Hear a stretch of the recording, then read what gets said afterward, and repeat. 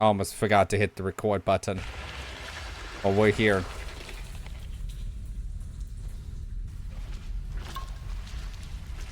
Okay.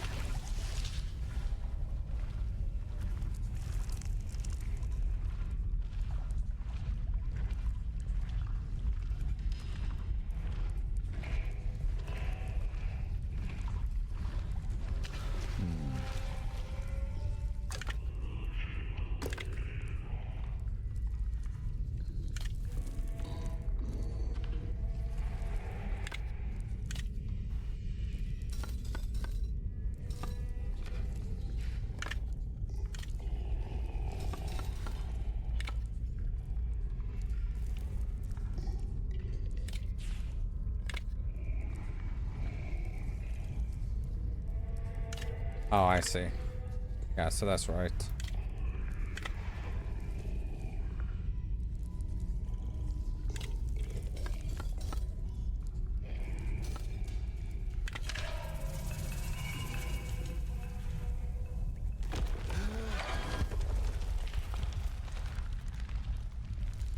Everything's fine. Everything's cool. I hate how my mic on my headset is being a troll.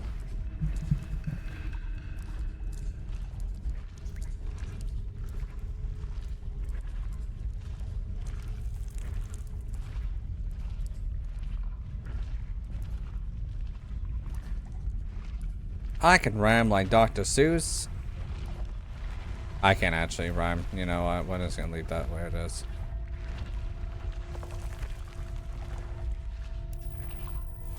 I think.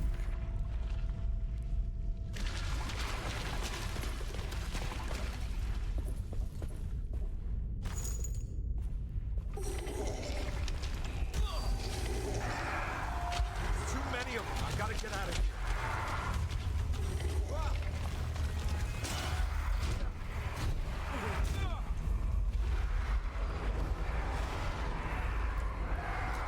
Really? Really?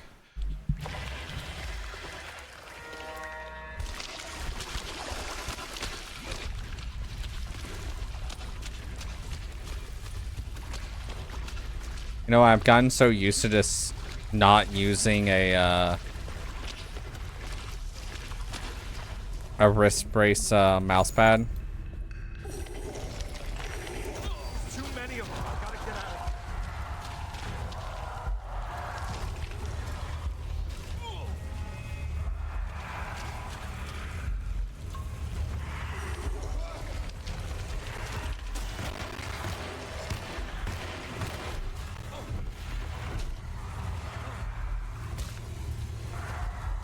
Dude, I can't get out. Back this way.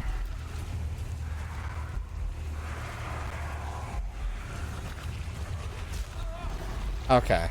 I don't know where I'm going because, like, if I go one way, then the other way's blocked. What am I doing? Actually, this is really fucking loud too in my ears, but it's fine, I guess.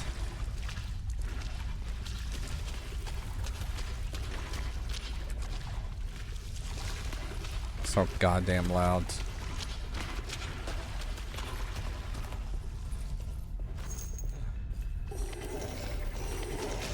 many of them. I gotta get out of here.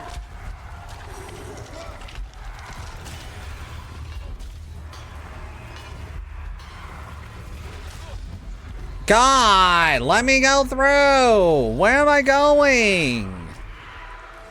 They sent too many out, and I'm like, which way am I going?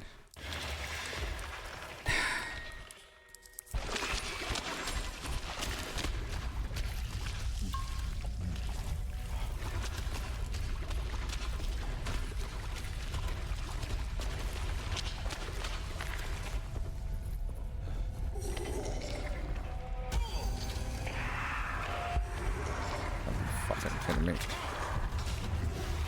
Dude, I'm so fucking dead. Gimme! Oh my god! Stun! Stun! Stun! That's all they fucking do! I can't.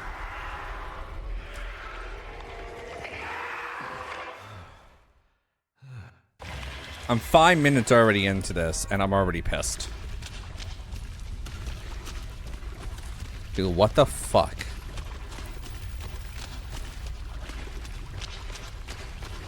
Press G. Pick up the bullets. Too many of them. I gotta get out of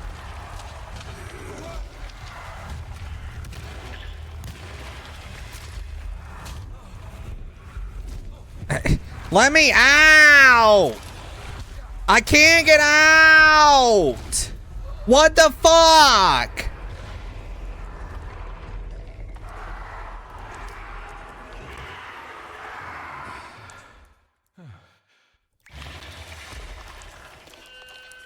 Dude, all I get is fucking stun locked.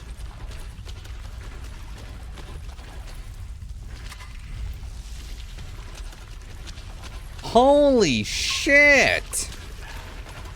What am I supposed to do? Too many of them. I gotta get out of here.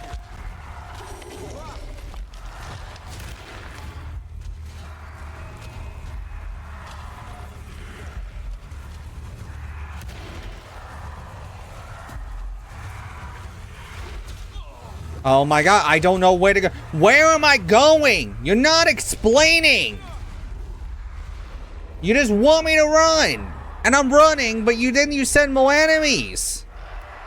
Where am I going? Holy fuck. Tell me where to go and I will go in that direction.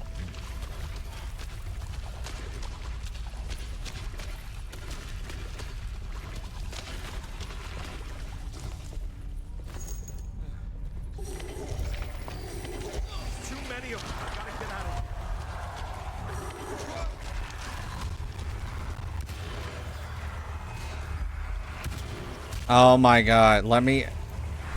God, let me out! Oh my god! Where am I going? I only can go 1 or 2 ways and I get fucking stun locked if I go those 2 ways. What the fuck? Fine, I'll go the other goddamn way. If I fucking get stun locked again, I'm quitting. Fuck. Too many of them. I gotta get out of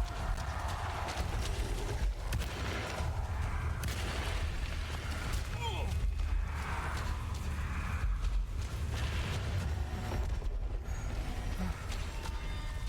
Holy fuck.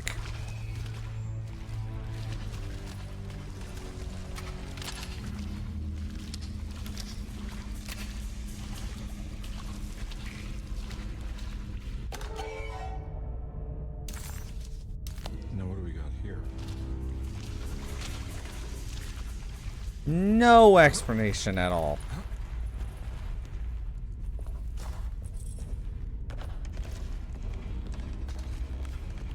They need like a fucking arrow. Go this way, please. Thank God that's over.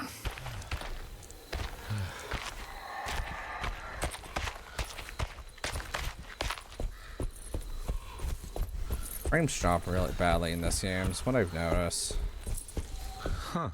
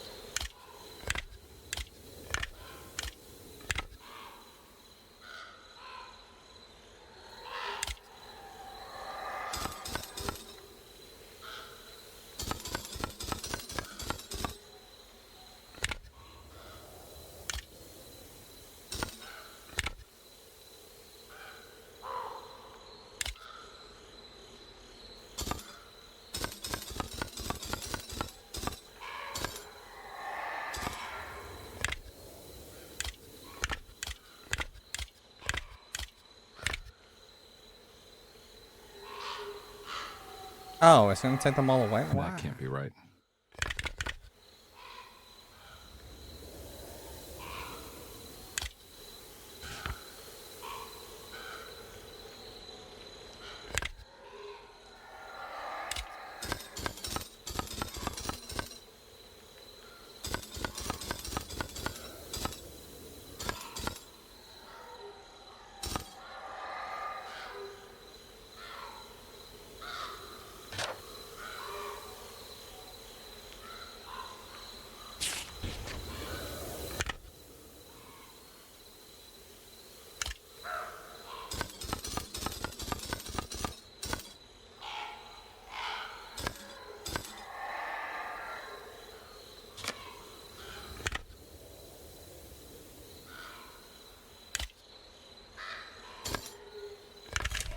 There you go.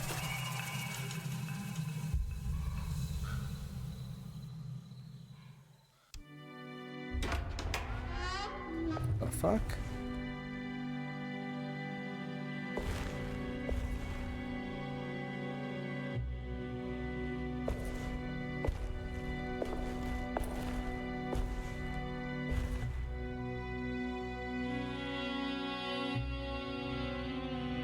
Please don't touch her.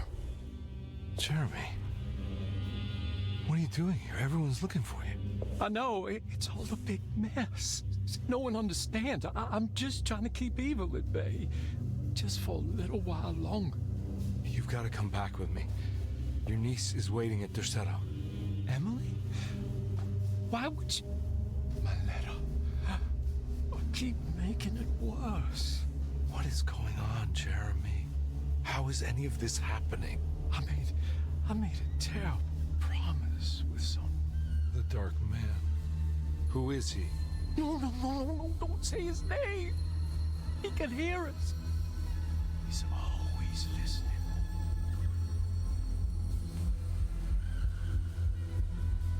Jeremy, I need to understand what is going on. I promised him everything. When the sun rises, I will be chained in his sunken desert temple for an eternity. But at least the evil about to awaken in Derceto won't harm anyone outside of that cursed place. You're acting crazy, Jeremy. I want to help. There's nothing you can do. Then what's all the business about Teruya? Why did you want to go there? I can't go there. I'm not allowed. But you wanted to. Can I go? Tell me, will it help me to break your pact? Is there something there that would help? Why would you give me hope? That's so cruel. Okay, sounds like we're onto something here. What should I... Look out! Behind you! Run! Don't let him take you!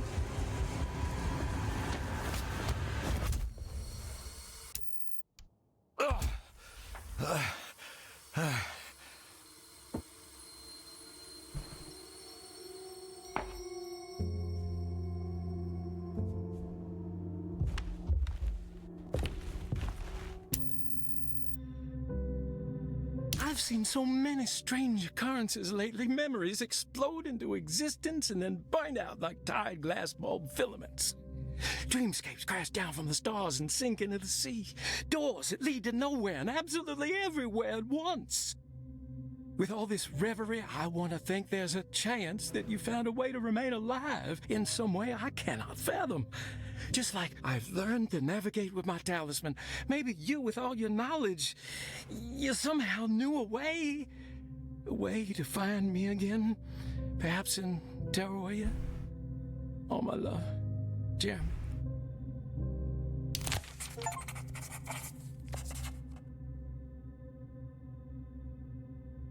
Luggage key.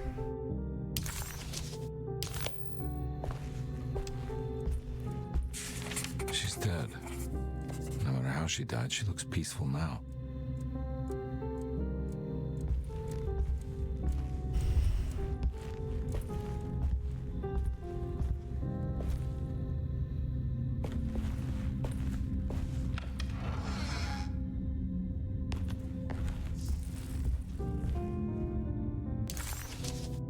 Hirosi's body.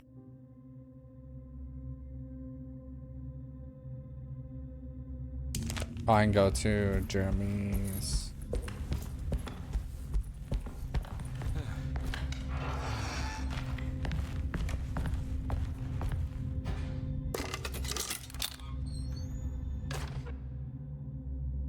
Oh, lens. Oh, oh.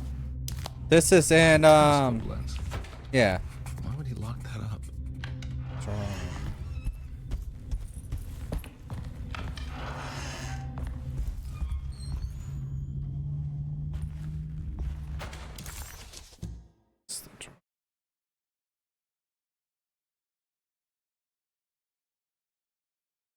I have to remember how to get here. God, this.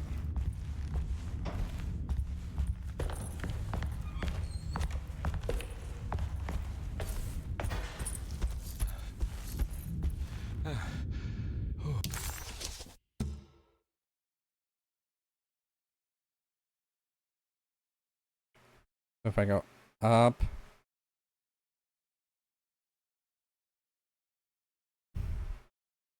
Through the library into a small parlor.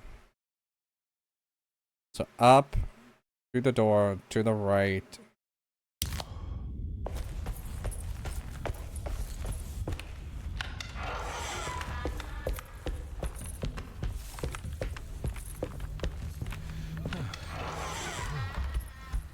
Alright. This door.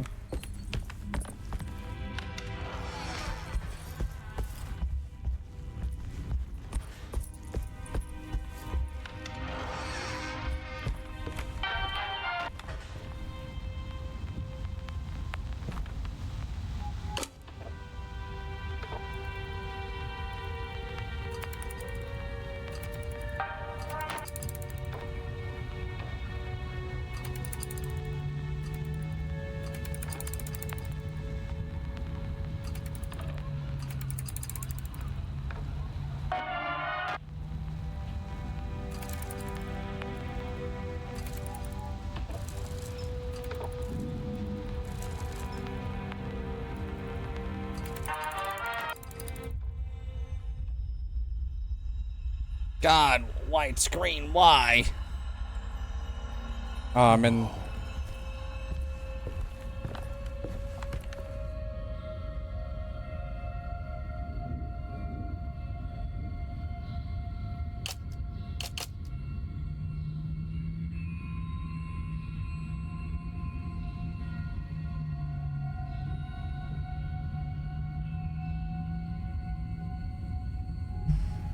It's a bull, and I can tell you that.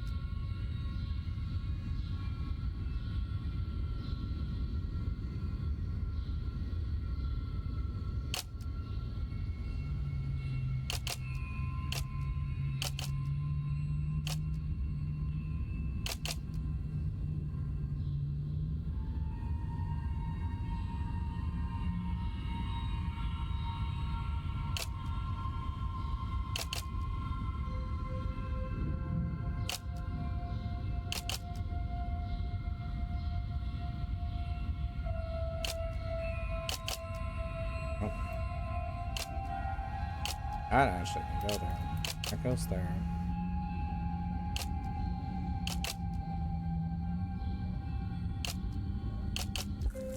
Boom. 947.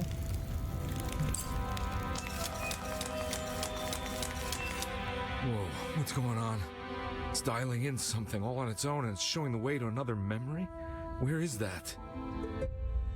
That's in that the dining room. We need to go to the dining room next. Dining room, okay.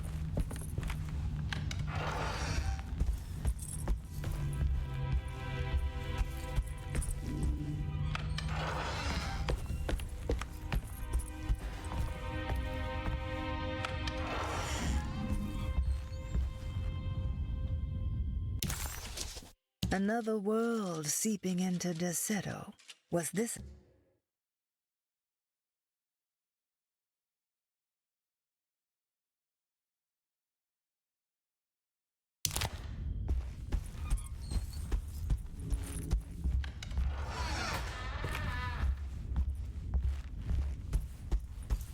Here we go.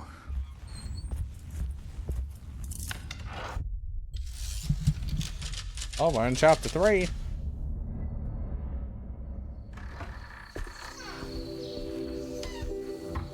That's peaceful.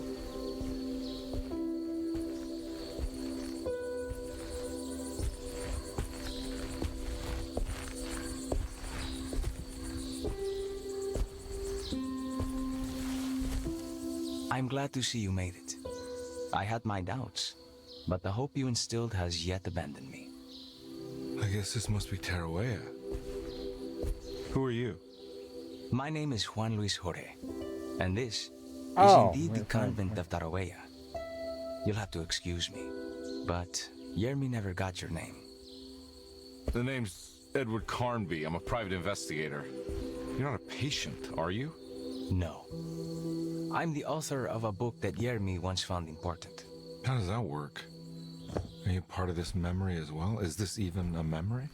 I think calling me a manifestation of Yermi's subconscious would be more correct. And so is the convent of Tarawea. I'm a man Yermi has never met, and we are in a place that he has never been. Okay. So are you here to guide me or something?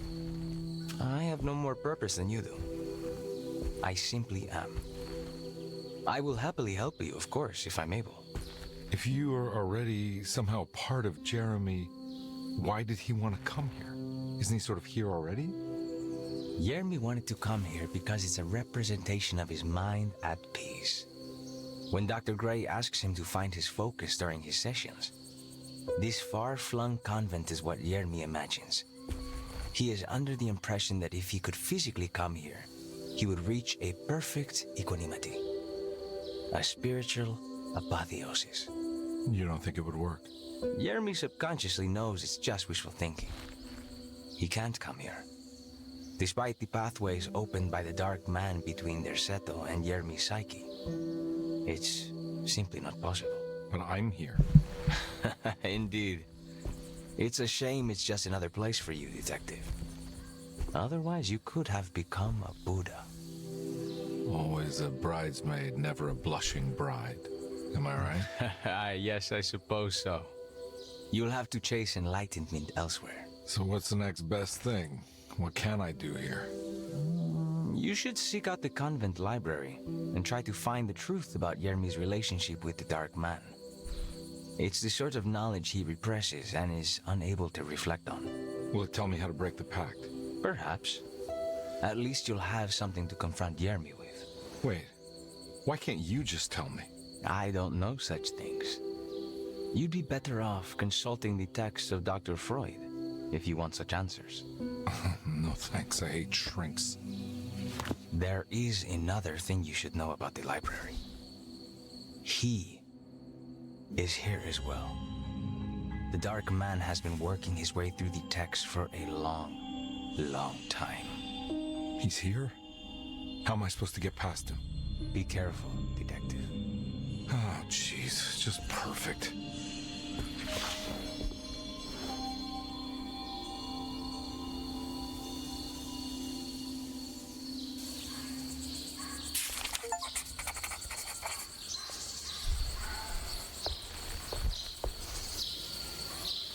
You have any advice on how to deal with the Dark Man?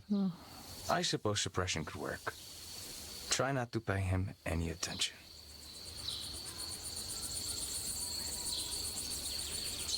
I know you said Jeremy's never been here, but does this place exist in real life? I think it's supposed to be Mexico. But I am not certain of Tarahueya's origin.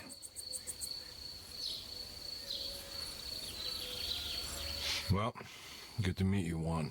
I'm going in. May the gods be with you, Edward de Vilban.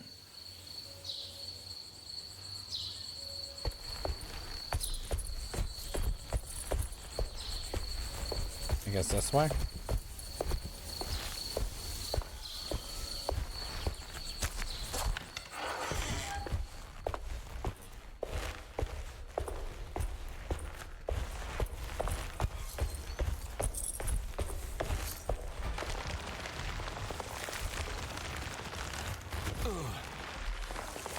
I don't know if anyone else saw that, but the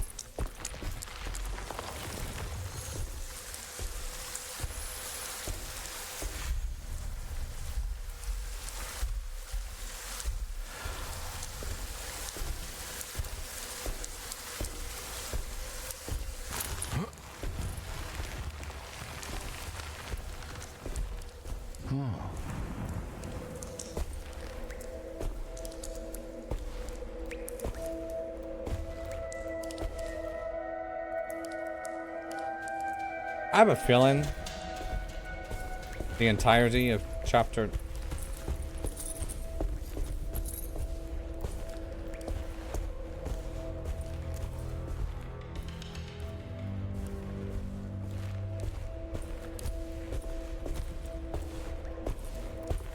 There's something missing.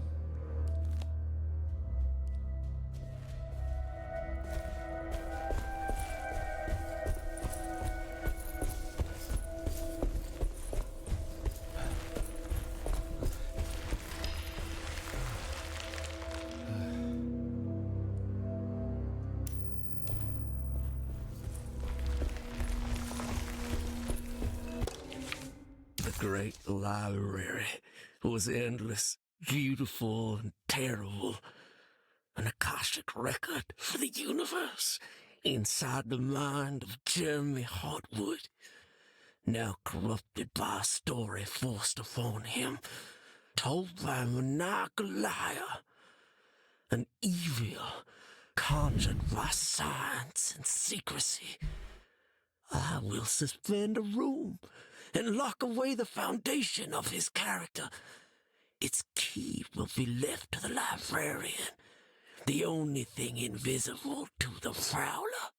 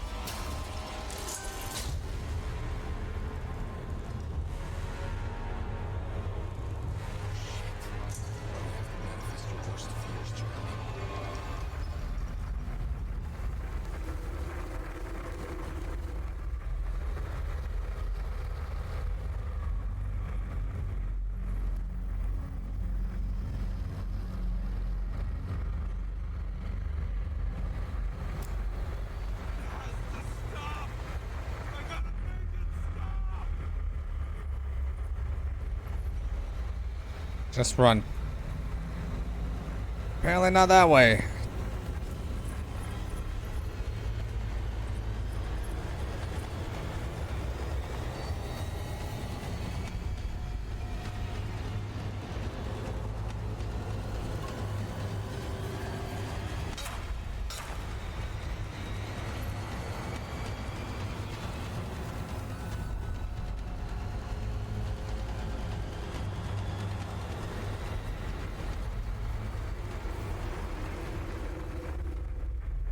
Got through.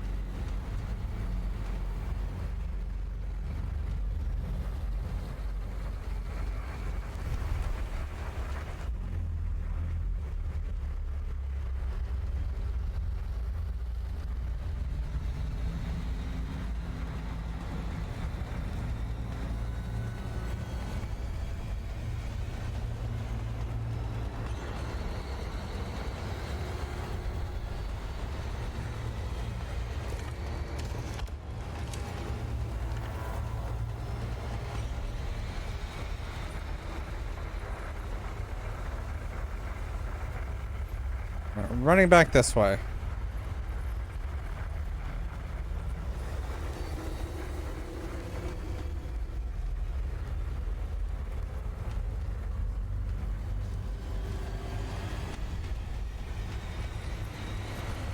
Like, get him down here.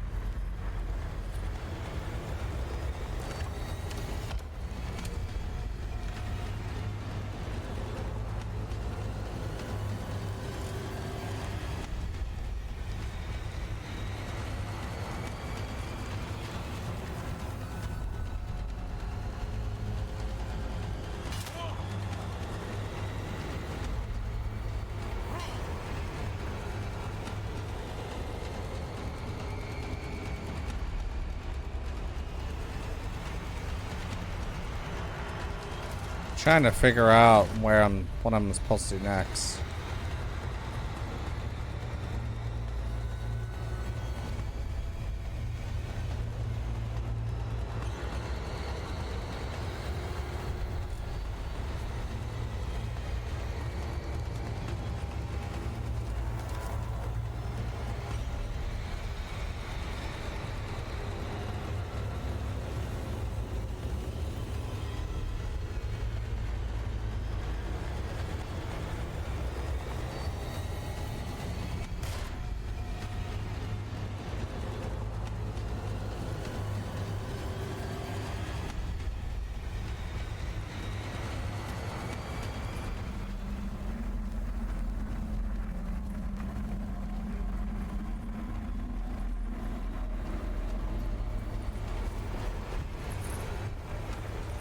What's up, bro?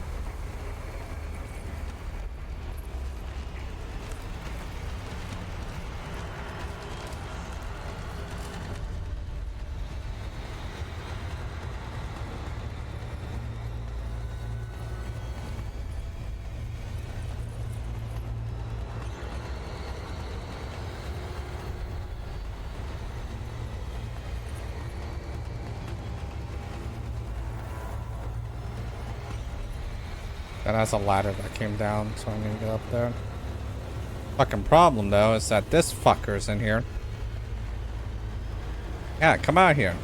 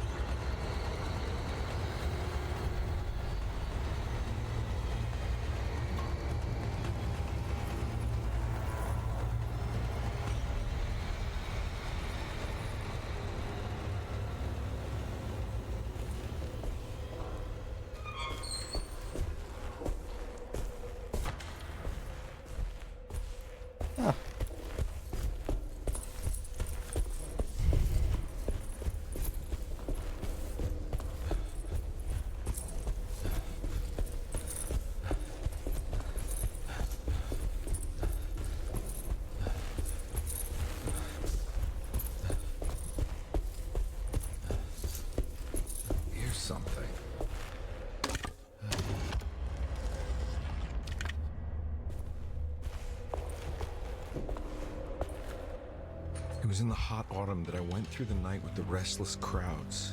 He was a kind of itinerant showman who held forth in public halls and aroused widespread fear. The New Orleans address of the event is lost, but I remember distinctly the Prext Shipping Company pressing their contribution. Hey.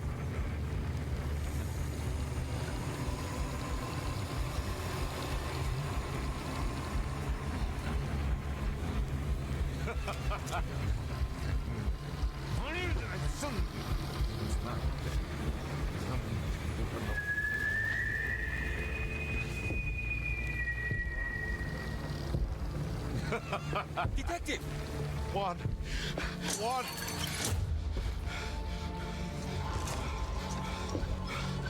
I hope you found what you were looking for. I fear there is no going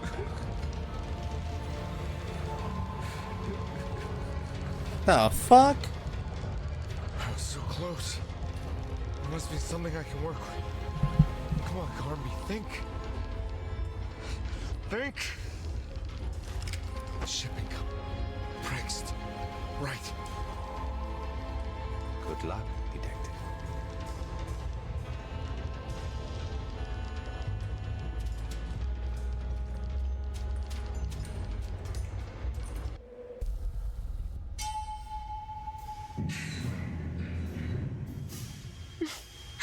Well, thank God you're here, Detective. Sitting all alone in a place like this? I'd never live it down if the papers got wind of it. Hey. Ruth, right? Oh, don't pretend you don't know. I'm sure you have a whole file on me by now, Detective. I suppose we weren't formally introduced. I'm Ruth Talon. Miss Ruth Talon, in case you're wondering. Edward Carnby. Enchanté. You sure? I had too many already. Nice. It's good. I know. I have great taste, Detective. I heard you're trying to break Jeremy's promise to the Dark Man. Yeah. Do you know anything about that kind of stuff? No, but it makes you wonder. If he made a promise, can't he simply stand by his words?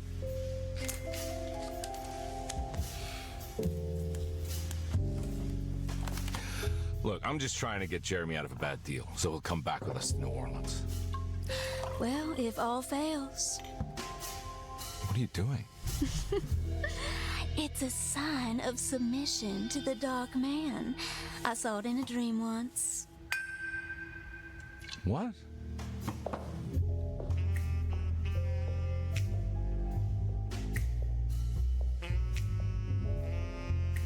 What the fuck is this game? You don't know the Prext Shipping Company by any chance? I do. They made big money during the war. But their waterfront office is just over there. What the Do fuck? what, Detective? Bonne chance. Hey, have you seen Emily Hartwood anywhere? Are you trying to make me jealous, Detective? No, I haven't seen your doll anywhere.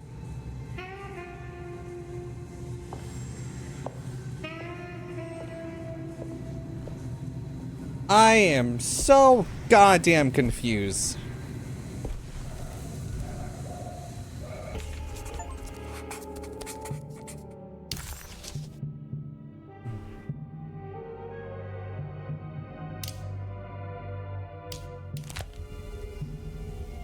Prext Shipping Company.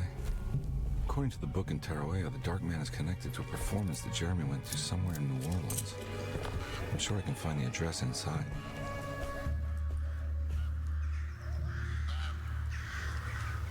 It's locked from the other side. Oh, fucking course it is.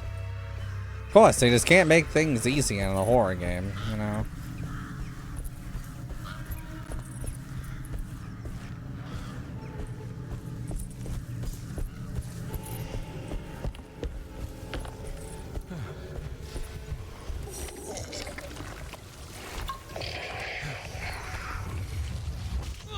Can I?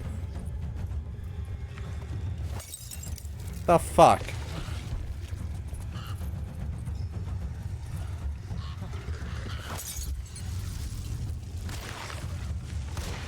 Oh my god, I hate this game.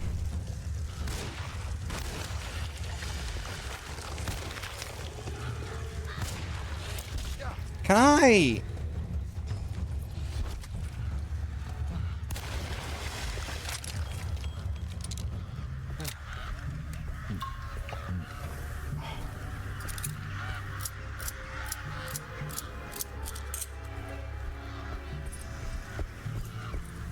Trying to fight more than one enemies is just way too hard.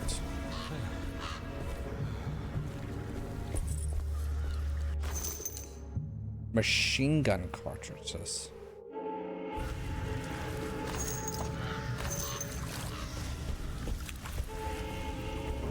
Why am I getting machine gun stuff?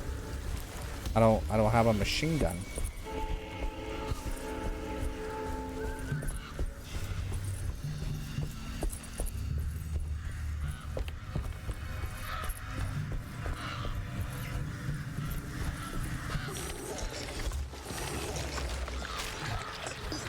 One, two, three, four.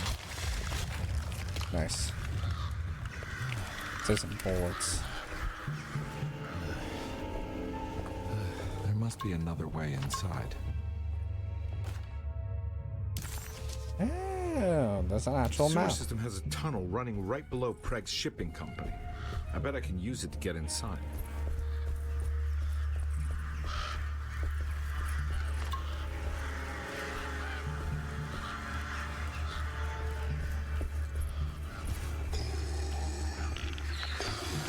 One, two, three.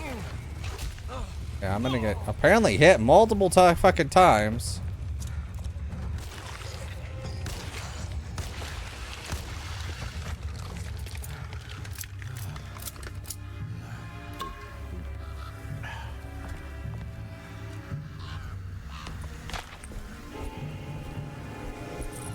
No way I can get this out of the way with my bare hands. But if I get that crane going, that should do it.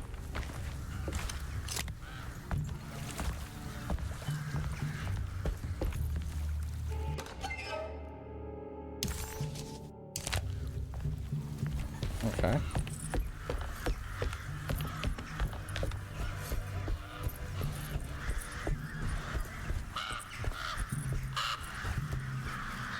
Yeah, I feel like this game.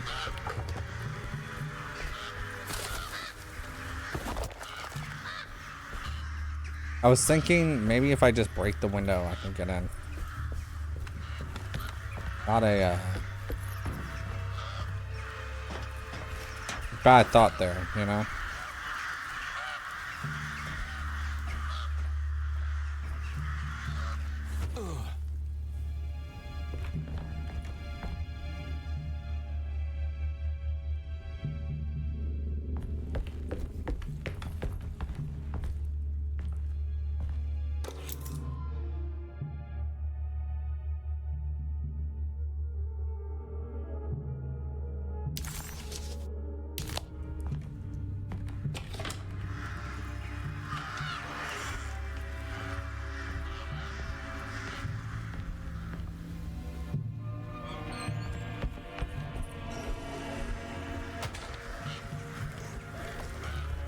One.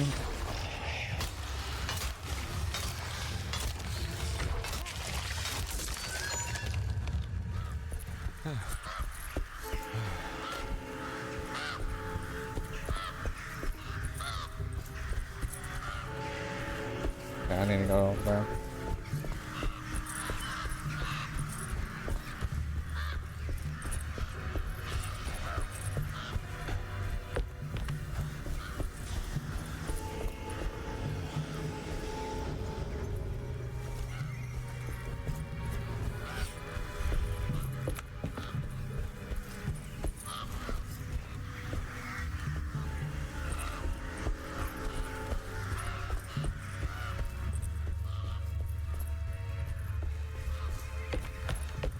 Oh, okay.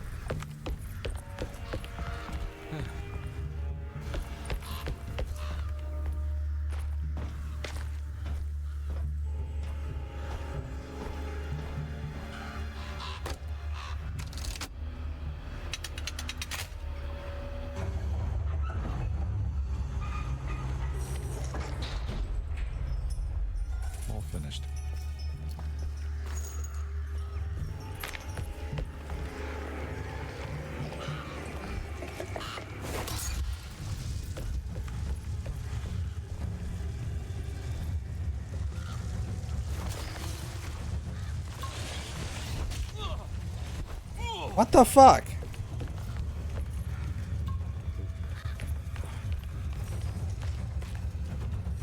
That was way too many for me to fight.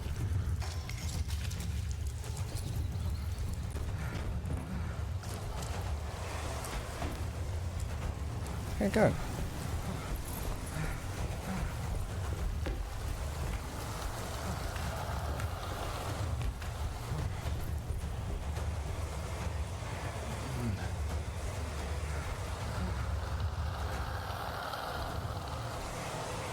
I don't like the grudge noises that are currently going in my ear.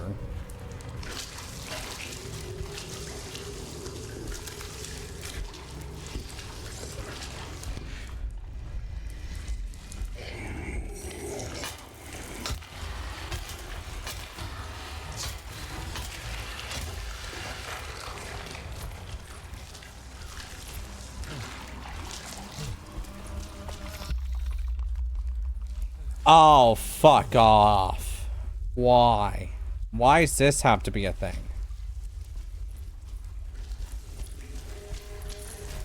Oh shit, hold this.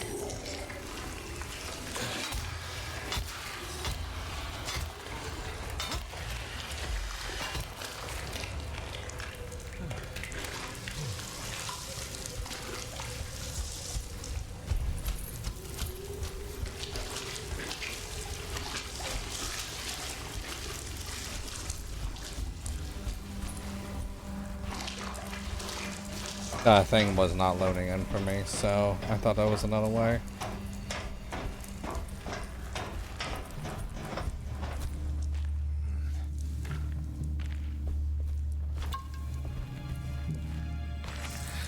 All right. Made it inside the warehouse.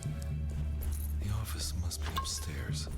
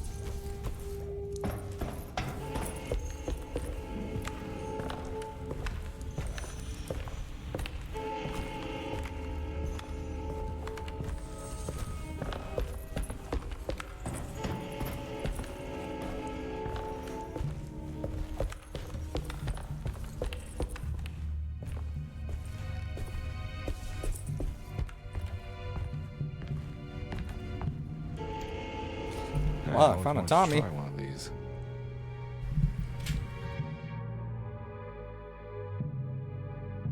Wasn't joking.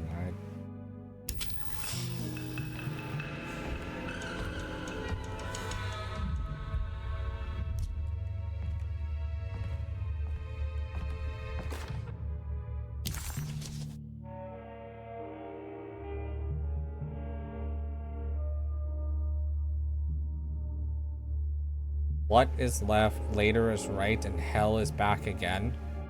What later hell?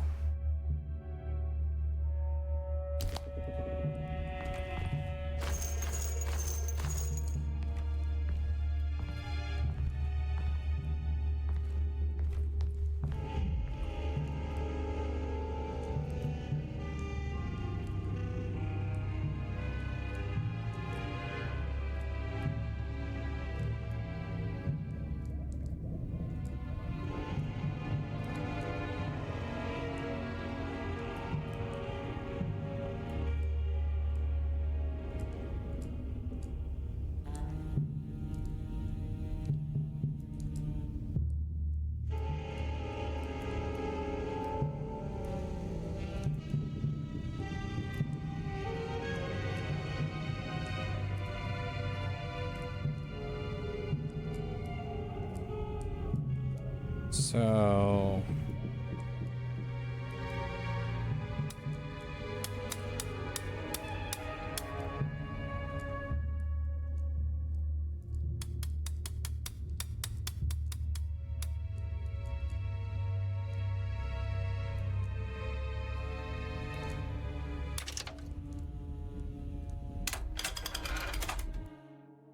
Cargo Manifesto, September 19th, 1892.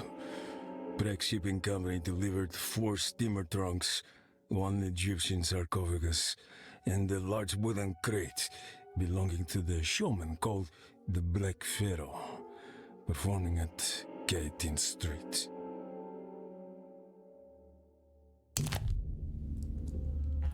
Here we go. The address where Jeremy first encountered the Dark Man.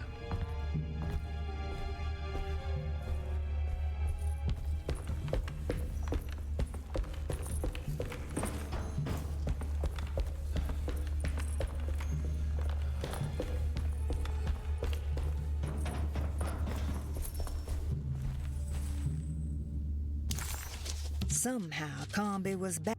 Look for the address to the Dark Man's show inside.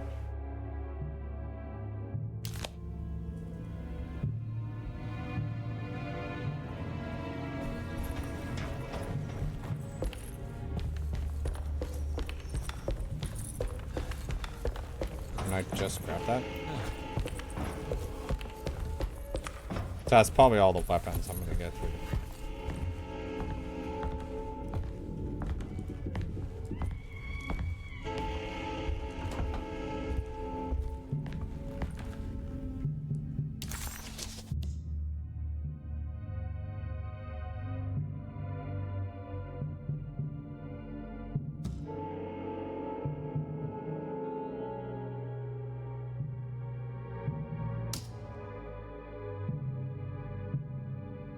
Gallatin, 13th Street.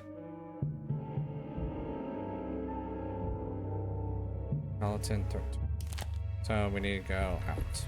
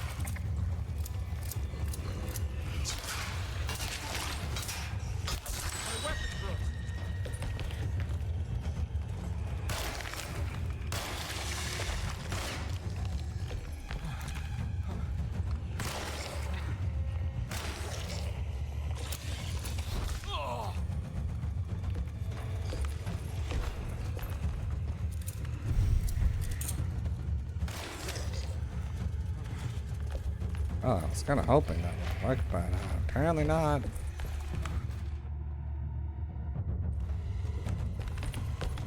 I will poke thee.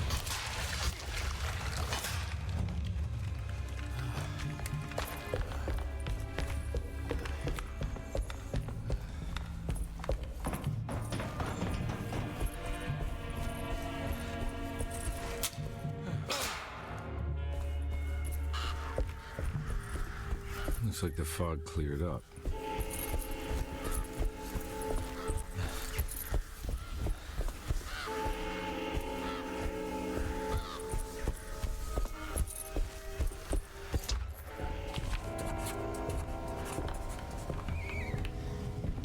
Mask.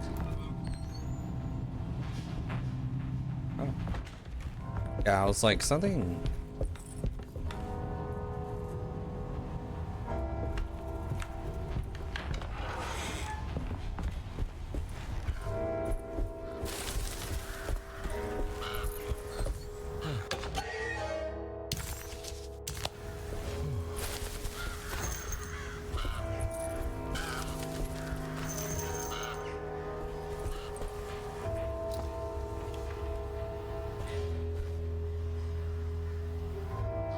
thing over there.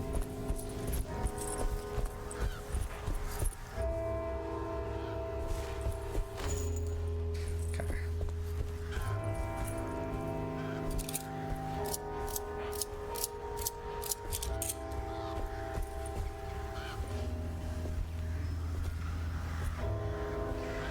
I don't see anything else, so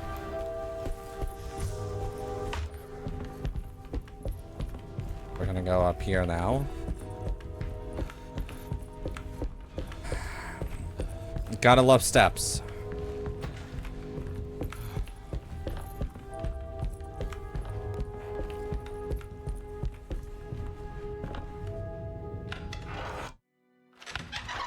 Oh.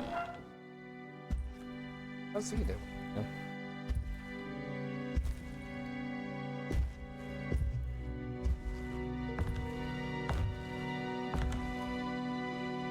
You want to tell me what this is all about? Welcome, Detective, to the greatest show Sorry about this that noise. side of the Mississippi. Now the hotel, the Black Pharaoh, the ancient magician who lived 1,000 Wait. lives and wore 1,000 masks. How are we in Mississippi? When are we I in can see why you say Louisiana? I'm calling him the Dark Man. Saves your breath. So you got scared by a stage magician, and now he's living inside your head. You can mock me, Detective, but you would be the crazy one to think his presence can be ignored. Look where we are.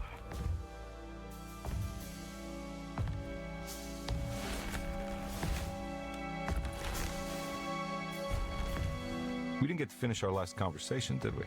You were about to tell me how to break the contract with the Dark Man. No, can't. We would turn her loose on the world. So many innocent would die. But there is a way to break out of the deal. There is. You offered me a way out. Steps to take. What are they? You'll never find them. They're forever entombed in his sunken desert temple. Jeremy, I'm not your enemy. Tell me where to go. How do I find the temple? No, we can't. I have to make this sacrifice.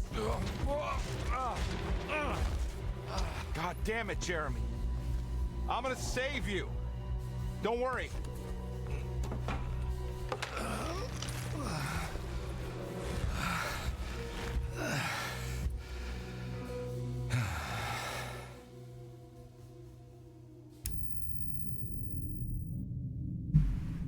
How do you save someone who doesn't want to be saved? Well, he's gonna get saved no matter what. I just need to find the temple somehow.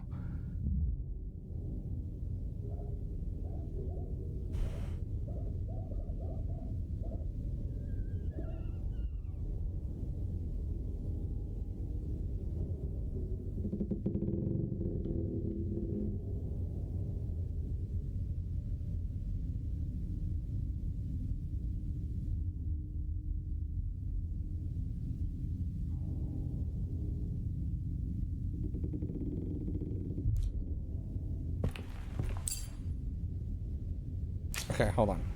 I know how. So, oh, that's not the right one. Maybe you.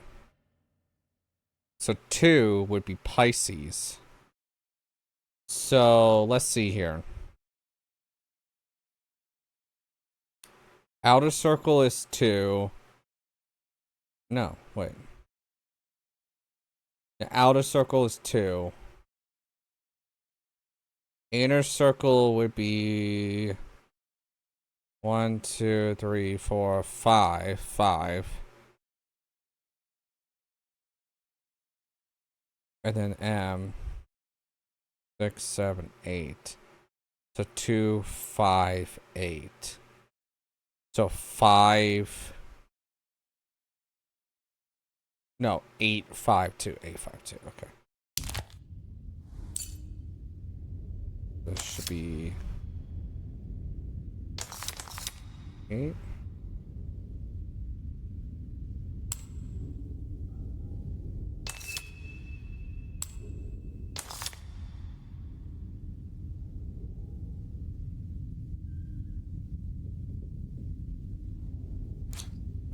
about that?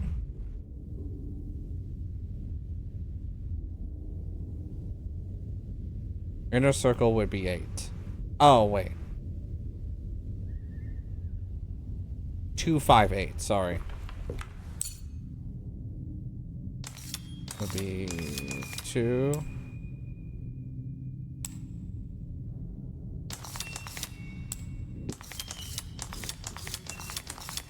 There you go.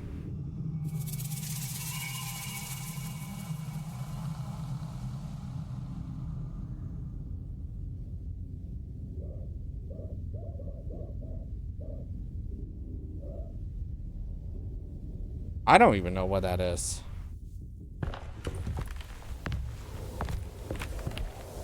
What's that?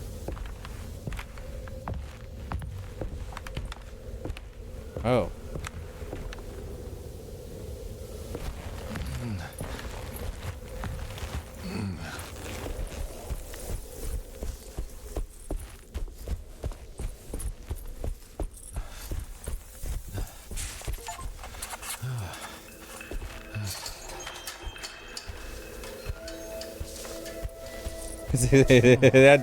Did that thing just say losing our minds?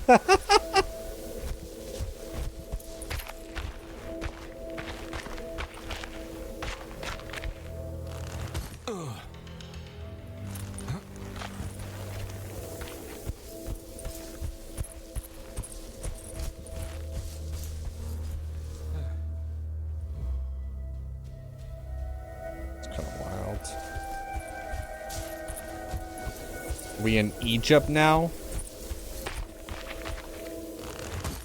Or the deserts of Arizona? One of those two is happening right now.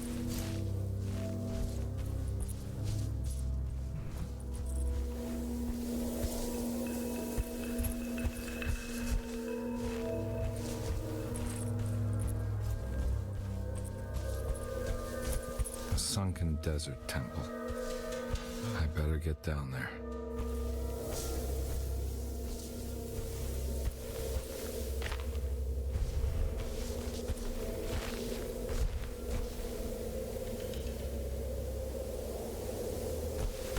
Fire over here.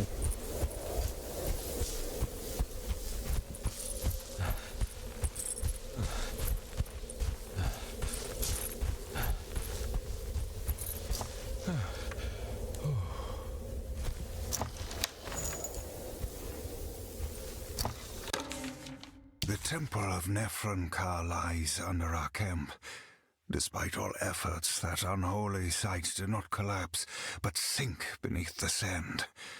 The pharaoh is long dead, his name meticulously stricken from all ancient writing.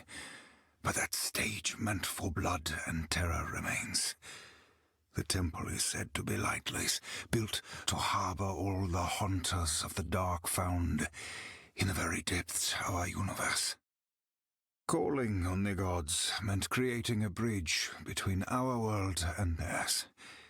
The terrible Aldebaran of Taurus, the Black Sun, was seen as the most important star in the night sky. Because, according to the Kitab al-Azif, it was said to be the home of that crawling chaos known as Nyarlathotep. Through ancient mechanisms, it was said that the priests could open shafts channeling the light emitted by that strange stone called the Shining Trapezohedron. Several streams pooled together above the statue of that dark man would then be sent through space towards the Black Sun, a message to the gods. The gifts bestowed on the sender are completely undocumented, but often assumed to involve dark blood pacts, where souls are traded for malicious miracles. Okay. I'll take the rope. Thank you.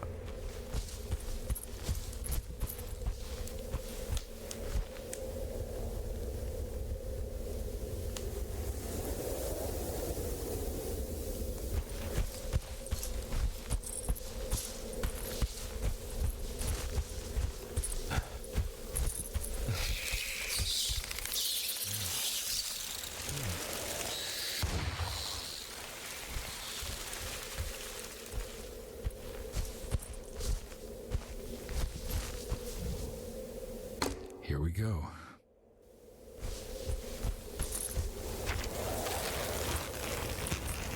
Oh, there's constellation stuff.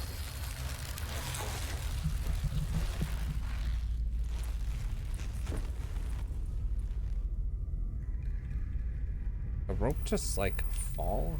What the fuck? It's the star constellation from one of Jeremy's books. The Taurus.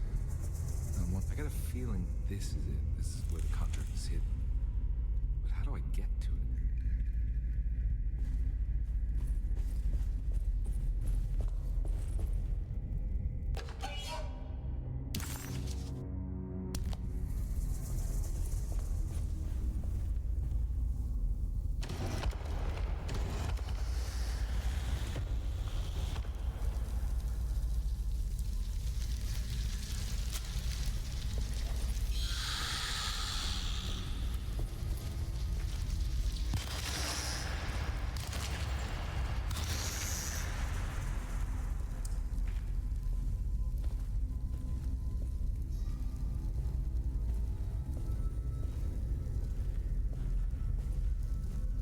Okay, they don't hurt.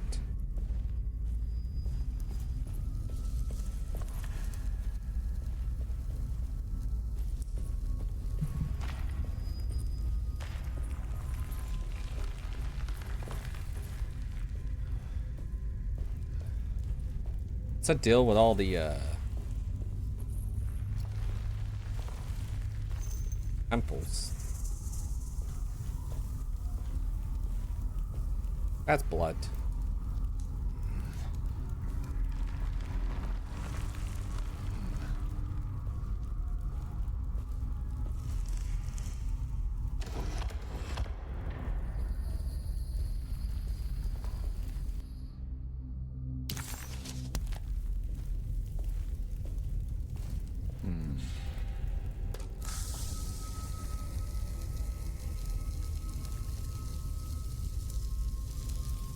This one looks operational.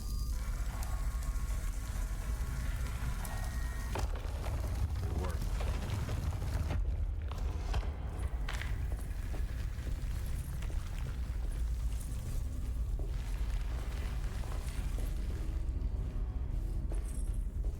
I think there's gonna be a lot of those bat creatures, so I'm probably gonna keep the Tommy gun out.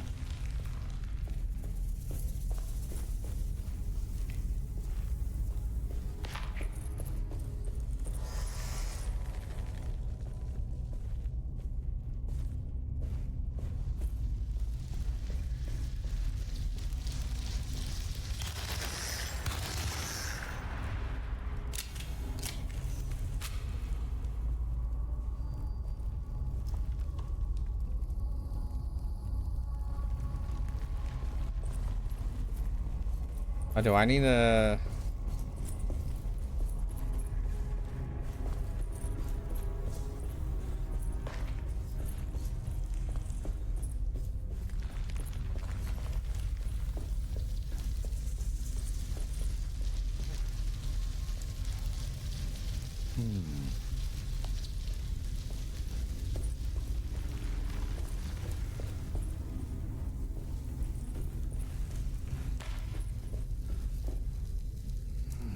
Try to find another lens.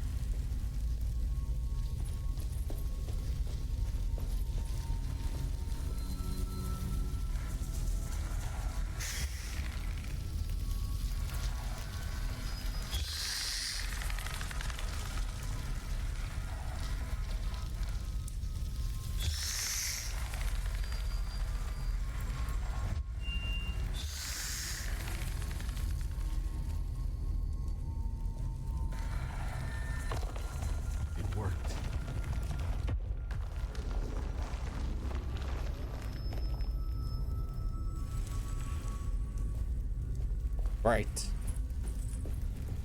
I love puzzles. Puzzles are fun.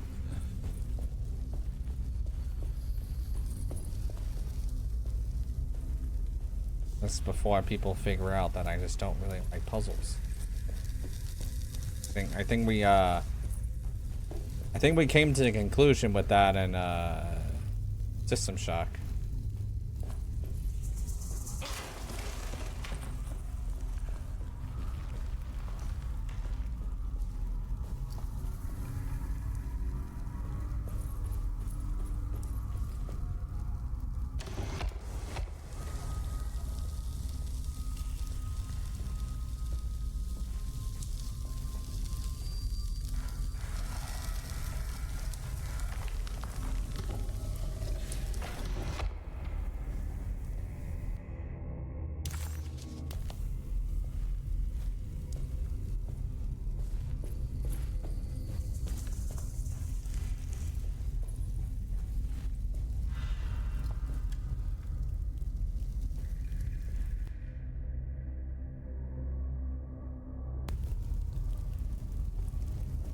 Alright.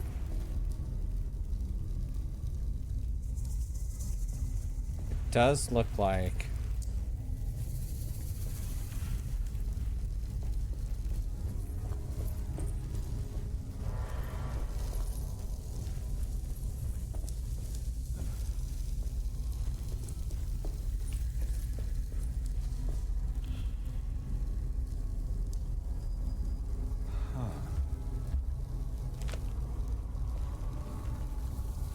maybe the star is upstairs. Let's try upstairs.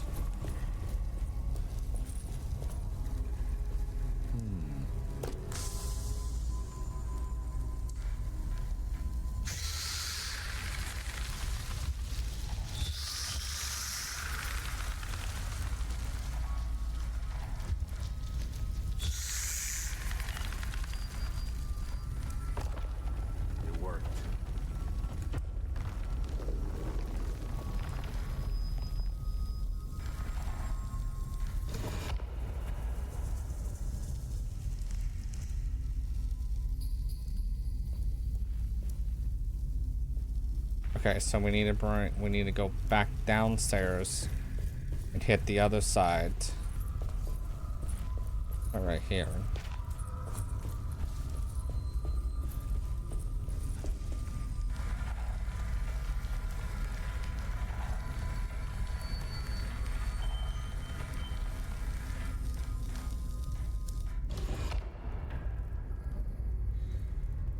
Now we need to go back downstairs.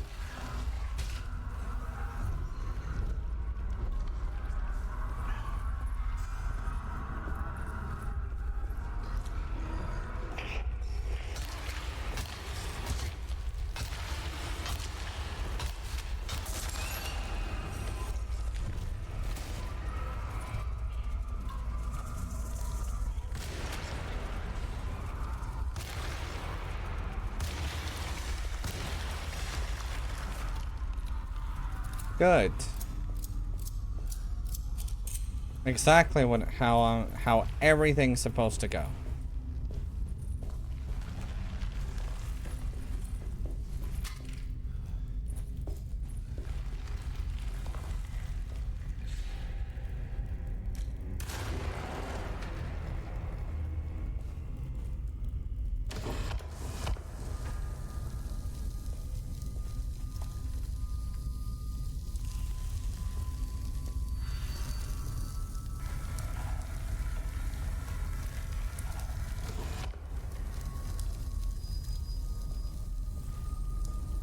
Fair enough.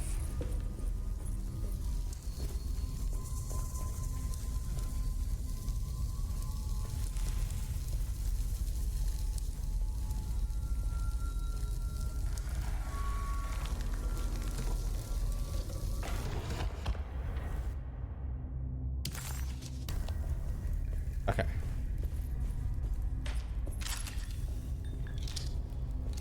Now I go back upstairs and I take a right. Oh, maybe I could just go back up there. I didn't really explore up here. I just gotta do the objective. Oh. Helps me out a lot.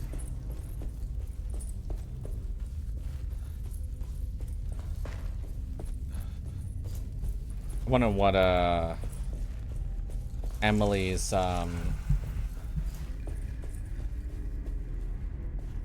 heal is gonna be. You know?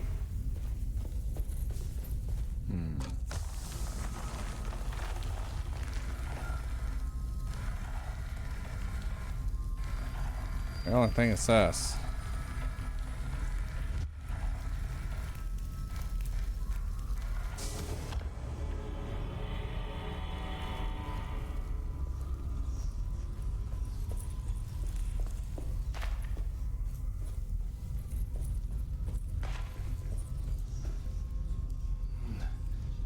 Now I gotta do this.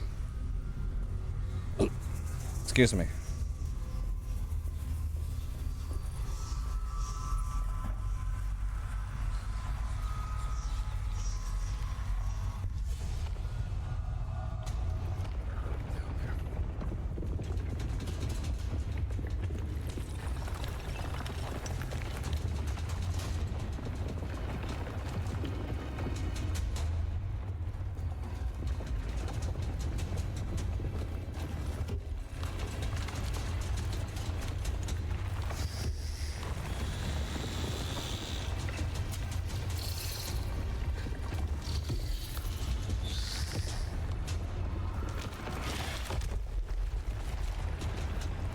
Come on, we're going up.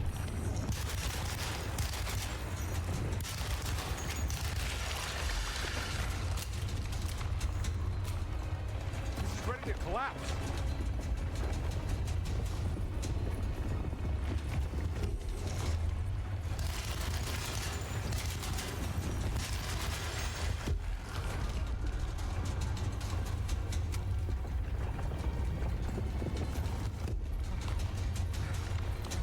They're not making it easy either. What is going on?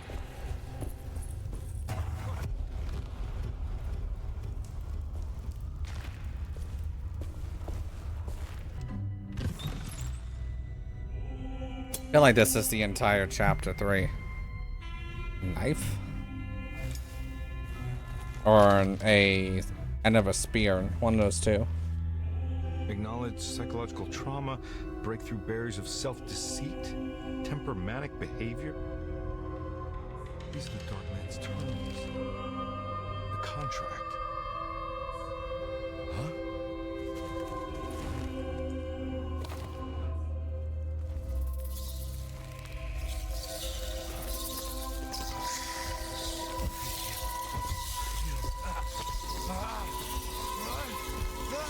Hey, we're getting carried away like the gargoyles in Dark Souls.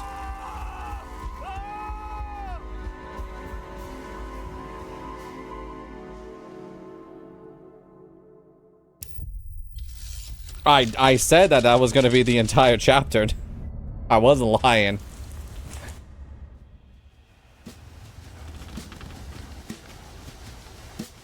Hey. Hey, detective?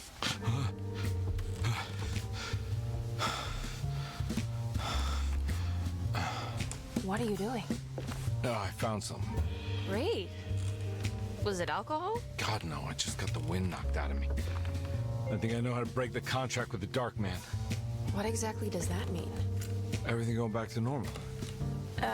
All right. I found some more information on Derceto and the patients. There are some seriously strange things going on here. I'm pretty sure 2 of the patients are dead and maybe even the clerk. Oh yeah, I kind of just gave up on worrying about that. Well, just keep your eyes open, I suppose. What were you doing again? Jeremy made a pact with the Dark Man to keep all the madness locked inside Derceto. All right. I'm gonna break it. I just have to... Where is it? Where's the talisman? It's around your neck. Diana. Detective. Don't, I'm fine. I worry that you're not much help on this case. At least you're a good distraction. Trust me, you're getting your money's worth.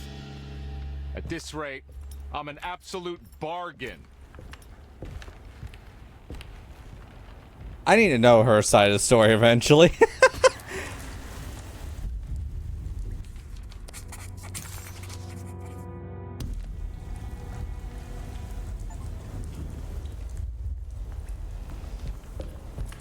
Break into his office.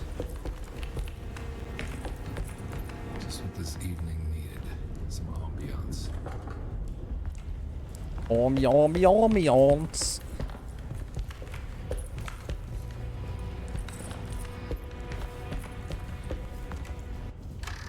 I feel like chapter 2 is probably the longest. Around here somewhere.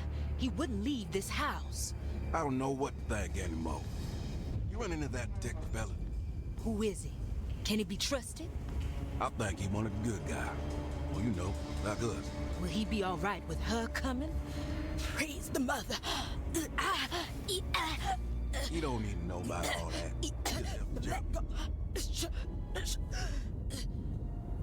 Just calm down. It ain't time yet. God, it hurts. As far as I can tell, Detective Carnby seems to be solving problems, not causing them. Just be ready in case he starts anything. Start anything.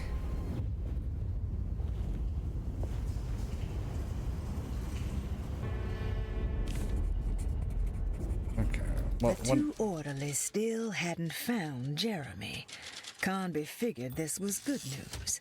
Emily had reminded him about some strange deaths at Derceto, and Carnby wasn't sure who he could trust.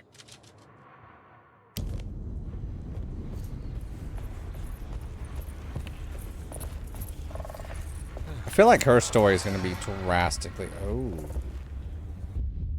Okay.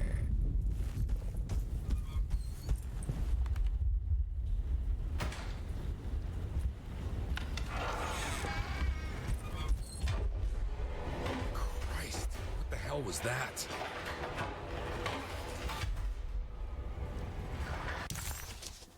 Not a good sign. There's still doors that are locked too. Doors I can't even get into. I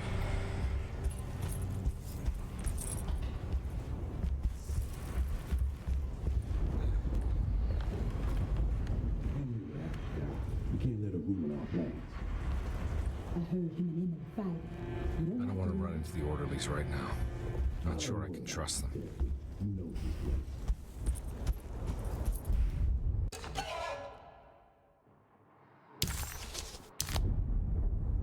I think Dr. Gray might be in there. Perfect time to snoop around his office, though.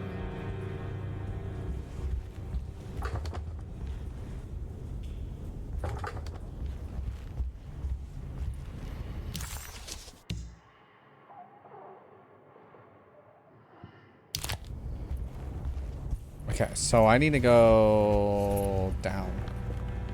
So if he's in there, that means it's a perfect It's blocked.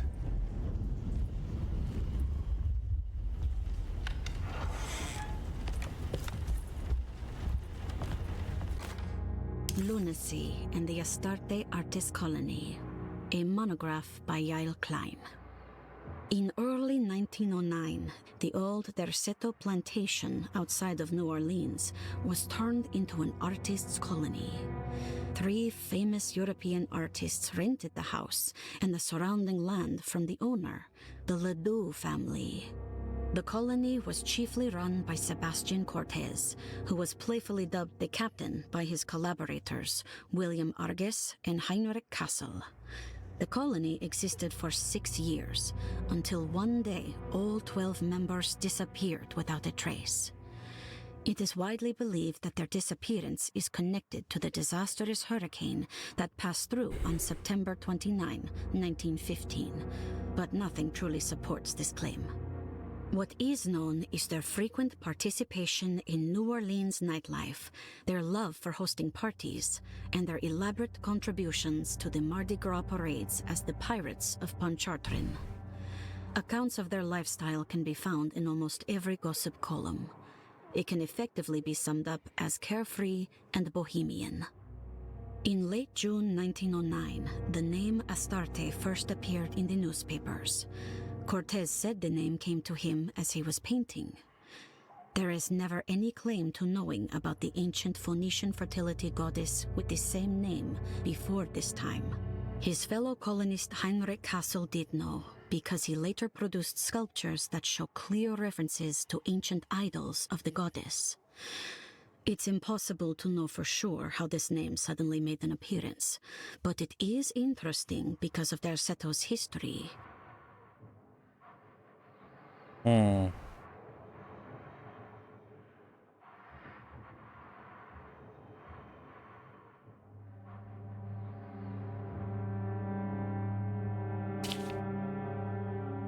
Even the name Derceto is the Greek name of a Syrian fertility goddess. In the case of naming the plantation, Derceto was certainly not an accident. We know that Elijah Pickford intended to build a temple for his cult, for he had distributed pamphlets 2 years prior to the purchase of the land, advertising his intentions.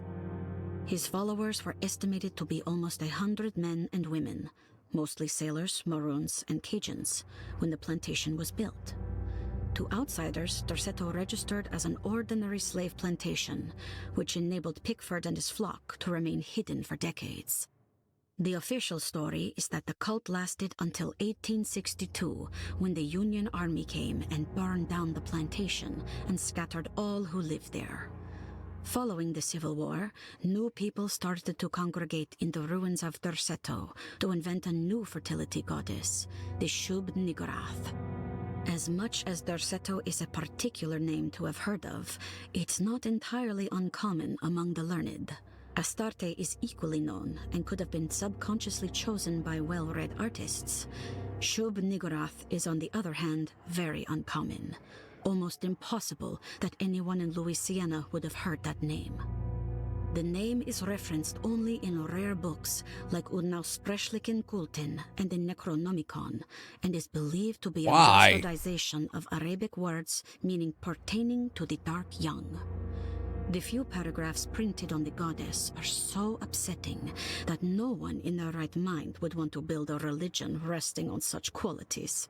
The Shub-Niggurath cult was hard to get rid of, but it is believed that despite the police jailing and killing several cultists over the years, the main culprit in the cult's demise is the cult itself, which seems to line up with every instance of cult activity on Derceto's grounds. When Captain J.W. Norton of the Union Army arrived, he described the people at Derceto as malnourished and maniacal.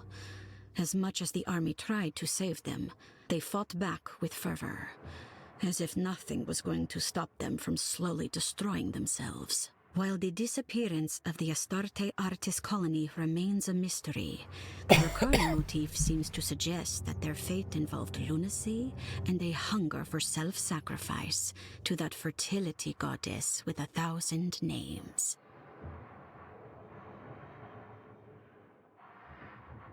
I'm trying to...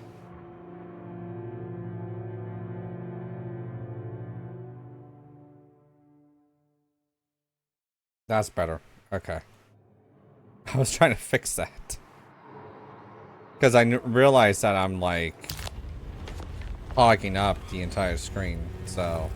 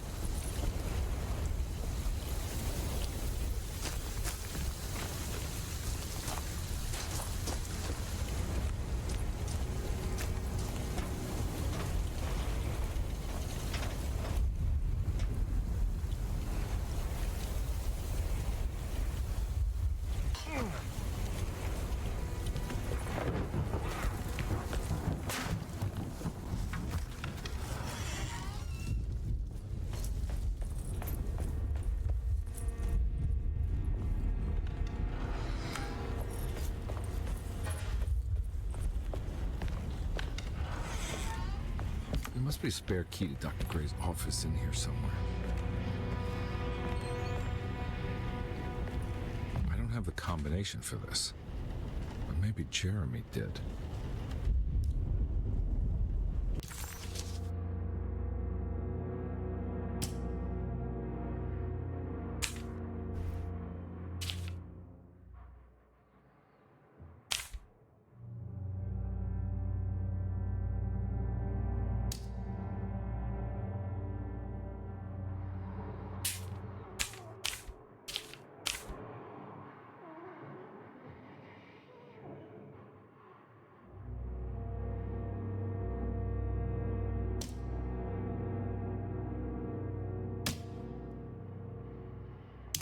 Alright, time to get Jeremy out of that contract so we can get the hell out of here. Something tells me I'm gonna have to put my talisman to use.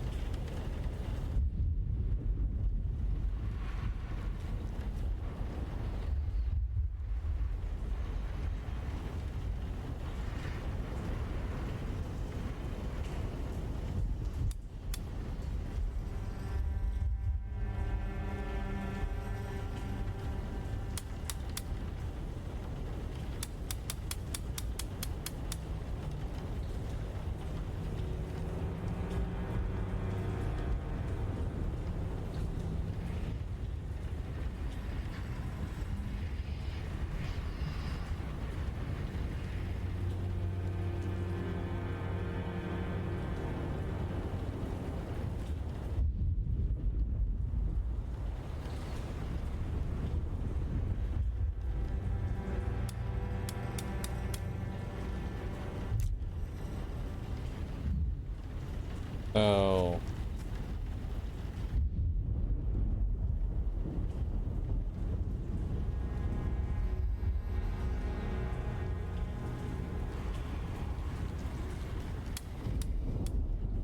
Iron.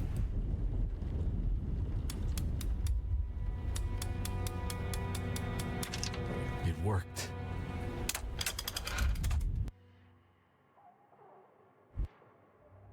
The last guest in the empty room suffered from severe maladaptation.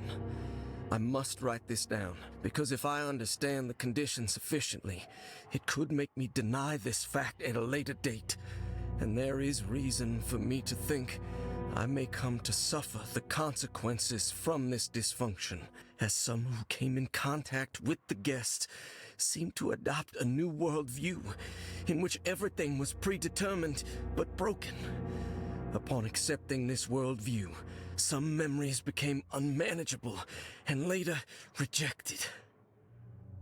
I do not know what this means. I cannot even remember the fate of the guest.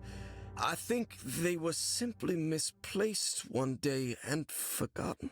How do you misplace Just your like guess? all documents pertaining to this guest, they have all been destroyed, or they never existed in the first place.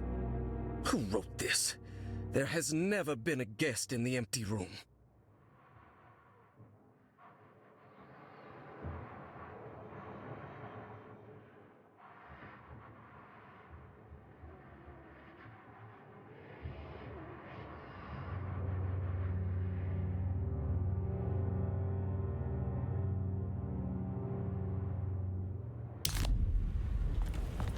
Okay, so I need him to his office now.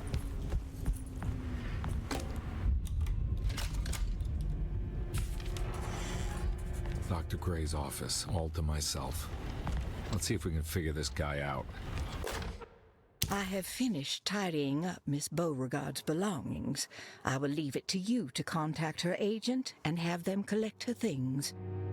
I found one of Grace's drawings she might want back, along with this key in her room, which I believe you've been looking for, Mrs. Thompson.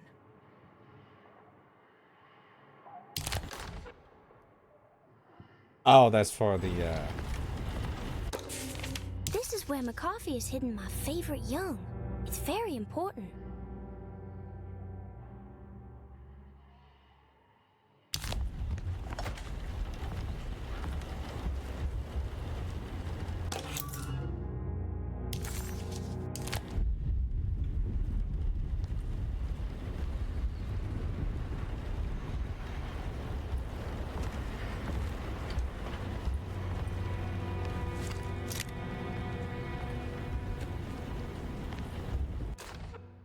Dearest Dr. Manzetti, I find myself in a losing battle with my patient. As I've disclosed in my previous letter, his delusions have him completely captured. It's bad enough that he is torturing himself with paranoia, but his madness turns out to be quite persuasive to others, effectively laying the ground for mass delusion. I am writing to you in hope that you can give me some guidance. Beyond my ambition to avoid devastating surgery on my patient, I have grown worried about my own defenses. The words of my patient are deranged, yet they often resonate with something primitive within me.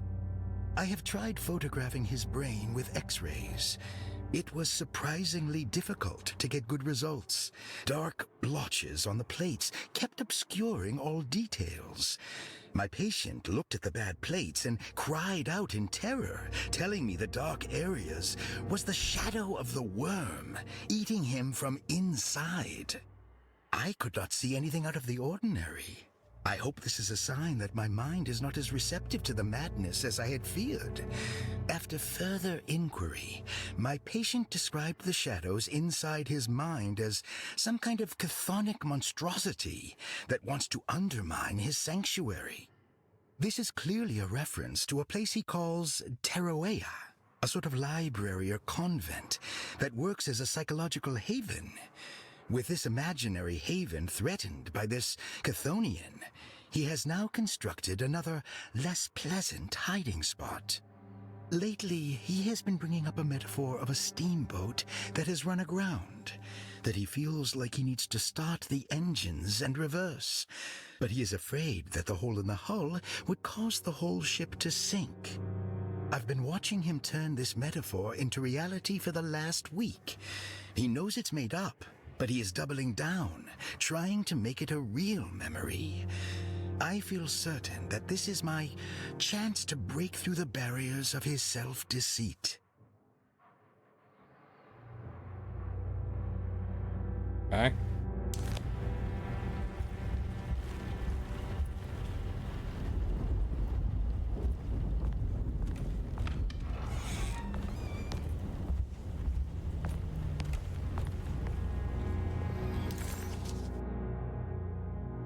Dr. Gray was some...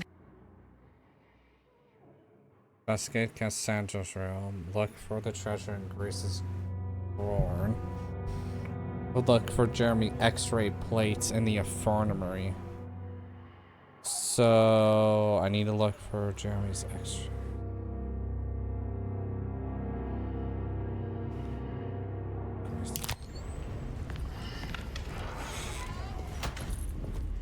So where? No.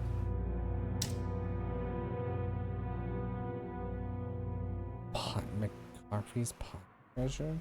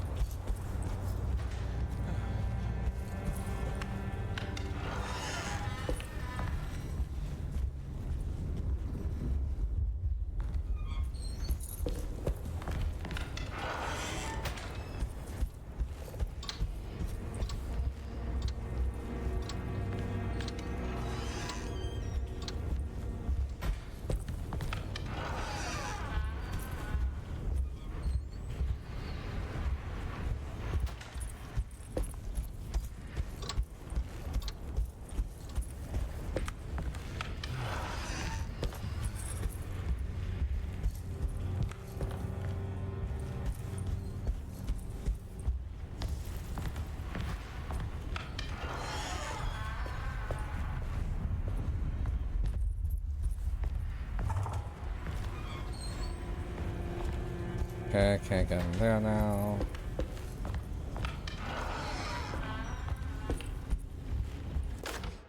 Brother, I need you to trust me. This is the most important moment in our family's history. I know you have doubts and that the terrible Mama Loa told you lies. I would never betray you. I promise. Lottie.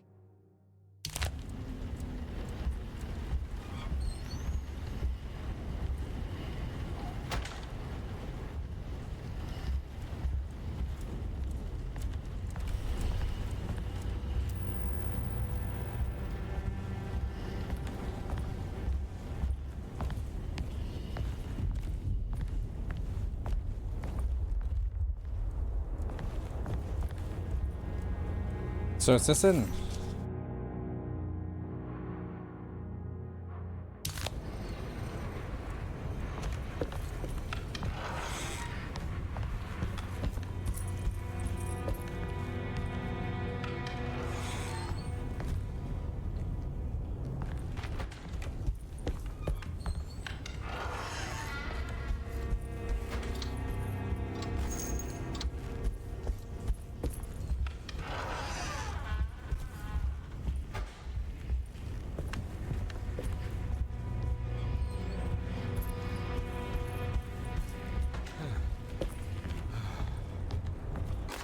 We must have faith that Jeremy's pact with the Dark Man is a bluff.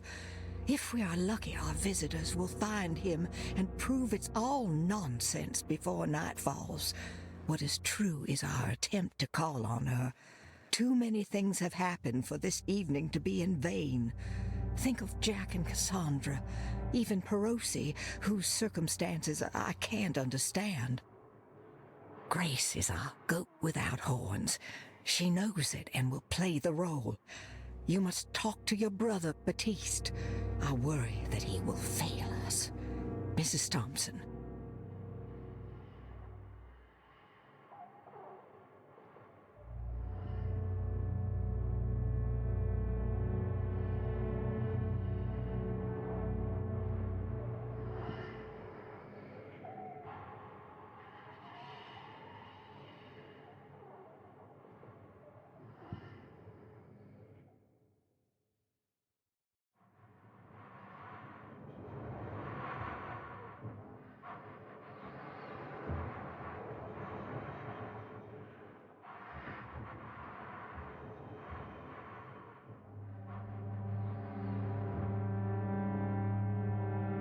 Give me a moment. Trying to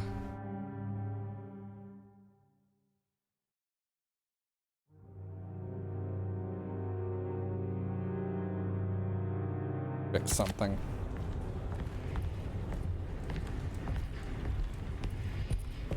Well,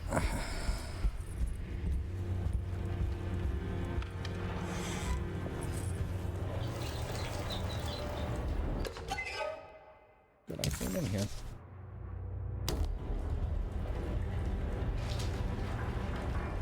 Yeah. It's blocked. It's fucking. Can I finally get back down here? Of course I can't. Okay, so that's completely blocked. I can't even get in there.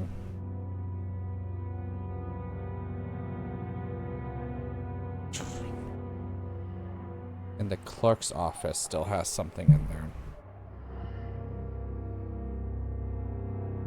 Wait, the clerk office has a puzzle?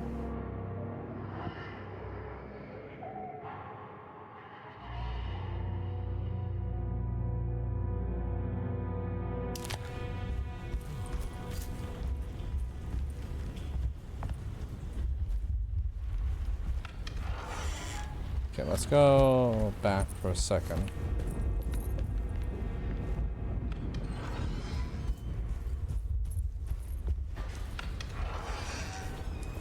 There's nothing in here. The small parlor. This area has something I miss. Oh wow, even the conservatory. I have some. What am I missing in here?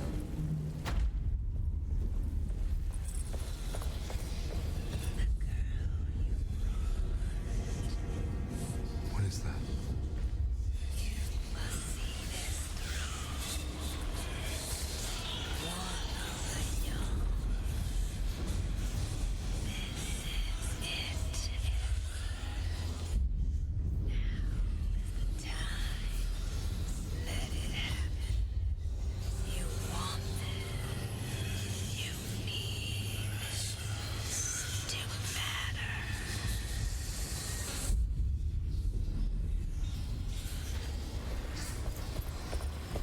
Alrighty. Mrs. Thompson, I understand the last week has been busy. Under these circumstances, I find it important to remind you that Derceto's concerns are not a public matter, nor is it something that should upset you. Please continue your excellent work, and don't spend a thought on the death of Perosi, or, more importantly, the suicide of Cassandra Beauregard. They should mean nothing to you or the staff. I rely on your loyalty, and trust that your close kinship with the Tabois siblings will keep Derceto's secrets hidden. Dr. Gray.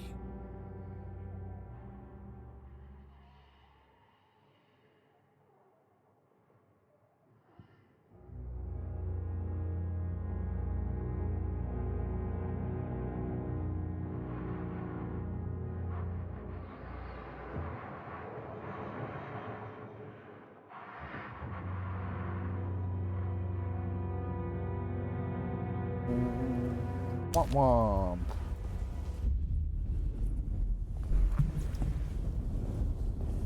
I have to sometimes push my mic like away from my face sometimes with my chin. If people ever hear like me a rustling sound, that's literally just me pushing. Ew. Okay. Can I?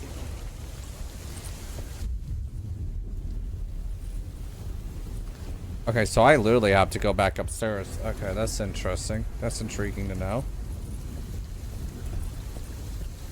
I guess everything's falling apart in this place because of me trying to find out about the Dark Man.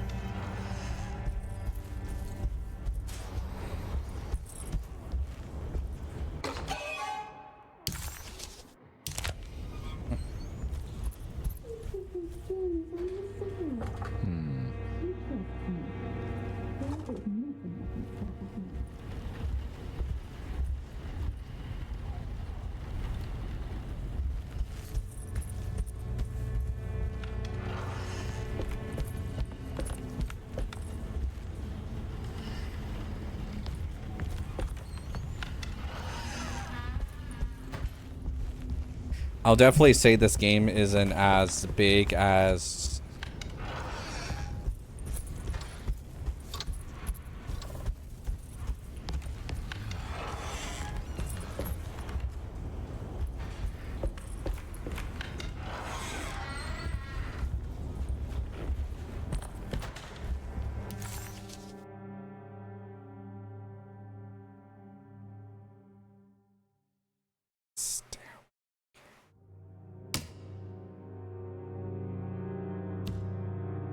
let's see here. Jody's room is literally just across from me. It's like right. But apparently there's still something else in here. Oh, there is something. Detective Carnby, I'm terribly sorry that my niece has pulled you into this mess.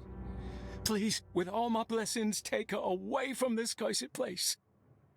I have destroyed that eater of worlds and locked it away in the attic and retreated to a place of hiding. Tell Emily I'm safe. Tell her all the lies you can think of to make her listen. Take her back to New Orleans. Sincerely, Jeremy.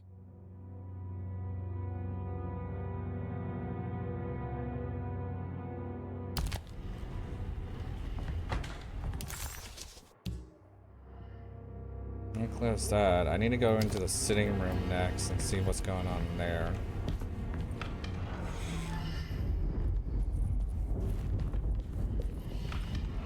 I think the sitting room is where... This weird audio issue. What the fuck are you doing? Detective Carnby. Good to see you again. Solved the case yet? I'm trying. Hey, Grace, you okay? Oh, she is just peachy, Detective. Are you looking forward to the Feast of St. John, Grace? I can't wait.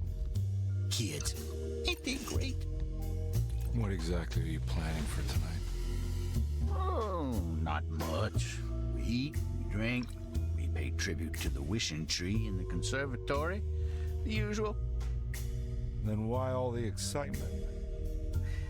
is just something about tonight. Something's different. I think we all feel it. Besides, we got ourselves some new words for the prayer thanks to your buddy Jeremy. She'll come and turn the world inside out, and things will begin again. That sounds strangely threatening. You should come. Oh, God damn it, Grace. Stay put for once. There's a key on the ground.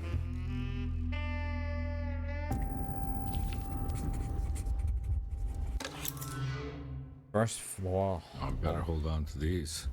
Wouldn't want them to get lost. There's something missing.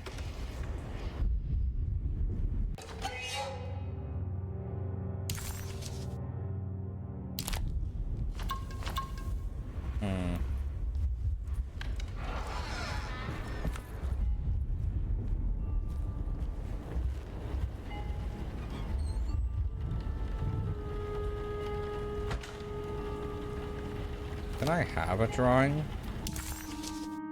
Into that drawing that I had. Oh, I could just take that now. It's semi-suspicious, but I definitely have to find that picture.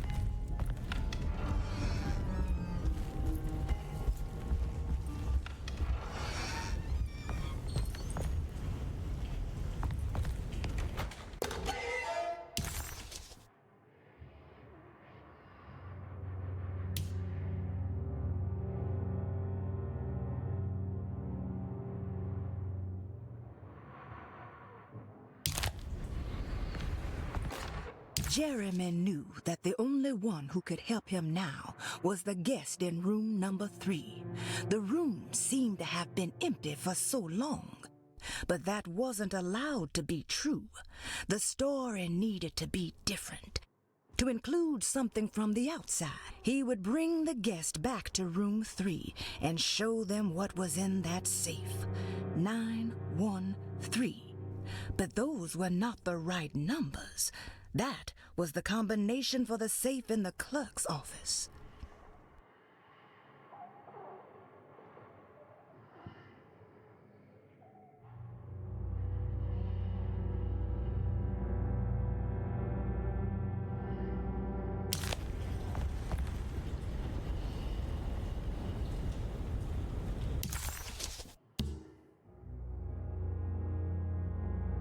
Chris's room has a...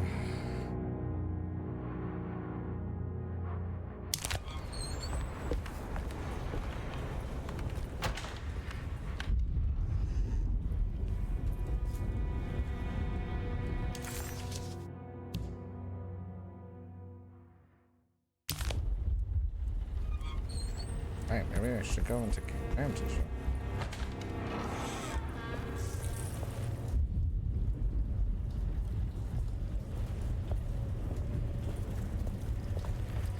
I already went into Cassandra's room. Okay. McCarthy was a deadbeat. So I got first floor hall key and stairwell key. Stairwell key. Oh no.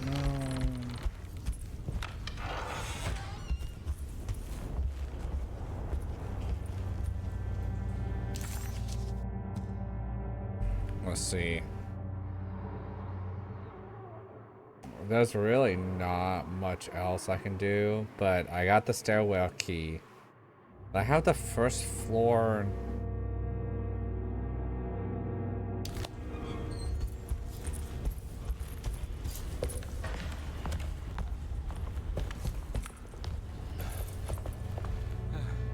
So I have this key.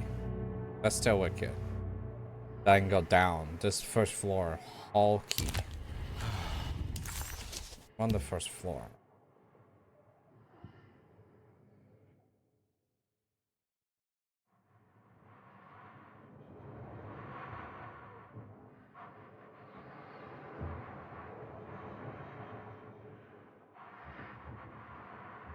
I go into... Apparently there's still something in here.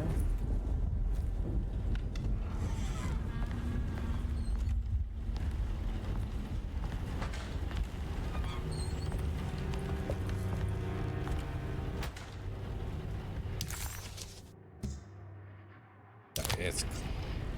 let's see.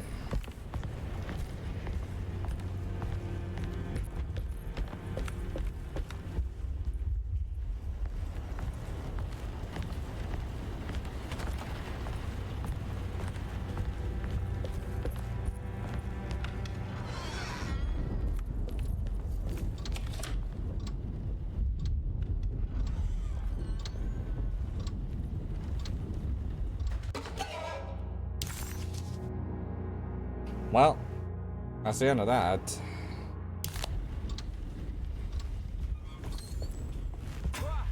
Oh, what the fuck?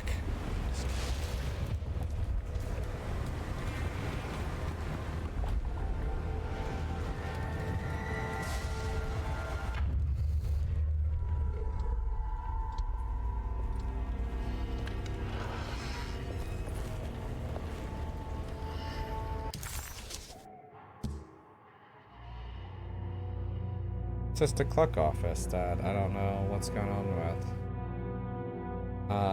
I guess there's really no...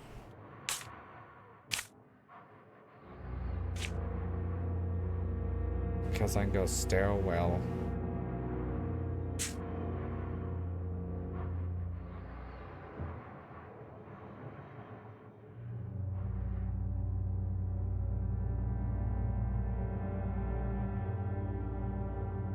I go out of the receptionist, go into that room, go up, and get into Lottie's room. There's something in Lottie's room. There's something in the small parlor. So, I guess we can do these two things next. I don't know what's in here. It's not giving me an indication. So, I need to go out here. Out of here.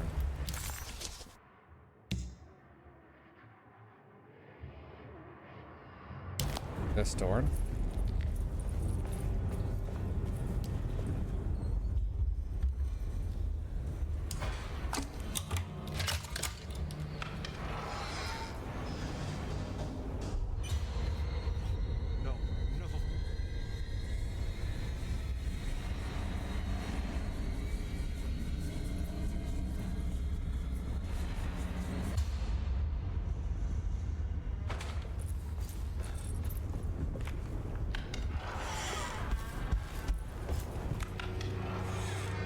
Surprisingly neat.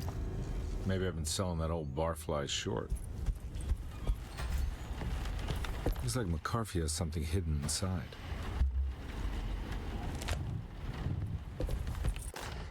Sometimes I think this place makes me worse.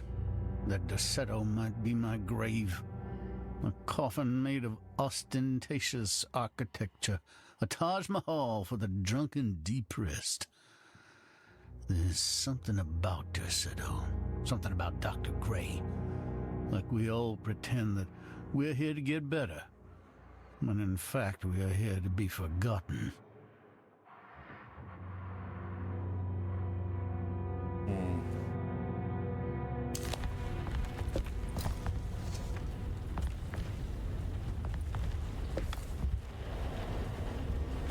Looks like McCarthy has something hidden inside.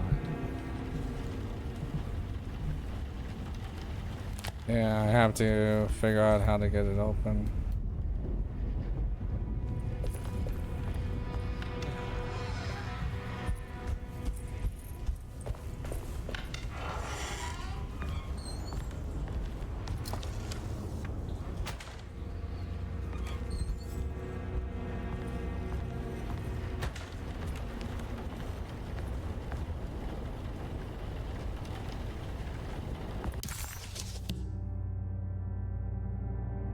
Where am I? Am I in the Ruth's room?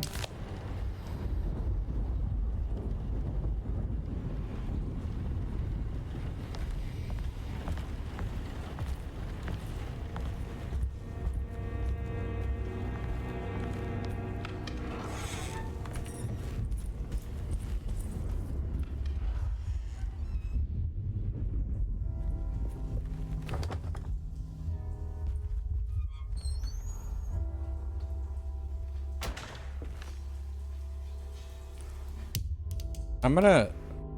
Can't save.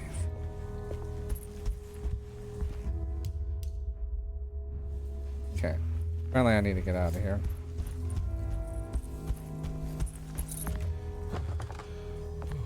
Oh, I am stuck. Okay. Good to know that.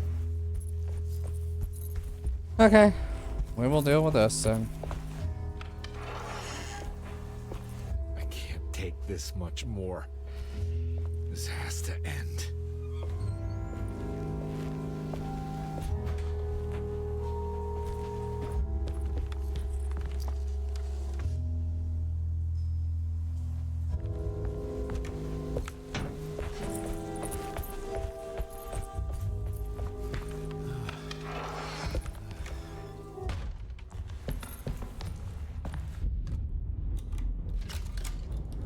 Well.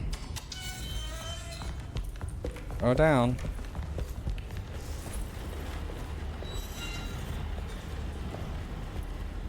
This doesn't look good.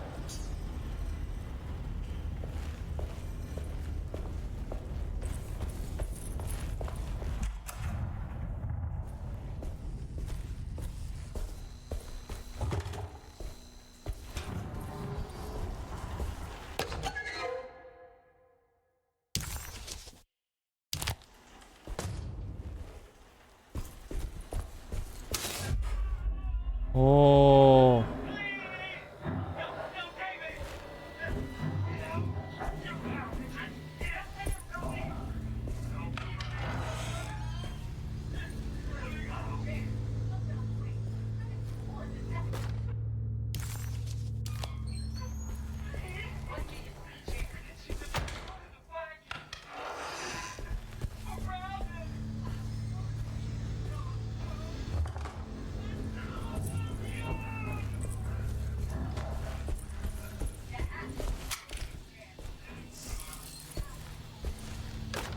Radiography. Patient Jeremy Hartwood. Date June 14, 1930. Plates. Jeremy's skull proved difficult to capture properly. Partial radiographs worked best. A complete picture of the brain can be assembled by piecing 3 plates together. Observations. Even when looking at an assembled version, a shadow covers significant parts of Jeremy's brain. Possible tumor, but more likely that the equipment is failing. Jeremy reacted strongly to the pictures and claimed to see a giant clay worm eating and displacing his memories. The fuck? Notes.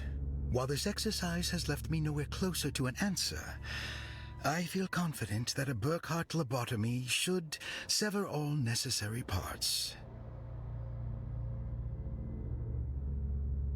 Right.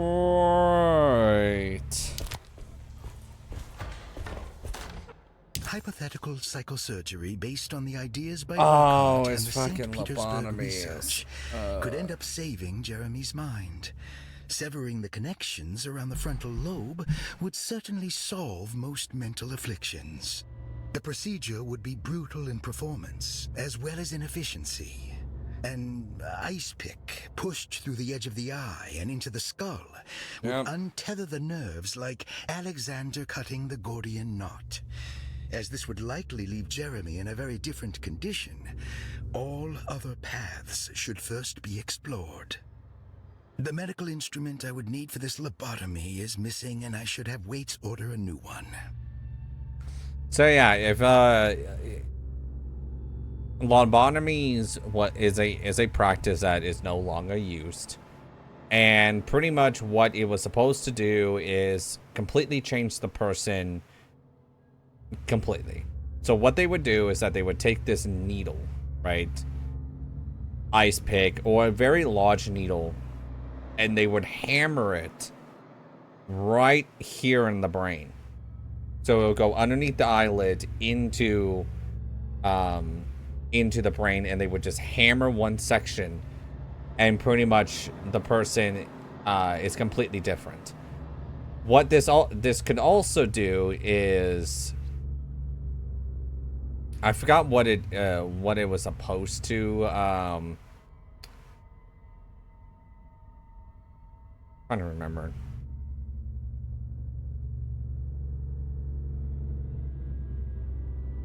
like people with depression and stuff like that, this is what they would do and stuff like that.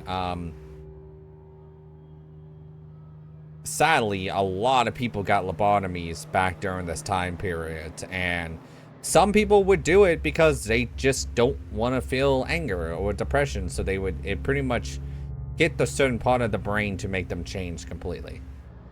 The issue though with this is that it did leave a lot of significant ones passing away, because sometimes doctors saying that they know how to do lobotomies would go too far into the brain, indicating yeah,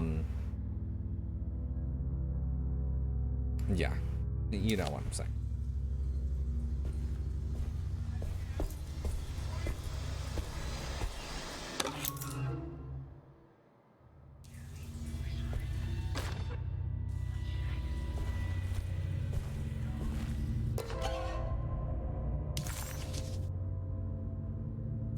Oh.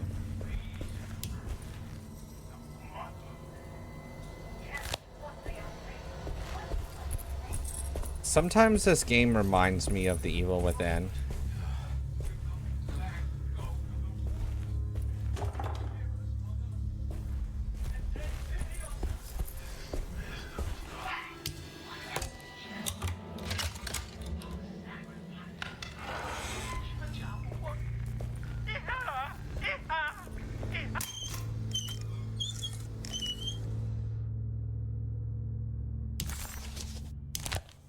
Don't mind if I do.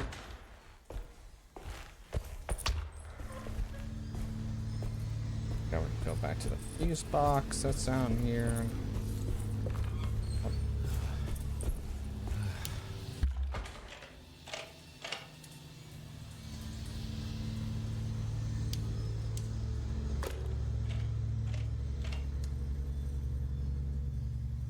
Ooh.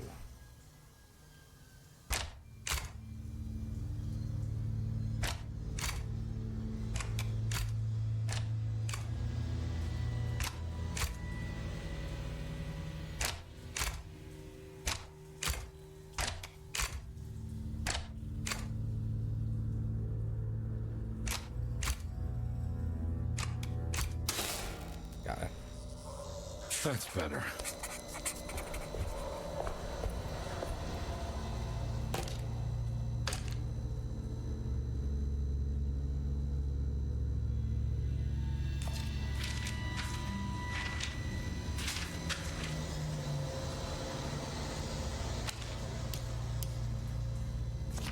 This is the back.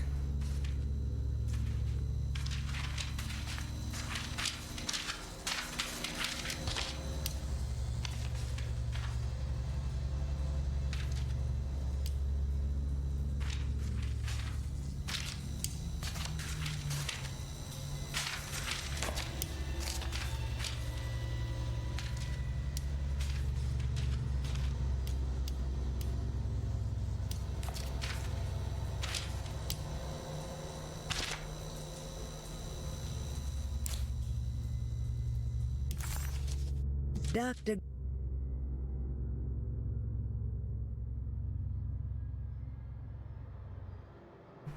Assemble the full pictures of Joe. Oh, can I flip them around?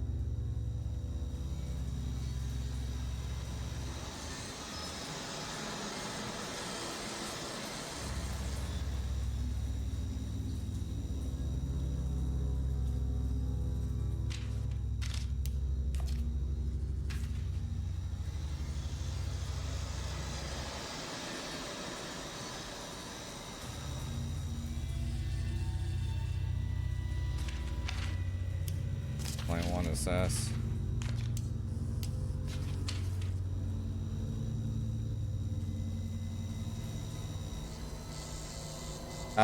Depending on what the question is, sure. Could it be this way?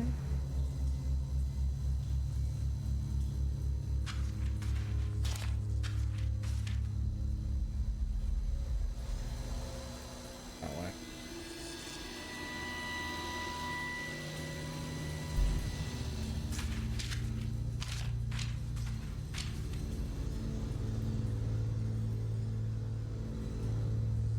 Yeah, we've already went over this before.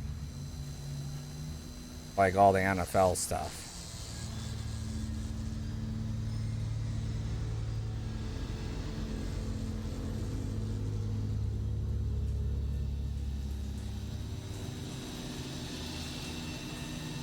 That's right.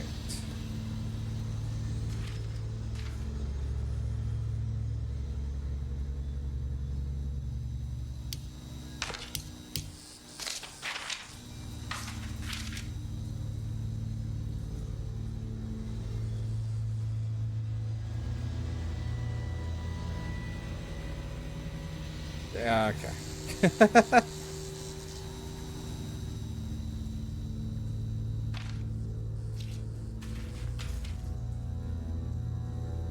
What if I put it this way?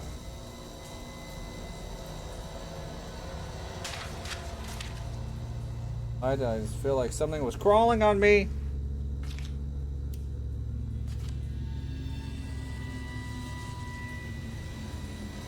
Dude, that's so many emotes. So many emotes. I completely, I know Twitch released the other one. Like the chat one. I believe that's for Billie Eilish. I believe.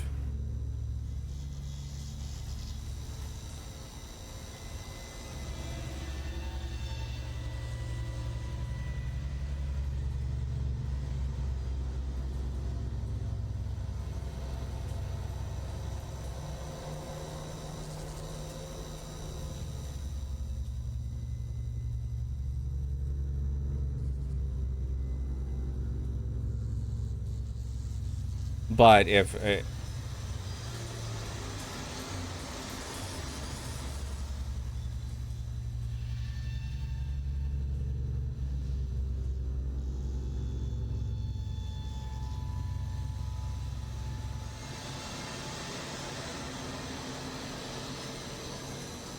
if you're asking me personally on when they release it, good question.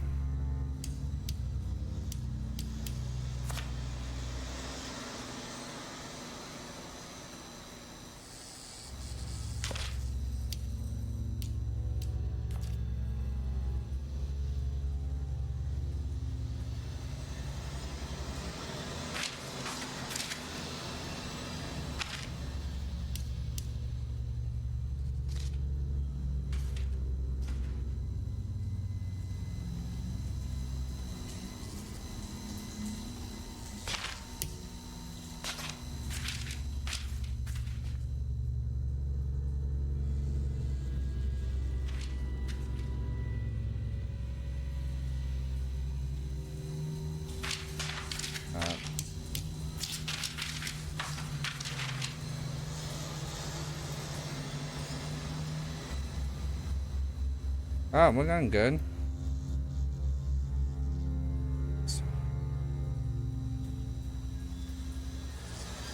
Nothing has really been going on except for my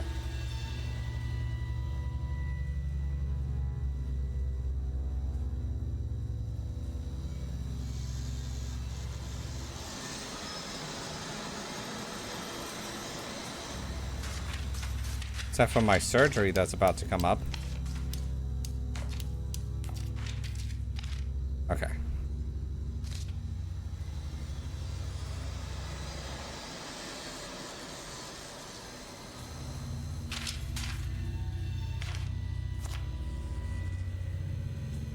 But yeah, that's mostly it. And I'll be gone for a little while to recover from the surgery.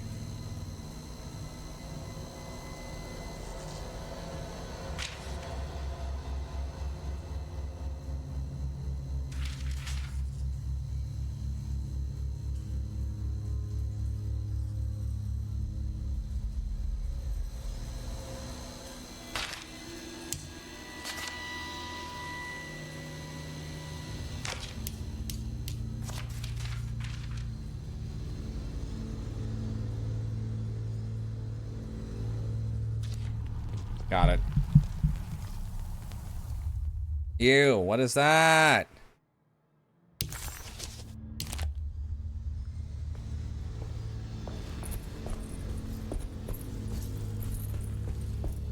I have a whole video talking about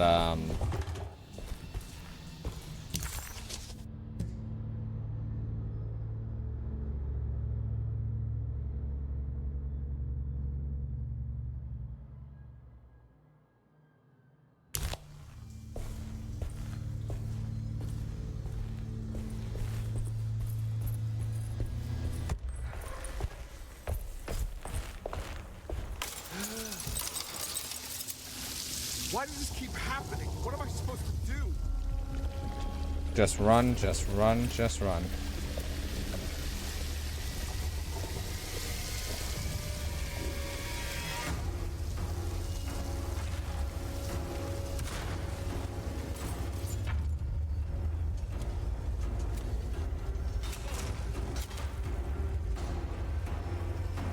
You can move any slower.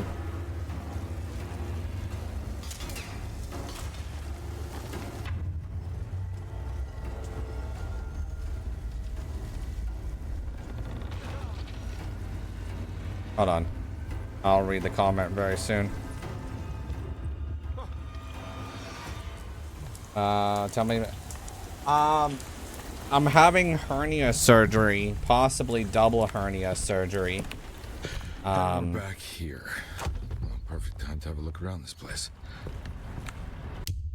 Yeah, I'm having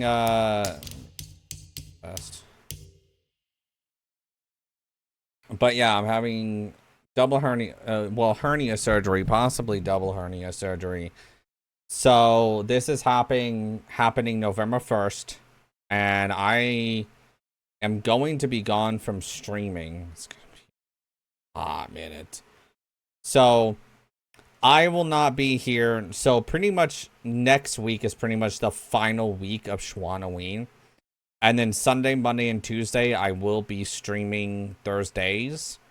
And I'm hoping to finish this game in Alien Isolation before the 30th.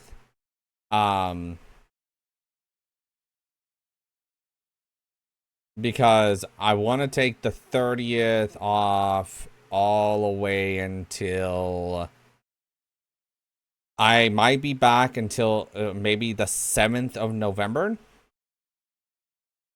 So it's gonna be a while, and if I feel better before then I might just stream. But it will only be in like short burst, you know. But the game I'm planning on playing is Metaphor ReFantasio. That's mostly because I want a big RPG that I could just sit back with a controller and relax. Not really sit back because I can't really put pressure on stitches. So I have to stand up while playing games. So that's gonna be a fun thing. I haven't used my standing desk in forever.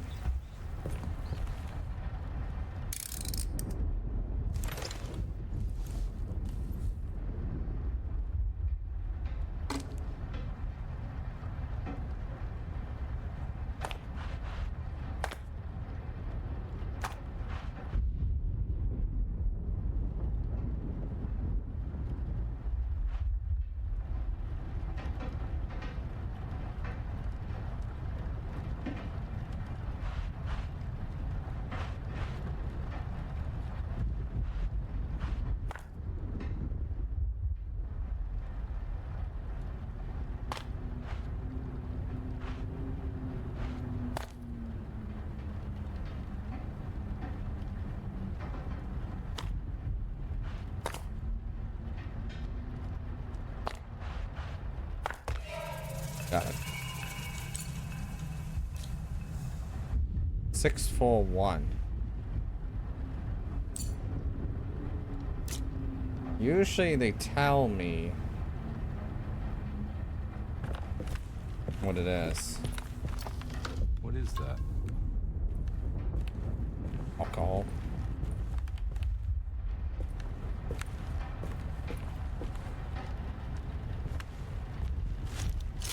Okay. Yep. I do this because I'm gonna go into the other world. Probably should grab everything. Only need one more of that.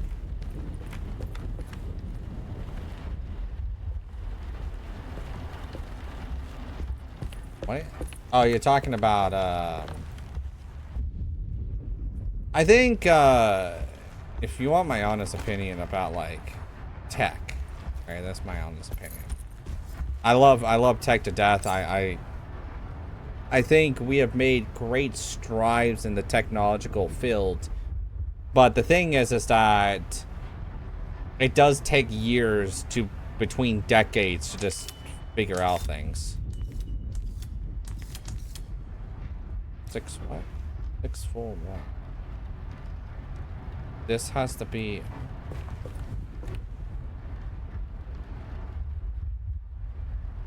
This has to be the outside, and these two are the inside or out or middle. So the outside is 4. X.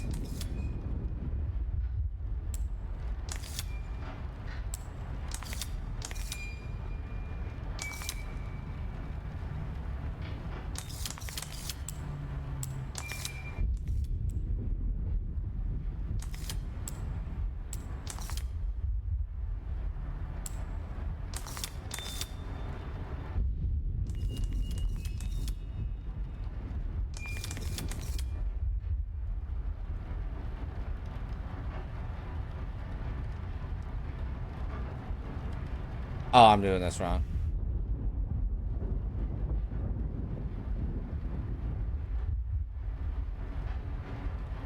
I do not know who that is, so. There's 4. And that's 9. 6. So, goddamn. So 4. God damn it. Oh, damn it, Bobby. 6.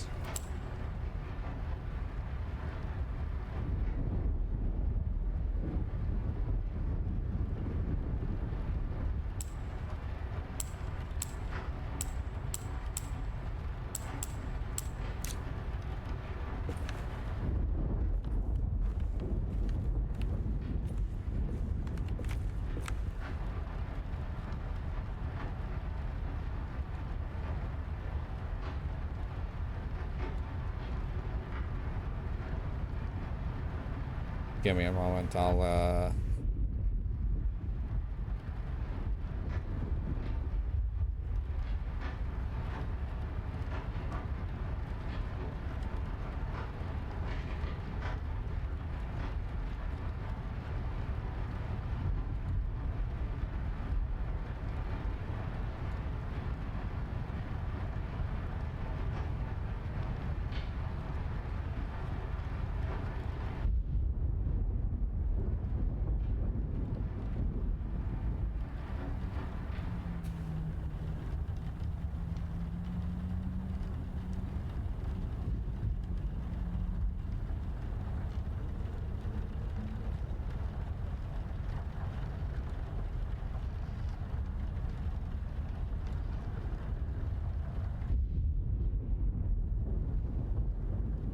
it's 641.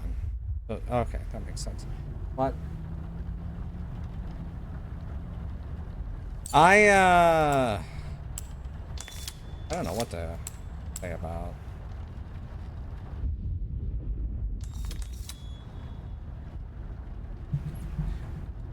Let's go.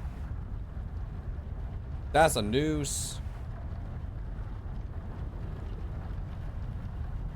Ugh.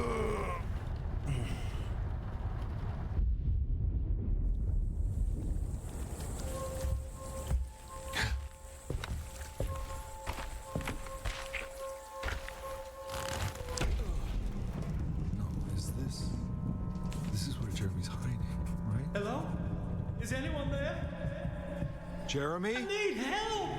Wait. Can you hear me? I'm stuck in the mud and the fire is taking Jeremy, me. where are you? The motor is dead. I can't do anything more. Hang on, Jeremy. I'll figure something out. I'll get the boat running.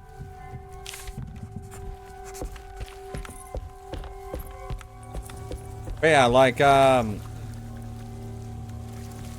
like tech a lot. I deal with tech on a almost basis sometimes.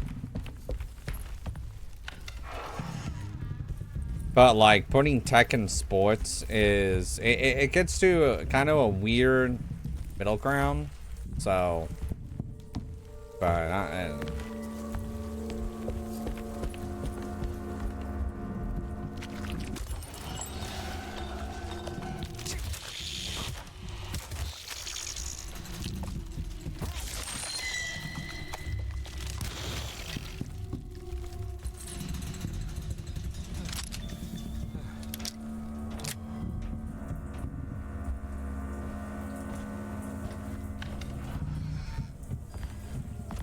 dude, the worst thing is me trying to talk, and I'm gonna be honest, the worst thing is me like talking sometimes, because like I can't like, okay, so henceforth on why I have a hard time trying to talk on stream and stuff like that. I cannot hear myself sometimes while streaming, right? So whenever I try to say certain words and stuff like that, my brain's not cooperating what I'm trying to say, because it's not hearing me say the actual word. So my brain kind of just goes blank. It's like, okay, I just can't say the word, even though I know I could say the word sometimes, right? And yes, I could have my voice feed back into my headphones. That's an obvious thing that I could do. But at the end of the day, I'm like, I don't want to also just hear myself at the same time.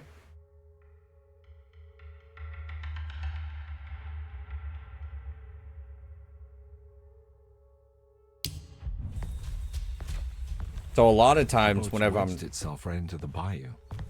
If I get the motor started, I could try reversing back into the river.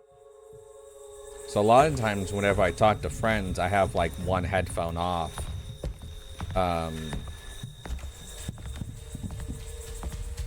So I can play the game. But whenever I'm just playing games by myself, I keep both of them on because I'm not really talking to anyone. Like right now I have one off so I can actually like properly say things.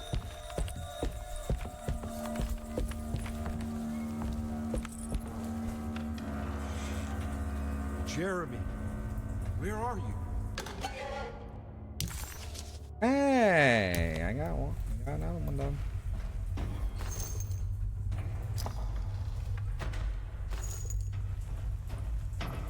I don't know how other streamers deal with it. I'm gonna be honest.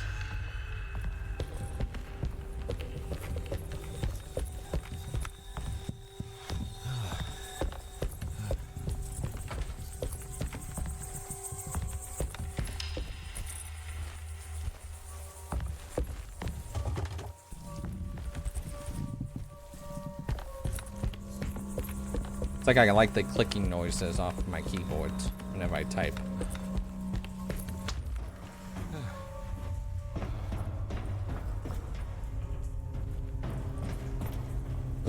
Excuse me. I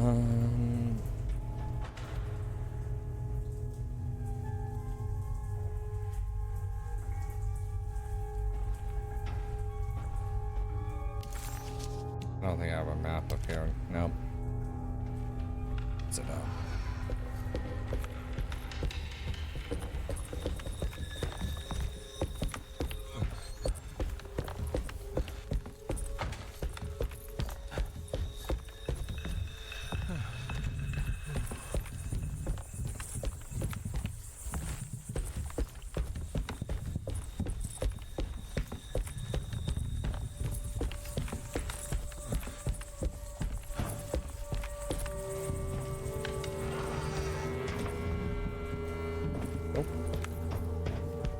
Guess I'm going upstairs.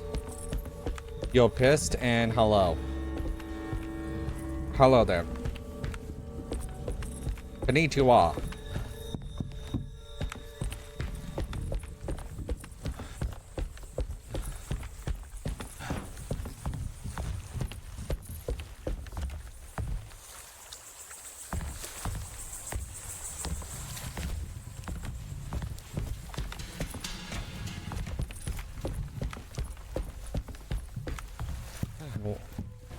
Probably personal issues, but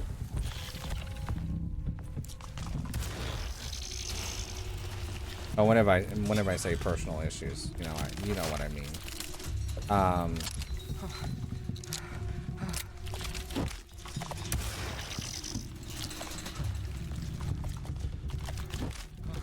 Hello?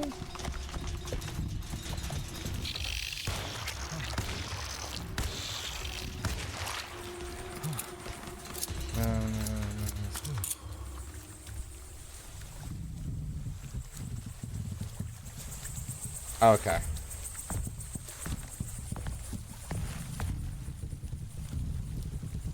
I will, I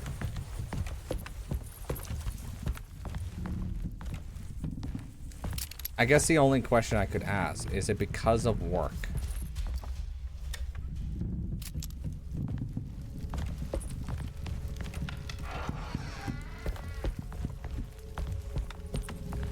You know what? That's all you have to say. Sally, I know what you're talking about, probably. Not to the full extent, but I understand.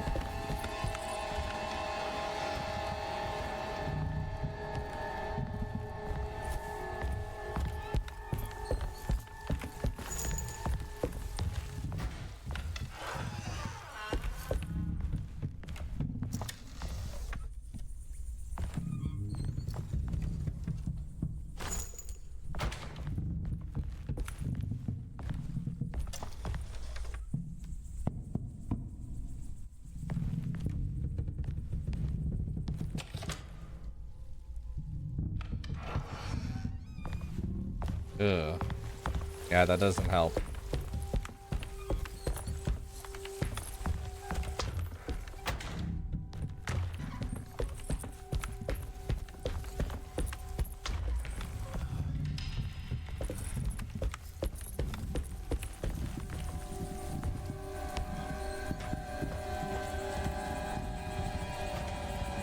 Looks pretty weak. I just need something to break it.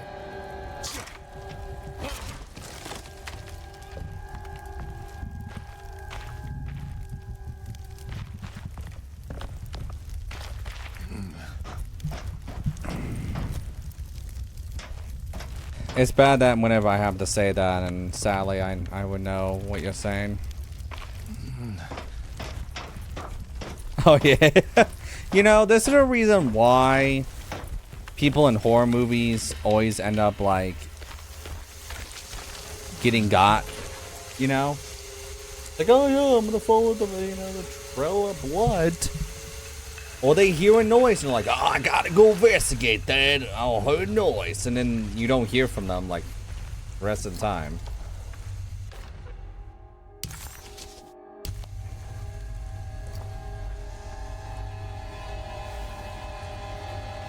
This definitely needs fuel.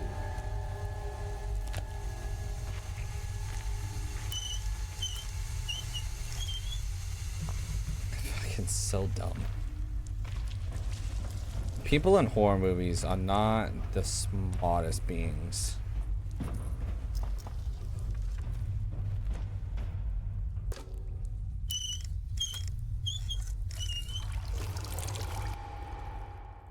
Fill gas can.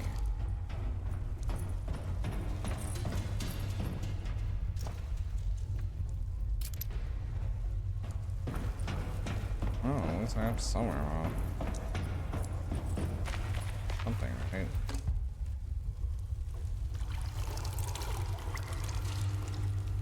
Pull the lever, Crunk.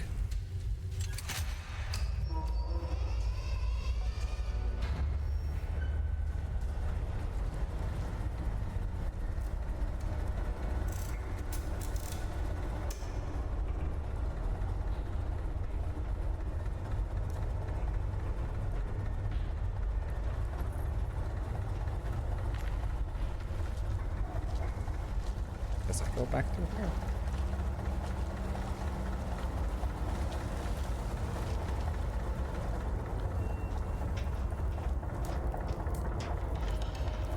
Yeah, this looks like a place where Wendigo would be, you know? Just saying that.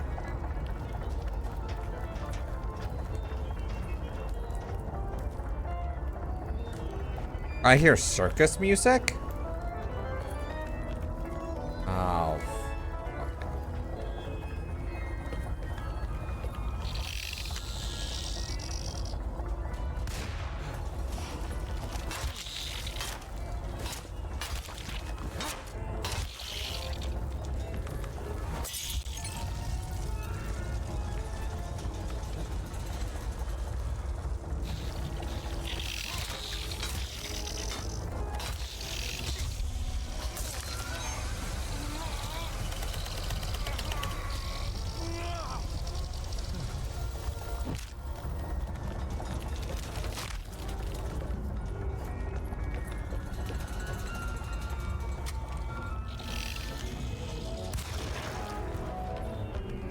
That doesn't do shit to them. I'm out of here.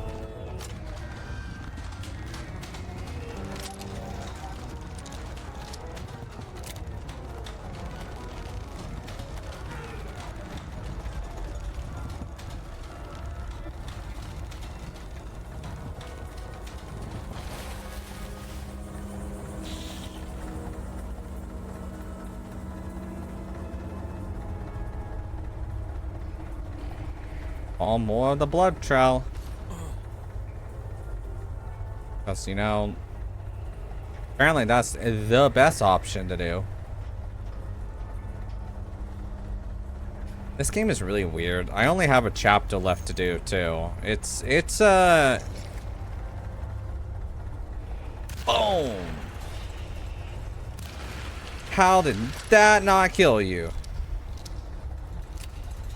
I'm impressed. I don't have a thing. See ya. I have a thing now.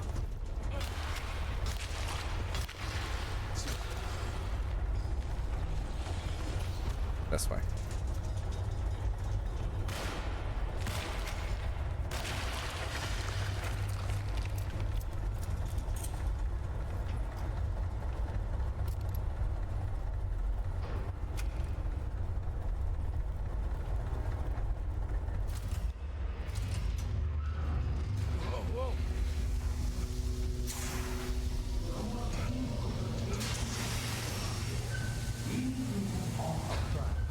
So yeah, I only have like a chapter left for his story, and then I have 5 chapters to go for Emily. I love how this Cthulhu monster is always after me. It's gonna slip.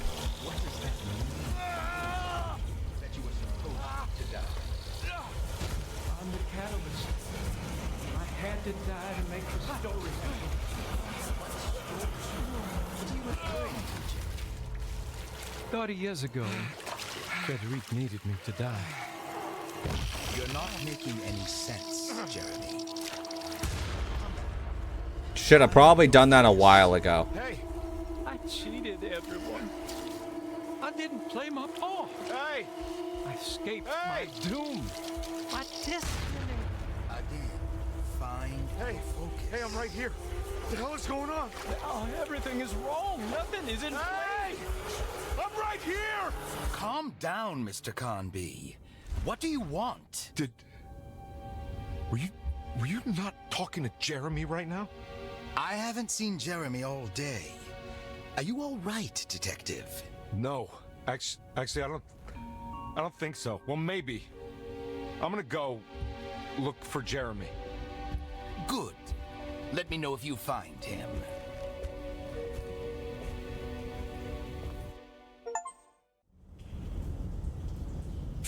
That was Jeremy's self-deceit? A steamboat stuck in the mud? I'm not going to pretend I understand any of that. What a bunch of psychoanalytic nonsense.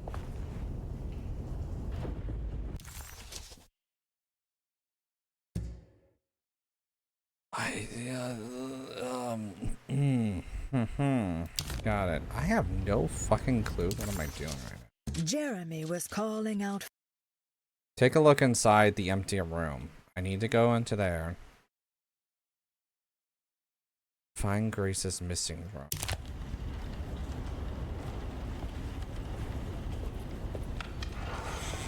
I guess we go to the empty room next? Because the empty room's over here.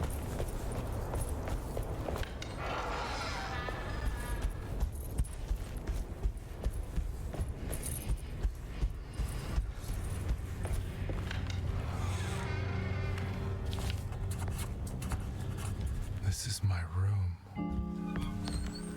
I belong here.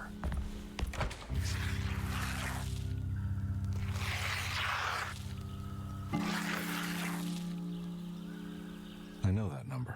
Where's that from? I did this. I wrote that.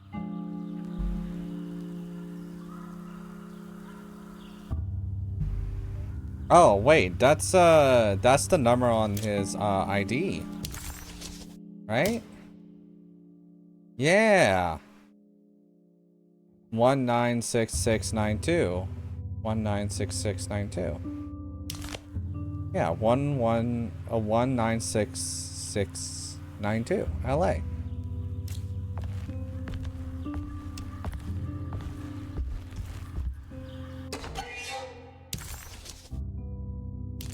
Kind of crazy. I found a lot of those. I recognize this view. I know the combination. I carry it with me.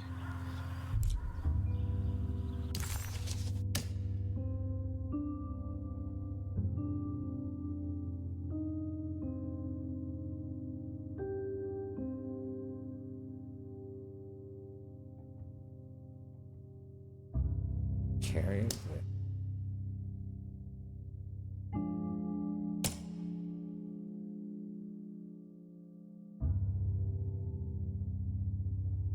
Unless it's night.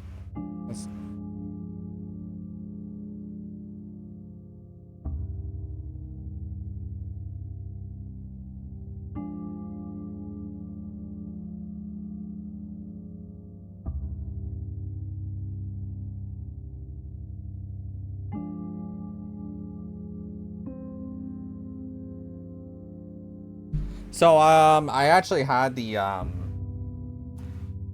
chicken sandwich from McDonald's, the chicken, the burger, the Big Mac chicken sandwich.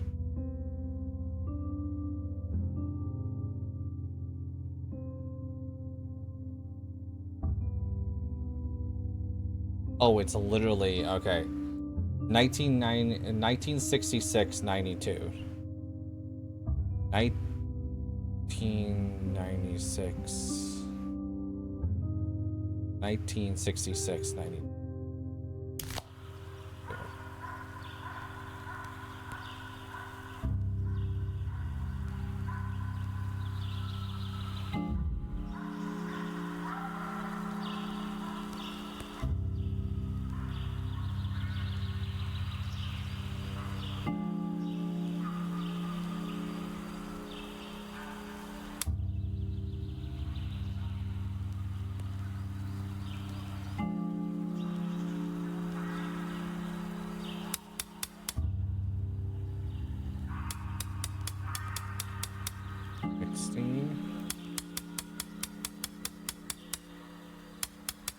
Kindly.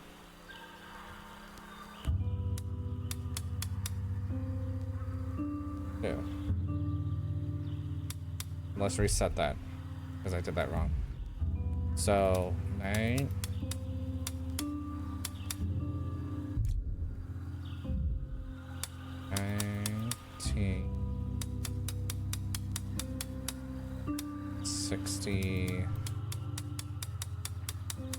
Six.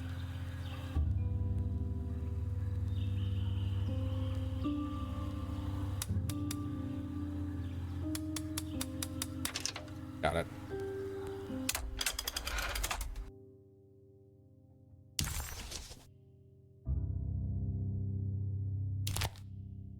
Detective. I have made many discoveries in my case.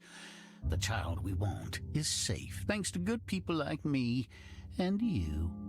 We're so similar, but you don't see all the things I do. To find your man, Jeremy, you also need to look for the girl.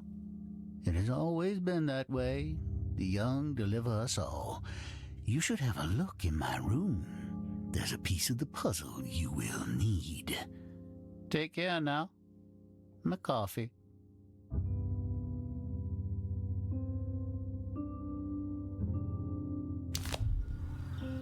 Find the missing drawing inside my copy. I've been here.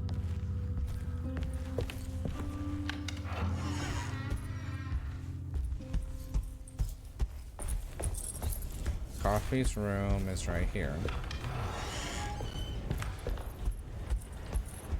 Looks like McCarthy has something hidden inside.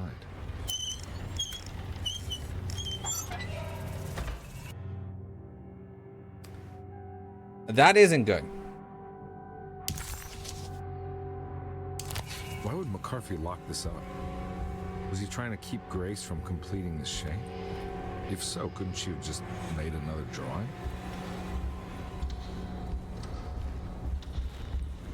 Right. What the hell happened in here?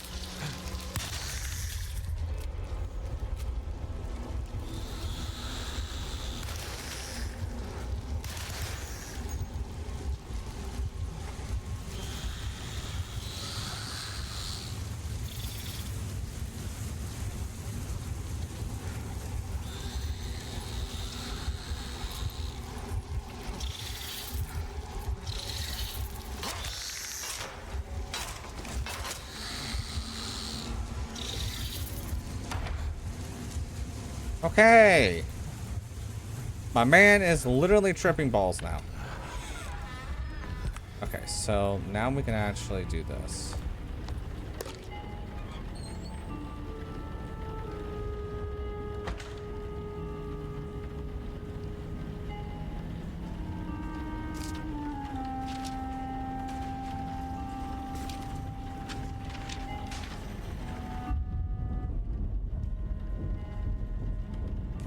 Let's have it.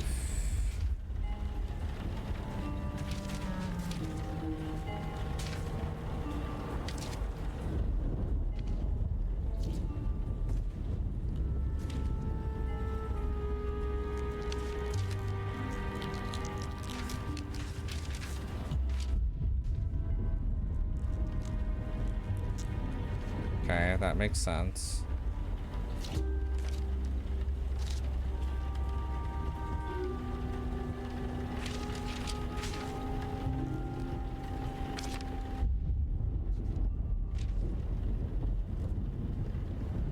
More sense.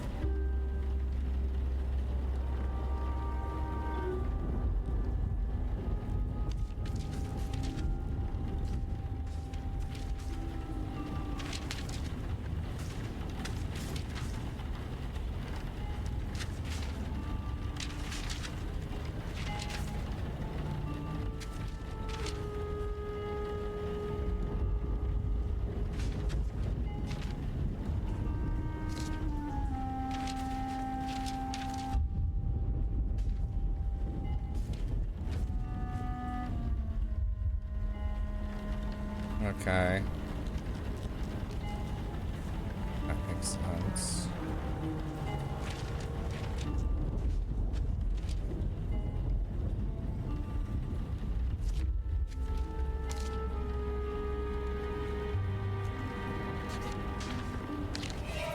Got it.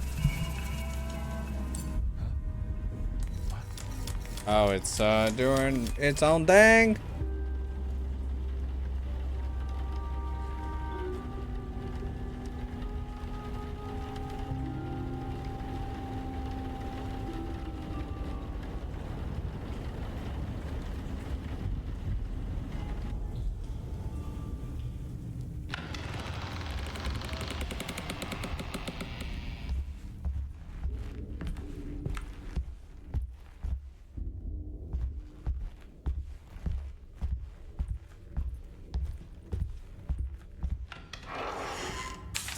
This looks familiar.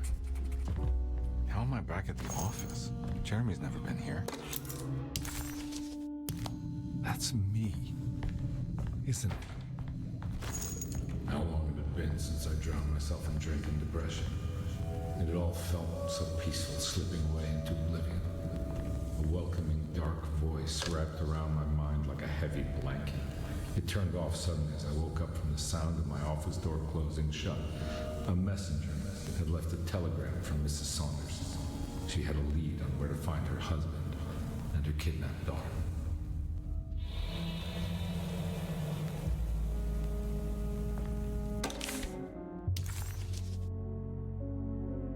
December 23rd and 19th.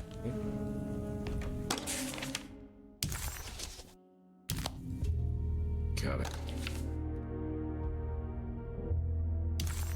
Used to drink so much back then. When was this exactly? What case was I working?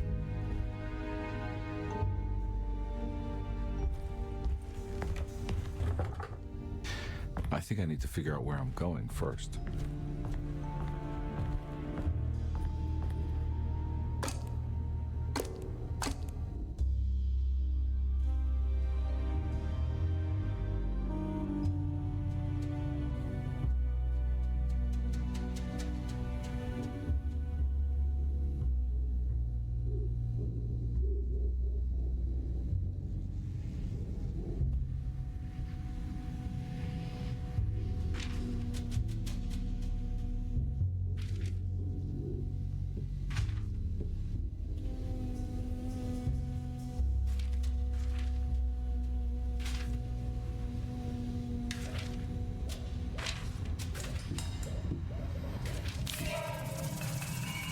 I remember this case.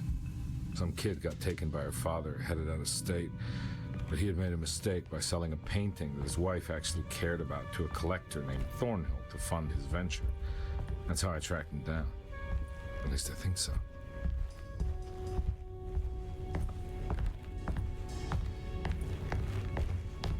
This game is so weird.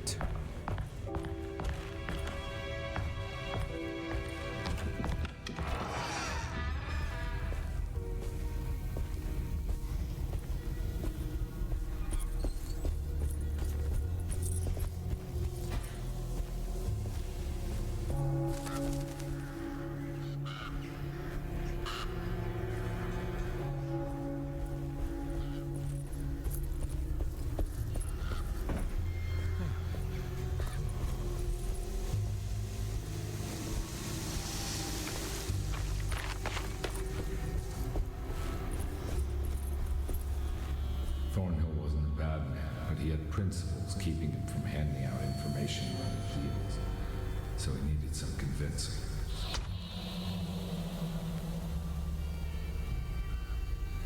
Well, every case can't be squeaky clean.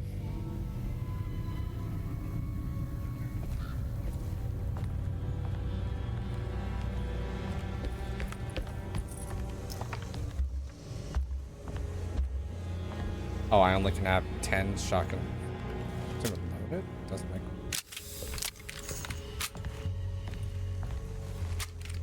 Yeah.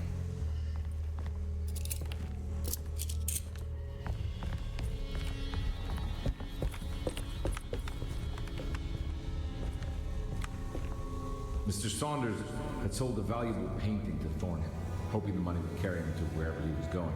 The painting, now leaning on an easel in Thornhill's bedroom, had a certain mesmerizing gloom that seemed to call out to me, telling me I was needed for something important. I felt myself falling into the painting, only being brought back by Thornhill, thrusting an address to a Hotel St. George into my hand and asking me to get the hell out.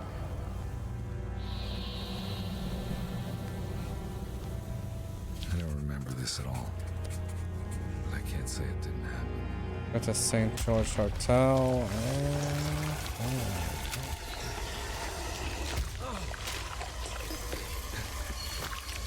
Well, you give me the opportunity and I run. Get up, Pettis.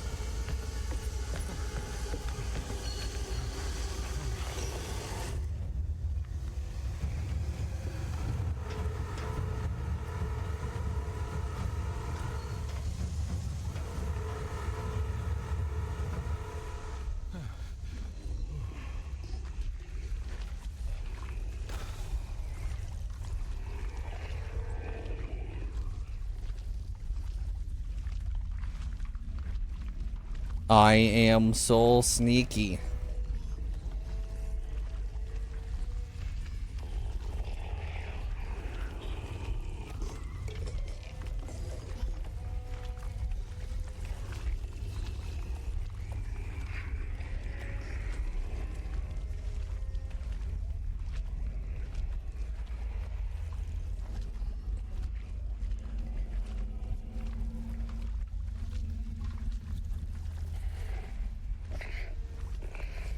I can't go that way.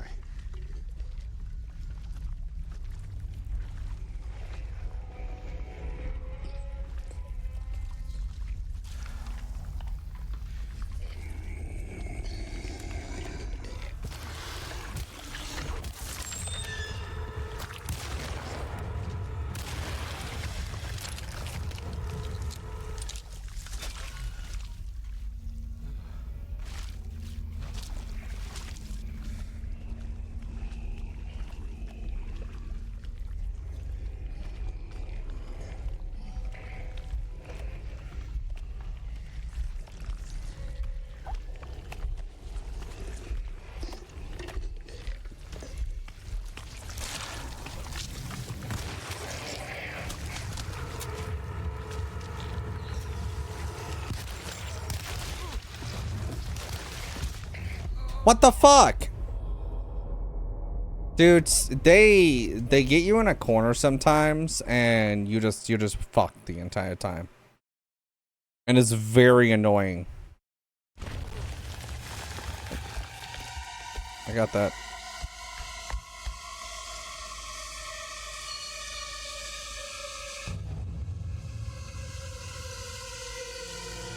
Man. Has no,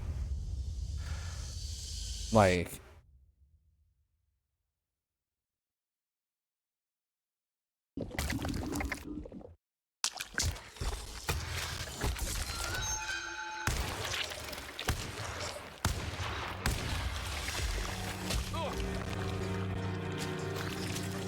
sorry. We're just gonna go this way.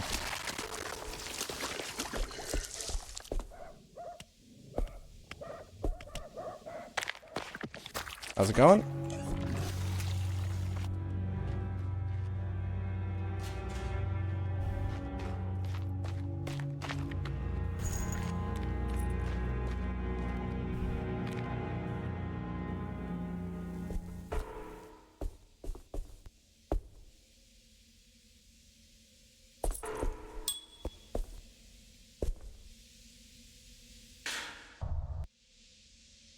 I think the music's messed up. Yeah.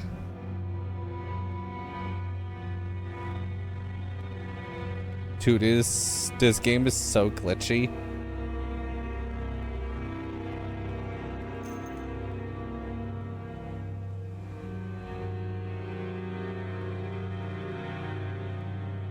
Dude, I'm just gonna lower down the volume. Dude, the volume in this game, like, the game is very glitchy. Mostly because this studio did not have time to, like, properly, like, work out the kinks in this game. Because they literally got shut down before anyone else could do anything. On my way to the hotel, the Morton gang caught up with me. I owed them money, a lot of it. I can't remember what for. Probably some dumb gambling debt growing in size for each payment missed. I punched one of them out, and I sent the others packing. Just leave them back in great numbers.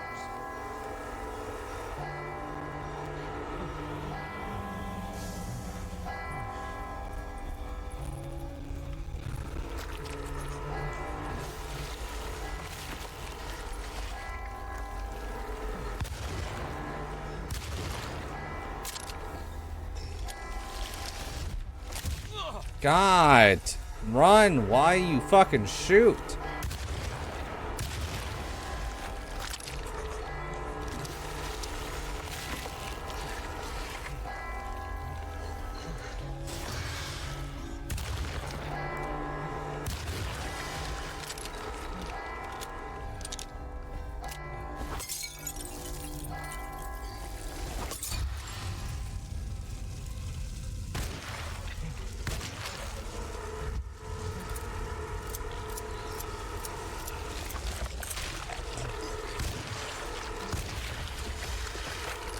Oh my god.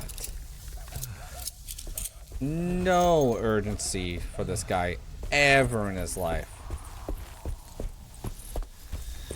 It's like, shoot, run, like, generally run.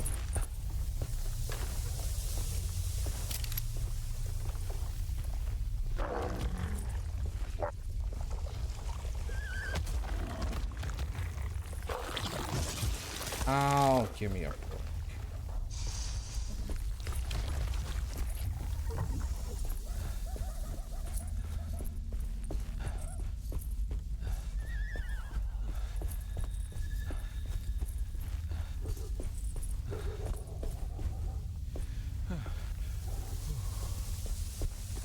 I think a guy that's living a goddamn nightmare would be a lot faster.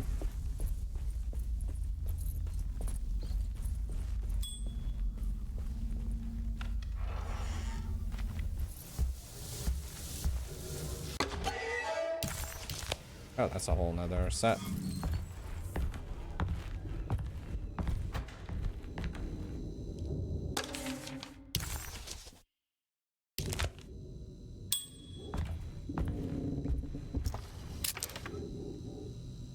I found him.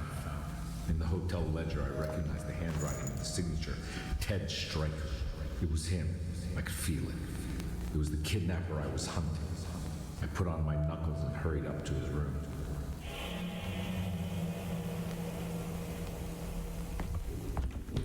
Something about that name, Ted Stryker, rings a bell. Feels vaguely familiar.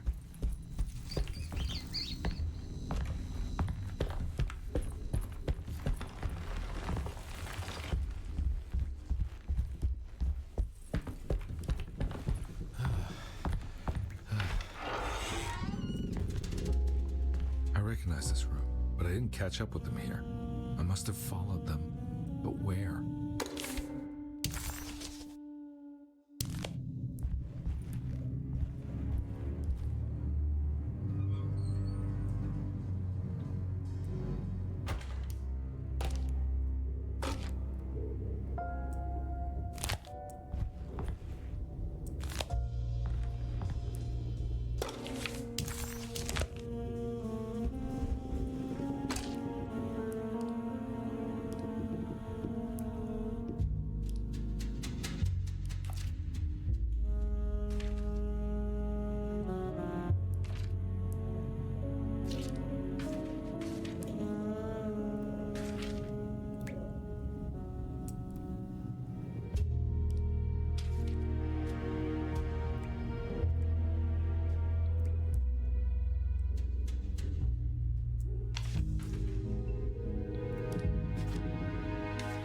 Well.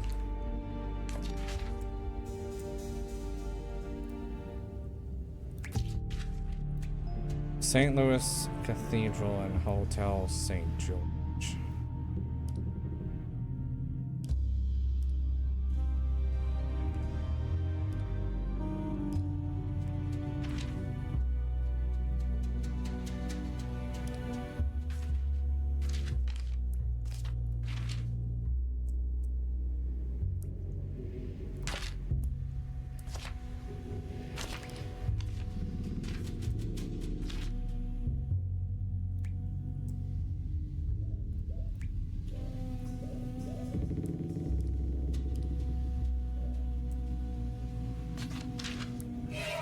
That's right, he was running away, ditching his old life and marriage in New Orleans to find something better in Tallahassee. And he took his daughter with him against the will of the mother. That's why she hired me. But I stopped him. I caught up with him at the Pearl River Bridge. Pearl River Bridge. Pearl River. This is where I caught up with him. This is what the Dark Man wanted me to revisit. But I'm still not seeing it. What am I forgetting?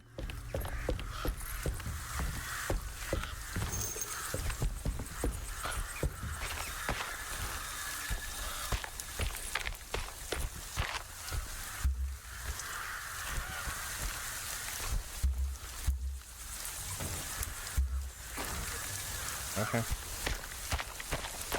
Take the pipe with me.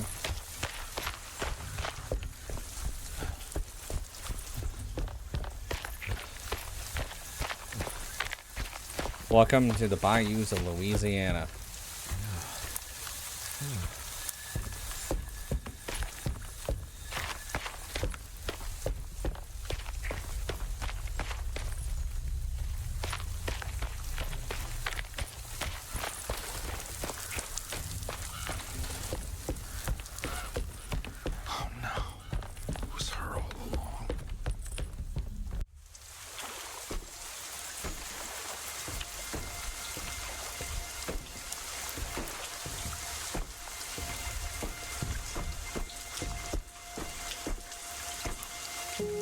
I can't believe I didn't recognize you. I looked a little different back then, I suppose.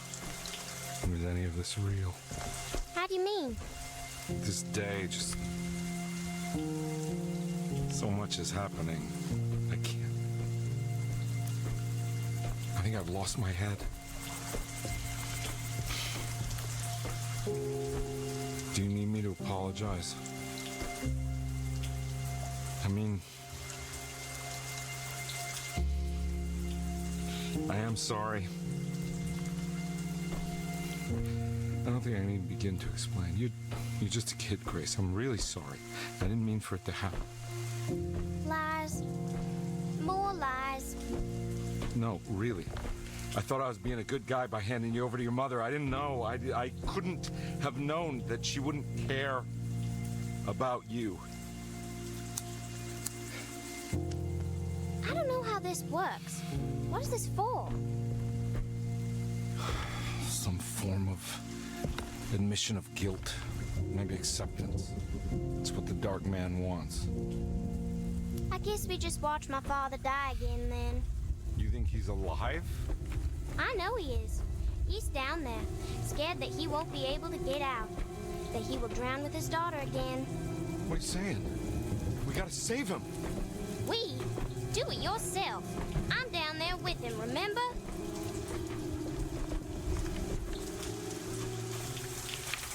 Can I really save them? It's all happened so long ago. I have to find a way to get down there. I have to see it with my own eyes. There was a boat at the house where I entered. If I can raise the bridge, I should be able to get to the car.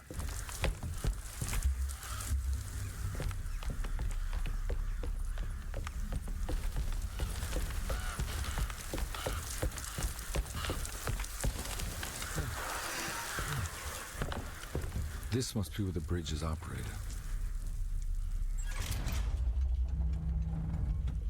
Nothing's happening. It's like something's holding it back.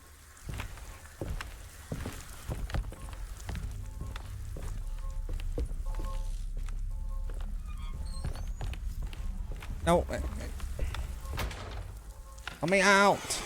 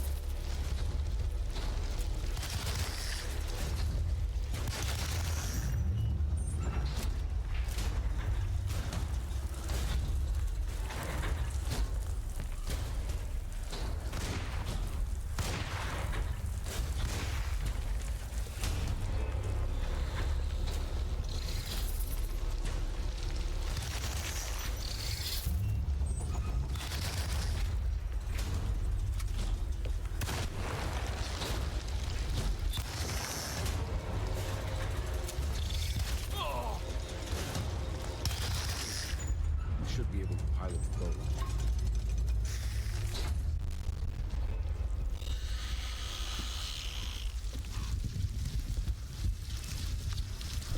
Okay.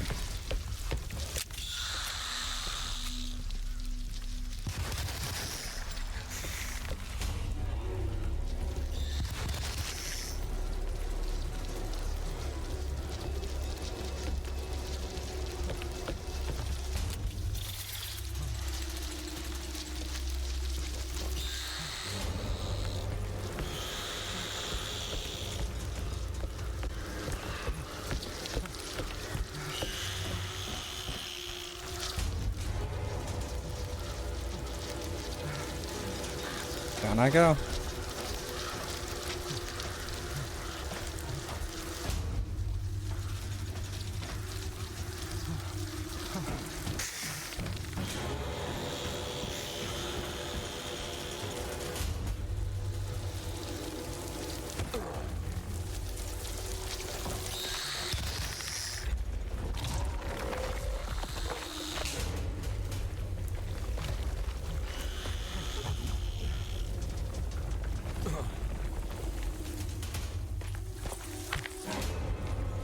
I am running as fast as I can. Sadly, I am not joking about that.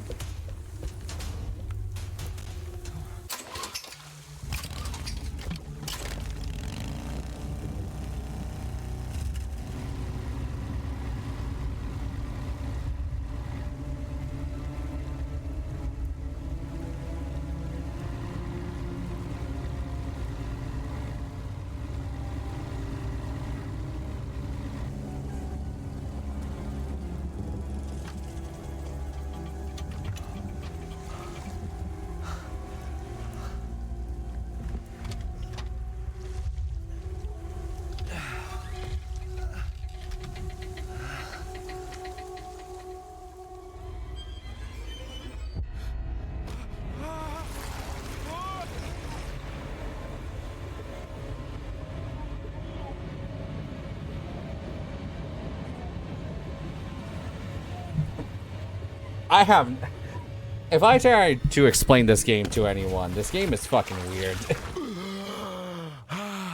He dropped the soap. Oh my god, Carnby. Are you okay? Don't leave me alone. What the hell have you been doing? What's going on here? Look at this mess! I'm sorry, Mrs. Thompson. Don't make me kick you out of this house. Now get out!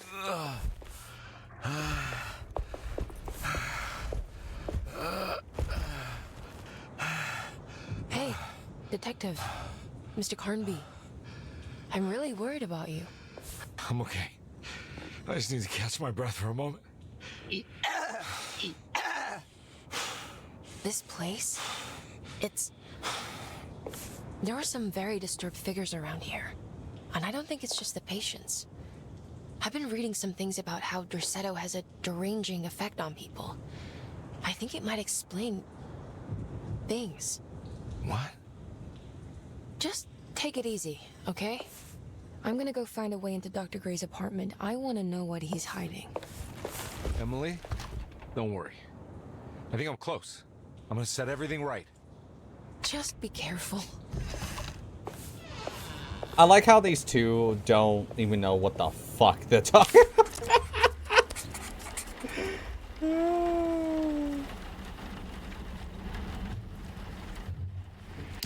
I'm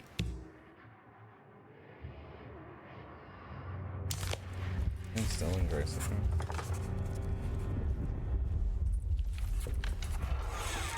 His apartment. Those things are getting more and more disturbing.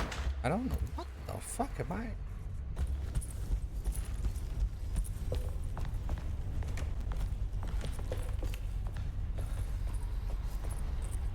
I can't leave. I got a job to do. Probably should leave.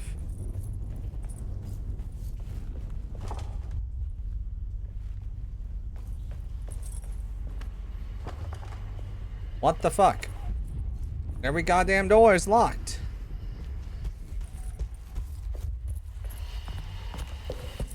guess I can go through there.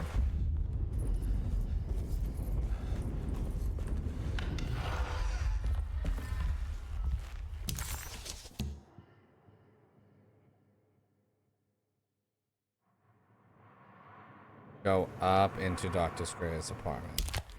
I need it.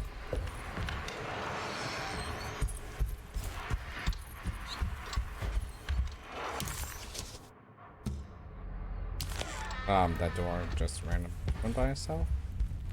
Convenience and worry. Detective, am I glad to see you. Lock the door, will you? I don't think Dr. Gray would appreciate us snooping around. What's going on here? This feels so strange. Oh, what the fuck is this camera angle? Nah.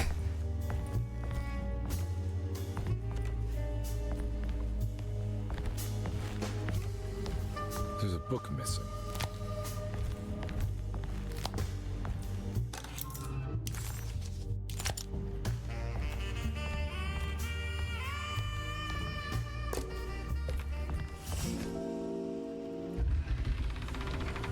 What did you do? I was just rearranging the books. Well, come on, let's check it out.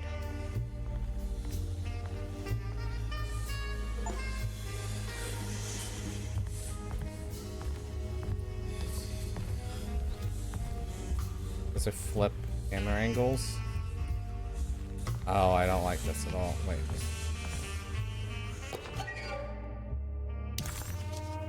Okay. Oh, this feels... I think I'm beginning to understand. Dr. Gray is dealing with some kind of mass delusion.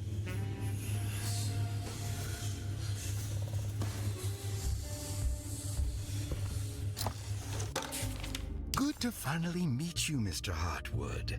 I'm here on the behalf of your brother Philip. You were expecting me, weren't you? Yes. You're from DeSoto, no? That's right. I just wanted to ask you a few questions to see if there is anything I can do to help you and your family. Okay. I understand you're full of imagination. You make up a lot of things. I suppose. And you obsess over them, blurring reality and fiction. Oh, sometimes.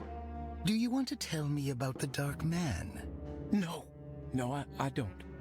That's all right. Perhaps there is something else you can tell me. Something you know to be made up, but you hold dear. Juan?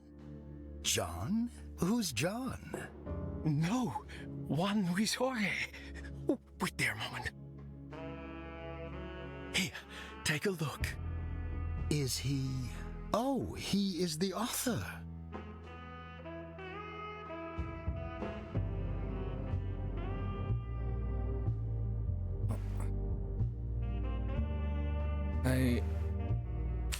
It's a magnificent book. Life-changing even.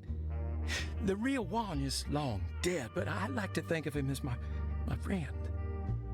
My most beloved friend. I see. Do you often do this? Fantasize about people you read about? No. Well, there is Jacob. Who is Jacob? Turn to the last page. Oh, it's a newspaper article. The Prisoner of Ice, Jacob van Ostad. Is he also your beloved friend? Oh, no, Doctor. Not at all. He is the fire that fights fire. Yes, I think it's clear your overstimulated imagination, this mania, needs to be tempered for you to live a normal life. I know your family calls it the Hartwood curse, but I want you to know that there is nothing supernatural about your condition. It's all inside your head. And with that, I'm very qualified to deal with. In time, you will be cured. In time. Yes, in time we will exorcise all your demons, all the dark men. Yeah! Please, Mr. Hartwood, calm yourself. What happened? Oh, don't you worry your little head about it, Miss Hartwood. Your uncle and I just had our first breakthrough.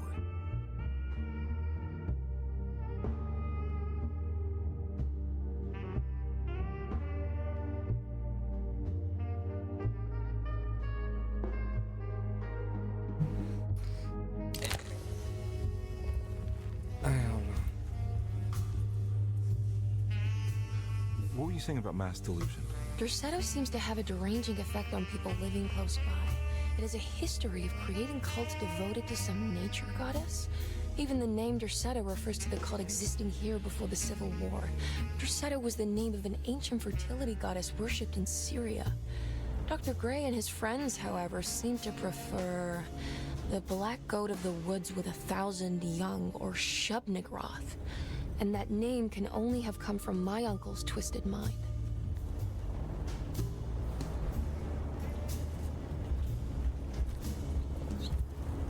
That mark on the floor looks like talisman positions, but from which direction should I look at it? The Snake Dagger, a monograph by Yael Klein. In Ludwig Prin's book on pagan rituals called The Mystery of the Grave, as translated by Nicholas Vachy, there are several references to a sacrificial dagger called the Snake Dagger. It has long been thought of as a poor translation of the original text, that it would be more appropriate with worm dagger from the Latin vermis cultrum. This seems natural following the recent consensus that the original title of Prin's book, De Vermis Mysteris, should literally translate to the mystery of the worm. However, this would take away from Vachy's great effort at translating the underlying meaning of the words and revealing several cultural beliefs. While Prin certainly was using the term worm as a symbol or synecdoche for death and the dead, which is made clear by the contents of the book, in the case of the dagger, we shouldn't be too hasty to dismiss his translation. Reading through Vachy's correspondence with his patron, it appears that he had more than just the Latin text at his disposal. Vachy had dug up Prin's living relatives and uncovered several cross-referenced historical texts and an actual snake dagger. The dagger was dated to the early Middle Kingdom of Egypt and had such a clear shape of a wave that Vachy considered calling it the sinusoidal blade. Knowing the full story, it seems prudent that he chose to translate it as snake and not worm. There are several reasons why this choice of word helps us understand the pagans that Prin's book attempts to describe. The symbolic value of the shape becomes more apparent when reading about the use for the dagger. In the passage of possession and exorcism, we find the snake dagger poisons the poisoner within the victim and is therefore pacified. Where the literal text would tell us that the worm dagger trumps the demon possessing the victim, it tells us nothing of their reasoning, only that somehow this dagger wins against the demon, like it had the better hand in poker. Vachy's translation allows us to follow the underlying logic to the ritual magic that is being performed. Poison the poisoner sounds like fighting fire with fire. That to hurt the demon possessing its victim, the priests would have to fight back with a power that is known to the evil they are fighting. The snake dagger is therefore not only a good way to describe its form, but it also helps us understand how it could be thought of as a useful tool for exorcism.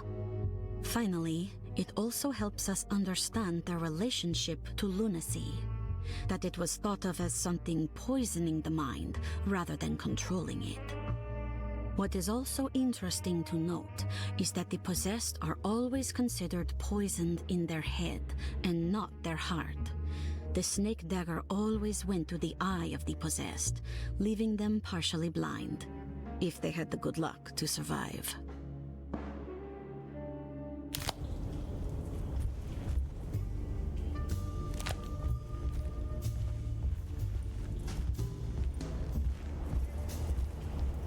You think all of them are in this cult business? Even Jeremy? I'm not sure any of them have a choice at this point. We just need to find a way to stop all of this.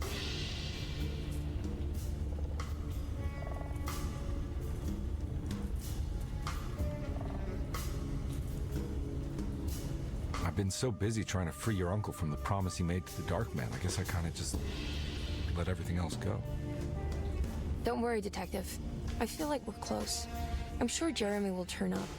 If he is part of the cult, he wouldn't want to miss the Feast of St. John. I just need enough information to make him see the truth. I hope you're right, but I doubt he'll show up. Not as long as the Dark Man's got him hiding.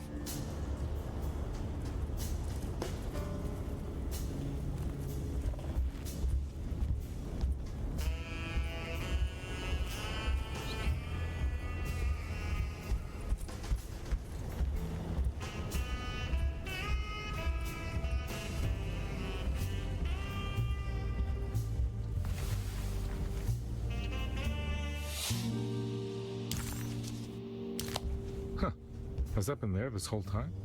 Apparently. Oh, I hate... God! Oh, I hate fixed camera angles. I should really be using a controller for this whole part.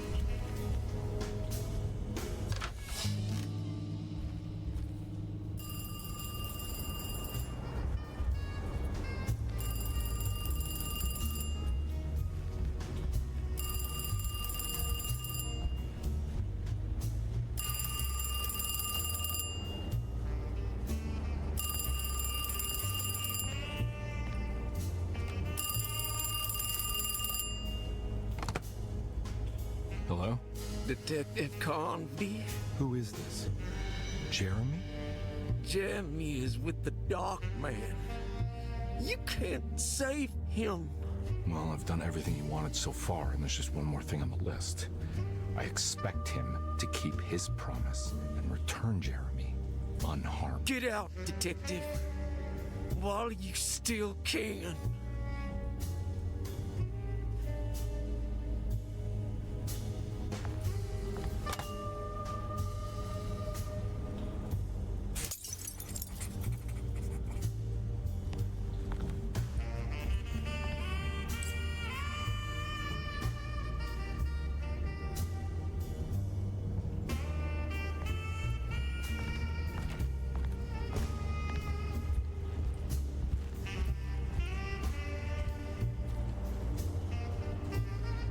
Quick, take a picture. Specifically of the floor.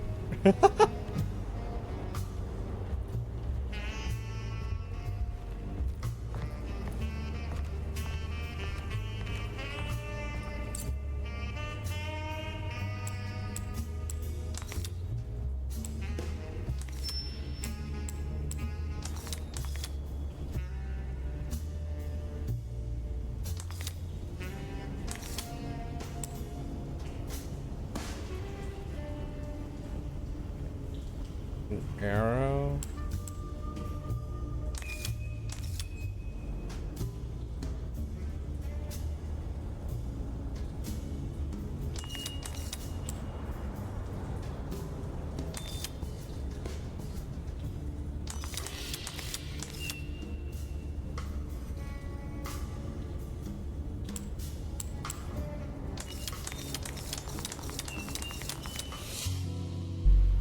That was just me randomly guessing.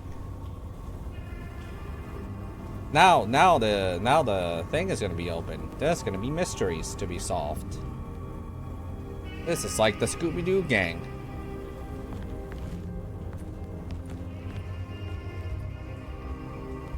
You okay?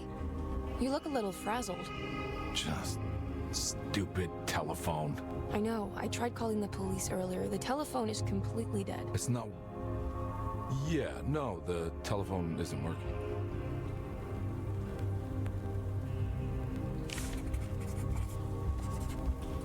Miss Hartwood, I think you're gonna want to see this. Is there something in the closet? Yeah, there is. You don't see the very obvious gate leading to whatever Jeremy's madness is serving up next? I don't understand. Are you making some kind of fashion metaphor? I'm sorry, I don't have time for this. Can you just tell me what you're doing? You don't see this. It's fine. It's fine. Catch you later. Are you going inside the closet? Yeah. You got a problem with that? No. Do what you think is right, Detective. Sorry, I didn't mean to. Goodbye, Miss Hartwood.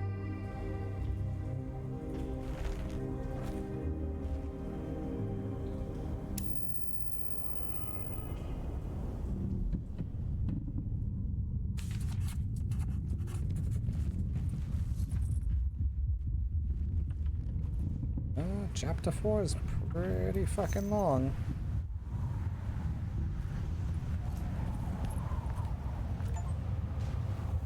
Enter hell? That's literally the achievement I just got.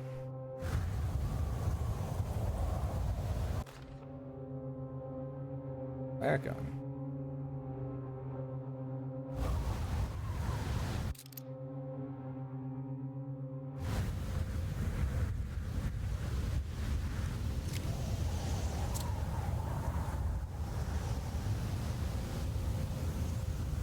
Got it. We found the ancient stellarium perched on a cliff facing the Arctic Ocean after a day of sailing due north of the Eskimo encampment. Jacob van Oostad was our most keen member of the expedition. He had been chasing down the source of a peculiar type of crystallized metal present in several sacred items among the natives on the northeast coast of Greenland. The site was a remarkable find for any explorer, and we were all enraptured in our search for enlightenment and meaning. The surviving architecture seemed almost unearthly in origin and astonishingly sophisticated. The metal Jacob was searching for was abundant, almost ubiquitous. We were so taken by our find that we were surprised by the sun falling below the horizon. As we quickly picked up our gear, ready to head back to our camp, Jacob van Oostad declared that he wanted to stay. He was adamant. We begged him to reconsider. The night would be getting colder by the hour, and we feared for all our safety. Jacob refused, threatening us with violence if we wouldn't leave him alone. As the snowfall turned heavier, we left him there on his own. The next day, the weather became worse, and we had to spend hours enforcing our shelter as our tents became increasingly useless. The group had written off Jacob, thinking he must be dead. I had an urge to make one final attempt to save him, so I headed out as darkness fell with a handful of flares and headed toward the coast and up the climb towards the stellarium. That's when I saw him, transfixed by a burning sky, that celestial lantern. Jacob keeled over and let out a painful shriek that struck me with such fear and pity. He was crying in agony, for the cold weather had ravaged his flesh. I called out to him, and he turned to face me. His vacant stare held me in place like a needle through a butterfly, and he said, "You must leave now, Ashton. Go, and never come back." And never So return. I left. And I had to.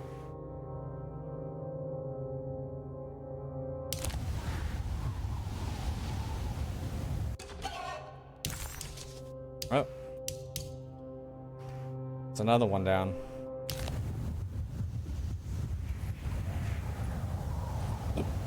Excuse me.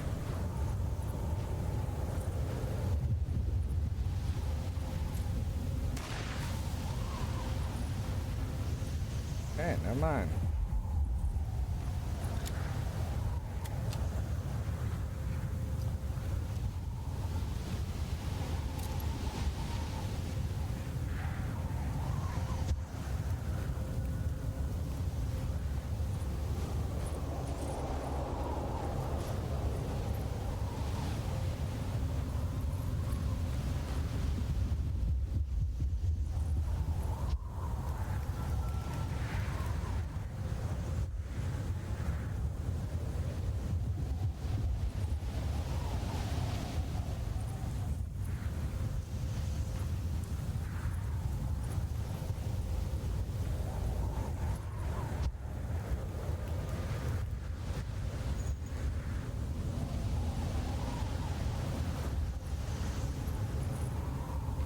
Oh, look at the northern lights. That's pretty.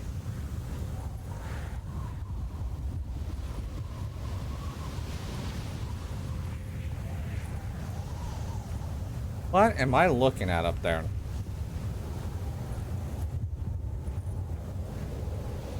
There hasn't really been bosses in here.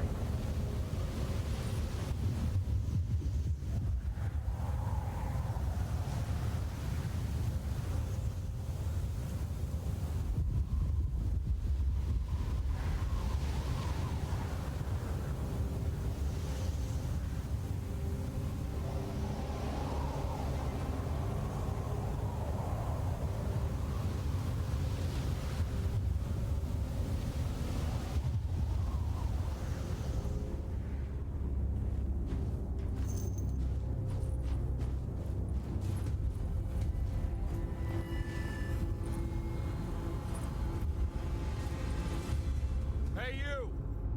What are you doing here? What is this place? Turn back, Detective. You're not wanted here. Whoa, take it easy. I'm not your enemy. Oh, you're wrong, Detective. You're wrong.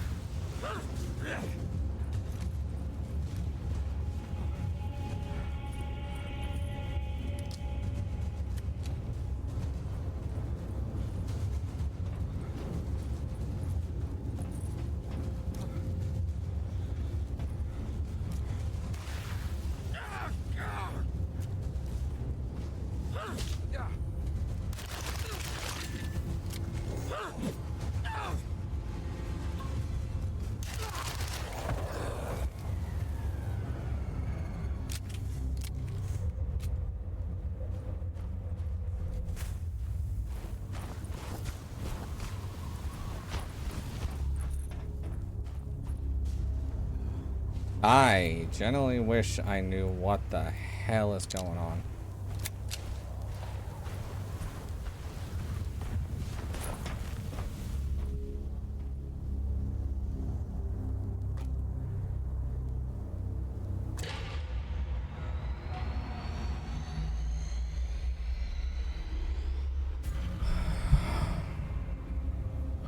Of course, the Taurus. I figured you wouldn't want your stars aligned, Jeremy, or maybe that is what you need to temper that mania of yours.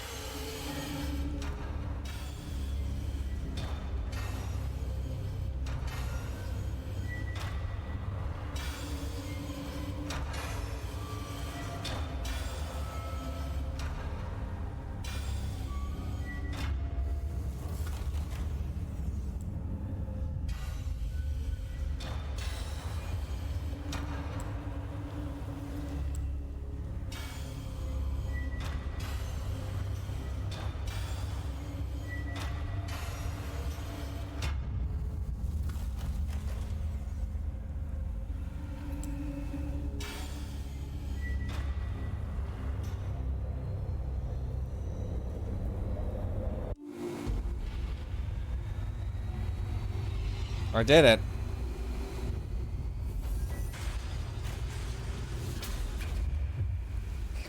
And now we just get sucked through the vacuum of space.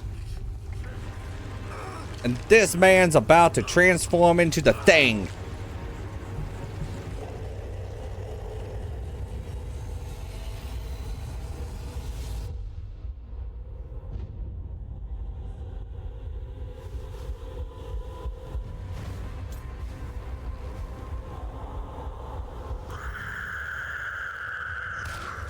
God's sake, stay dead, will you?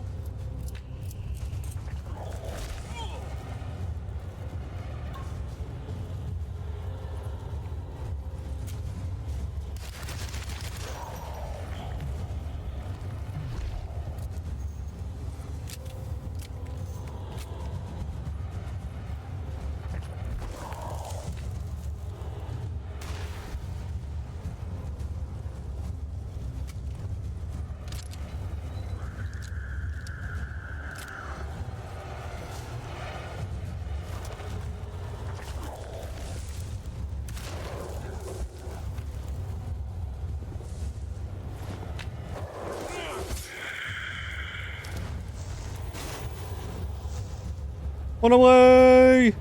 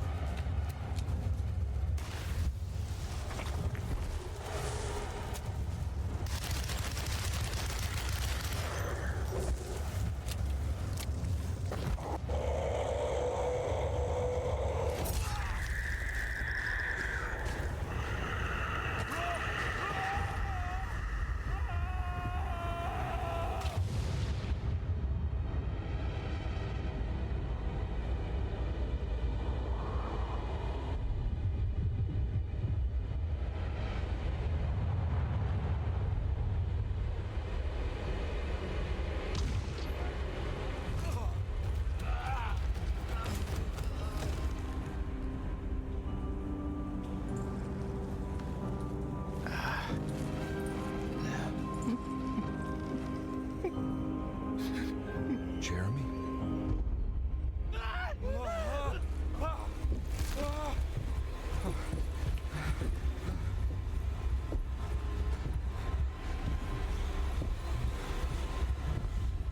did everything! Aren't you happy? Stupid charlatan! What more do you want from me? You want me to lose my mind? Oh, my Lord! Doctor! Baptiste!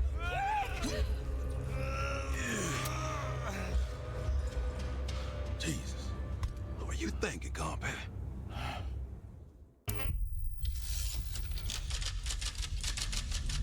Well, that was a boss fight. That's like the very first boss fight actually in the game.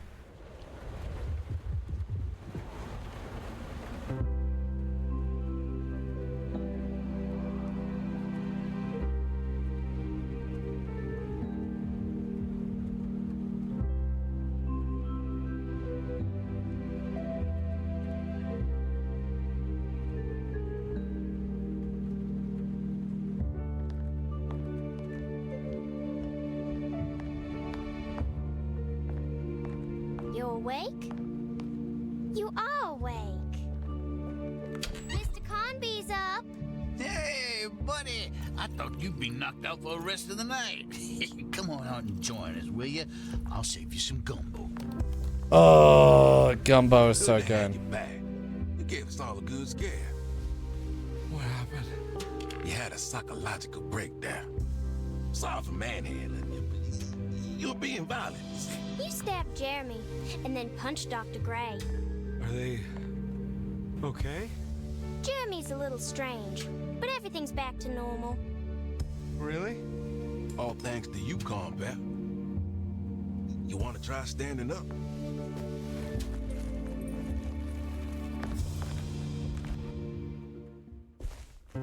Well, if it isn't the hero of the day. How are you feeling, Detective? Never better.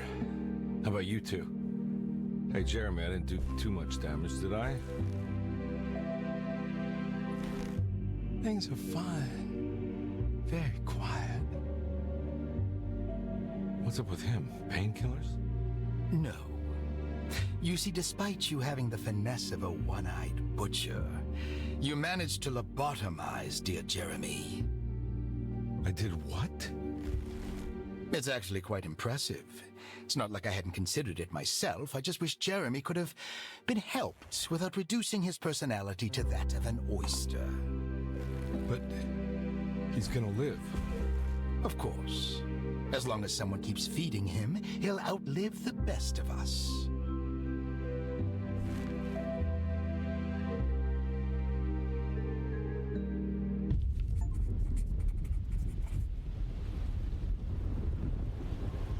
Does Emily know about Jeremy's condition? Yes. She seems to be handling it quite well under the circumstances.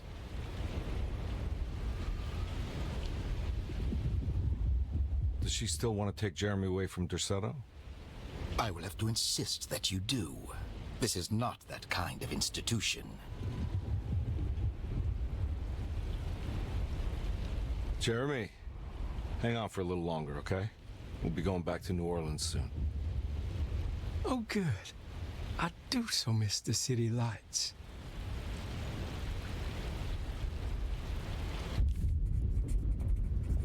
Case closed. Detective Carnby had found Jeremy and brought him back to Derceto. He worried that Emily wouldn't be all that happy with his performance, considering Jeremy's impromptu brain surgery. Maybe she would refuse to pay him in full. It was the kind of thought that would normally infuriate Carnby, but right now he just felt happy to be back. No matter if he would be seeing the $150 or not, he couldn't wait to rendezvous with Emily and go back to New Orleans.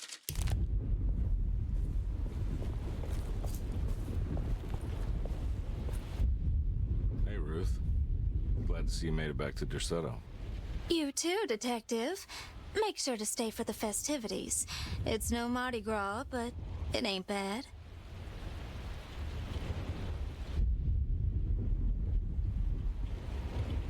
You seen Emily around? I saw her packing some things into that old jalopy you arrived in about an hour ago. I'm sure she hasn't given up on you yet. That all happened in a span of an hour? Catch you later. Looking forward to it, Detective. He fucking gave a smirk. He's like, eh. What the fuck? Was that gumbo or is that... Good to see you back on your feet, Detective. Have some gumbo. Thanks. Oh. I'll save it for later. Oh, why would you do that? No, you eat some gumbo. Seems like everyone's in a pretty good mood. The Eve of St. John is the most important date of the whole year. It's the only day when the black goat of the woods tends to her young. Like jambalaya. I want to go look for Emily. Don't worry about her. She wouldn't leave without you, would she?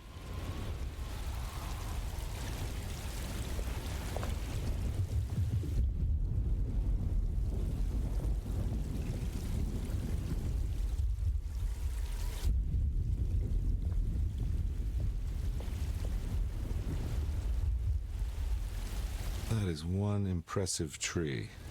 More impressive than you could ever imagine.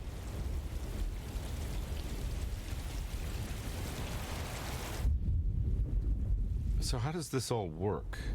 You dance around chanting? For the ritual, I mean? Stay and find out, Detective. It might just do you good.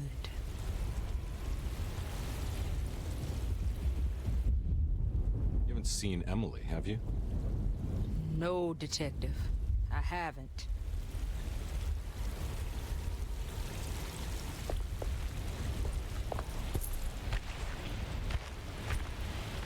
Hey, kid. What are you up to? Preparing for the ceremony. I don't want to disappoint Mother.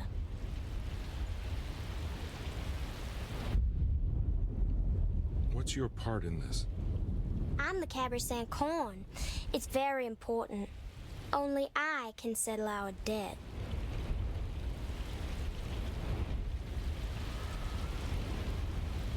You know, I had my doubts, but you are in the right place, Grace. I think you might be right. For once.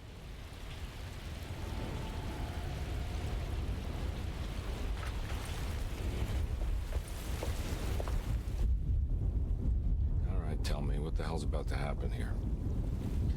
Every year we have a little turn the page ceremony by the tree. It's symbolical. Symbolic. It's like life has its cycles of grief and happiness. You know? Just like a tree facing the seasons. Things change, but remain the same.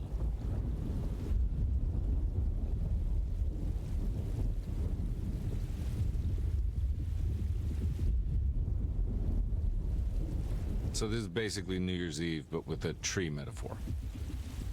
Exactly. You're so smart. It's about starting again. I mean, who could use a positive message like that more than a bunch of lunatics like us?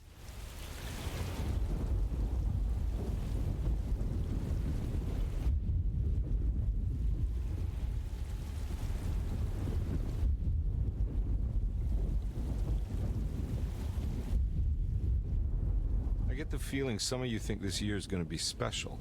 Any idea why?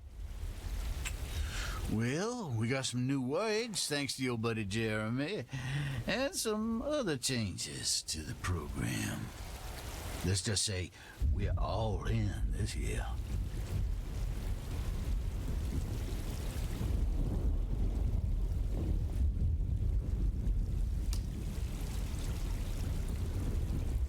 Everyone knows what to do? Y'all know the new words. Mrs. Thompson, we talked about this. I'm not sure everyone is comfortable. Doctor, I insist. This is important. We've waited for so long, Doctor. Let's just go with the old song. Not every change is an improvement. Boss, good or bad, you need to move forward. All in, Doc. Let's bet it all. But we don't know what we're dealing with. It'll be okay, Doctor. Better even.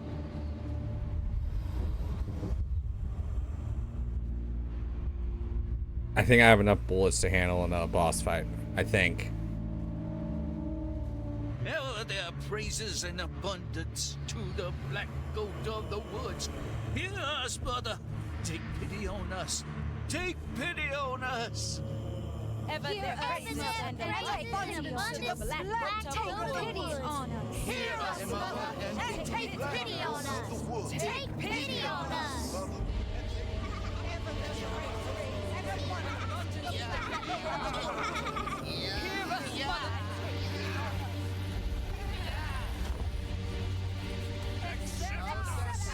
What the flying fuck? What the? Are you crazy? You have a.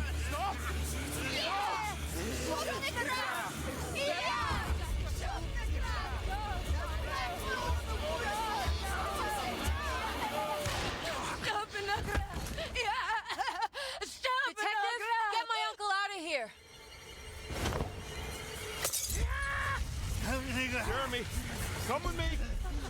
Get over here. Jeremy, come with me. Jeremy, come here. No! There has to be another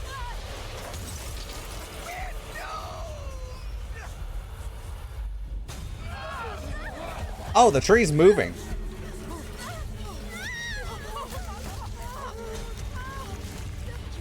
That's fucked.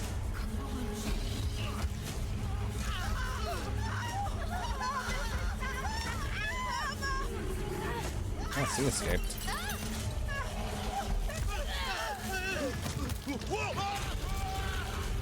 Ew.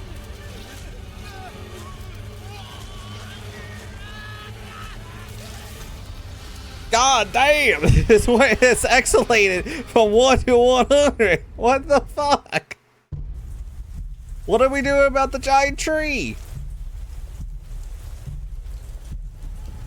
I can't let that monster leave Derceto. I have to stop it. I can't get past the boys. Oh yeah, C's definitely good. Okay. Wait, where am I going? This way? No, no.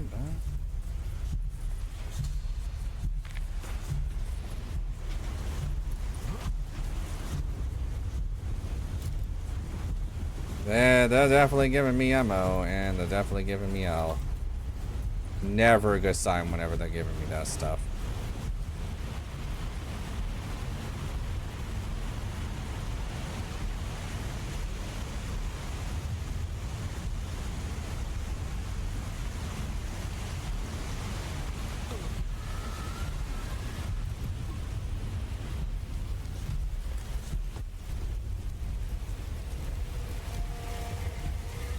How am I fighting this thing? Yeah, like, what Cthulhu monster shit is this?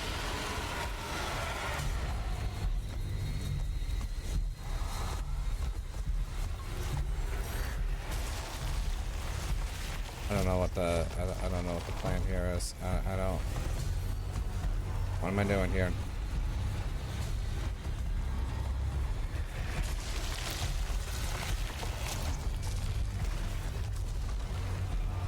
Oh, I need to hit the...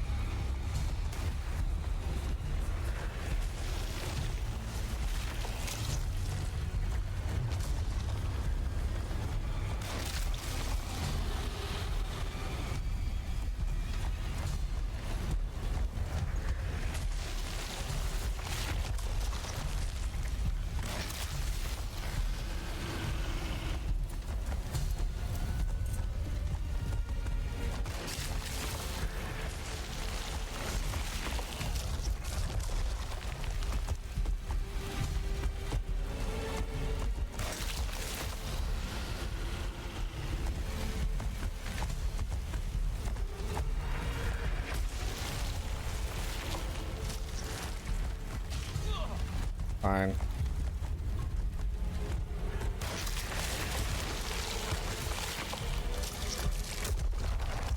Okay, I guess,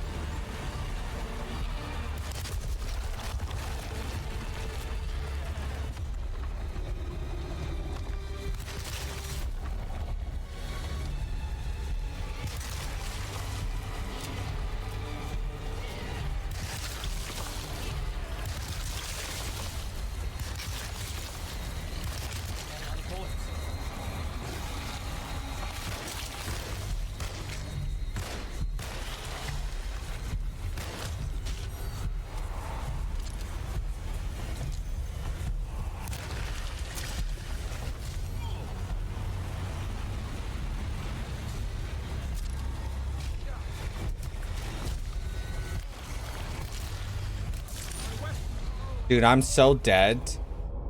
Dude, I got caught the entire time.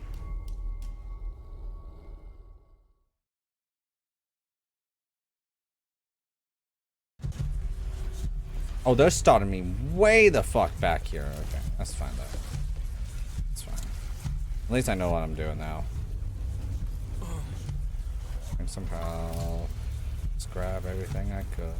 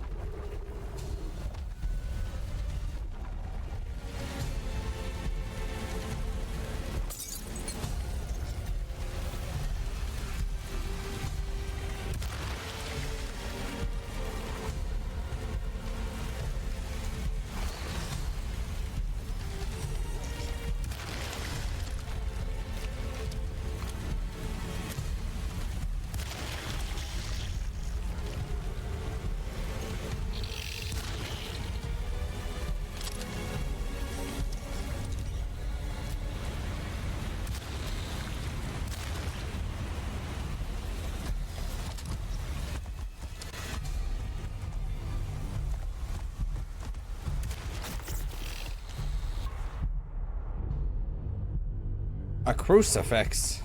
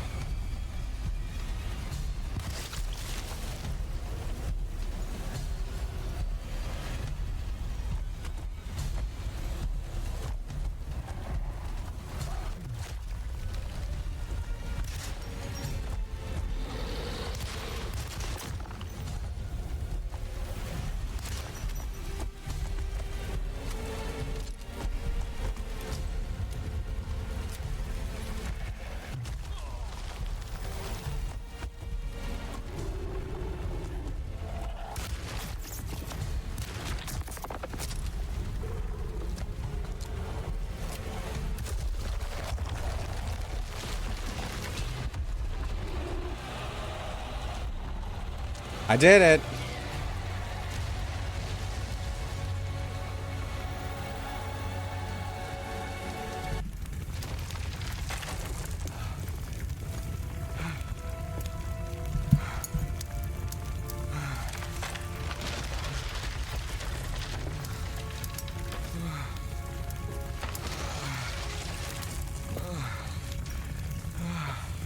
Detective. Oh, what the hell was that?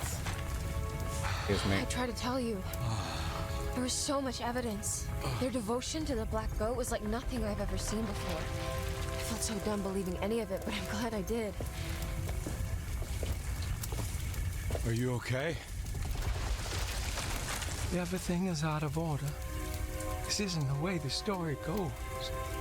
I shouldn't be alive. Yeah. Oh, you're welcome, buddy. How are you doing, sweetie? I kinda like it. You ruined everything, but I'm not mad.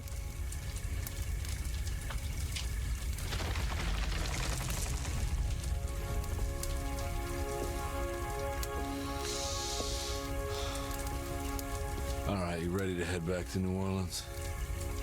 Come on, Jeremy. We're leaving. Can I come? I thought you said you didn't need saving. Don't leave her. She's important. Of course we're taking her with us.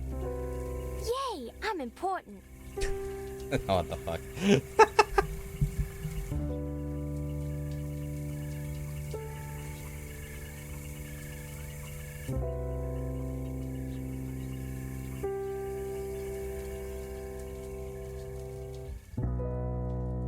So that is one half of the story, because we still need to play Emily's part. Oh, I would have been like, oh yeah, the game is done, and we finished it in 2 days.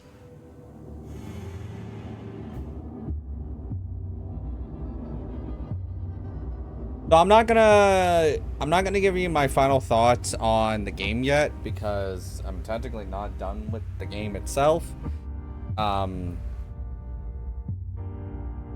I still have a whole nother story to do to see what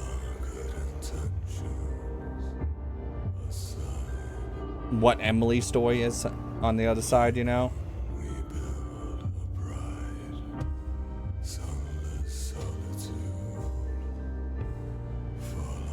So I'm not gonna be like, is it good? Is it bad? Should you pick it up? All that stuff, right? Because I don't think it's right for me to give you an opinion yet until I get the other side of the story. There's some things I can mention right now, though. There are some sound issues. There are some graphical issues. There's just some issues with this game, and I can't really blame the developers because the developers don't even exist anymore. They literally got shut down like 2 months after this game came out because it didn't meet Cell's expectation. Yeah, that's the thing. That was definitely a thing. They didn't meet Cell's expectation, and 2 months later they got shut down. So obviously I don't even know if the game is being updated anymore. I haven't even looked up the update logs for this game. If it isn't, I'm not surprised on why there's audio issues or graphical issues, or sometimes the frame rate will just shoot down. And I have it locked at 60. It should be locked always at 60. But sometimes it will go like down to 25 for some reason. There is some problems on the technical front on this game I can mention. And I don't think that's going to improve on Emily's side of the story, so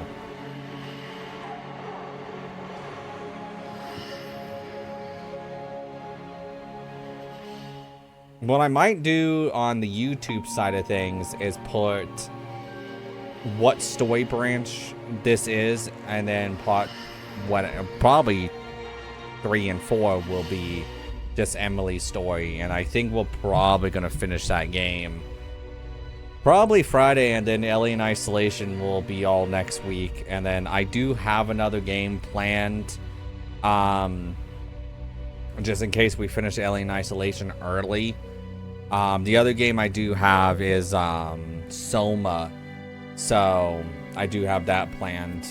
So, but I don't know how long Soma is, but if we finish Alien Isolation like Thursday, we have Friday, Saturday.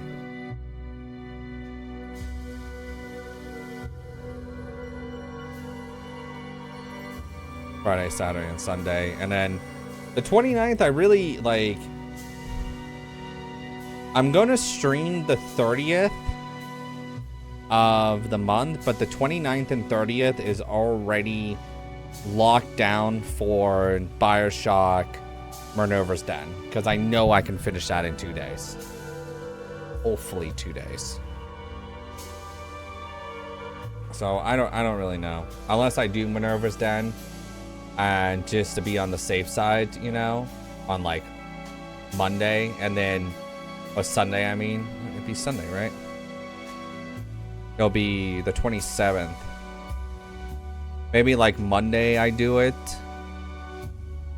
And then on the 30th, you know, if we finish it before then the 30th, I'll just take off and take a couple of, you know, and then I'll have my surgery the 1st of November, and then I come back and we're going to play Metaphor Refantasio.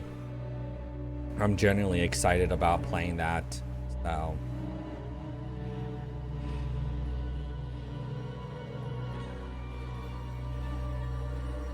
I'm gonna hit escape because we're probably gonna see these credits again soon. You can play with all weapons unlocked. Daily combat and new surprises when starting a new game. That's great. So that took me about 7 hours to do between his. So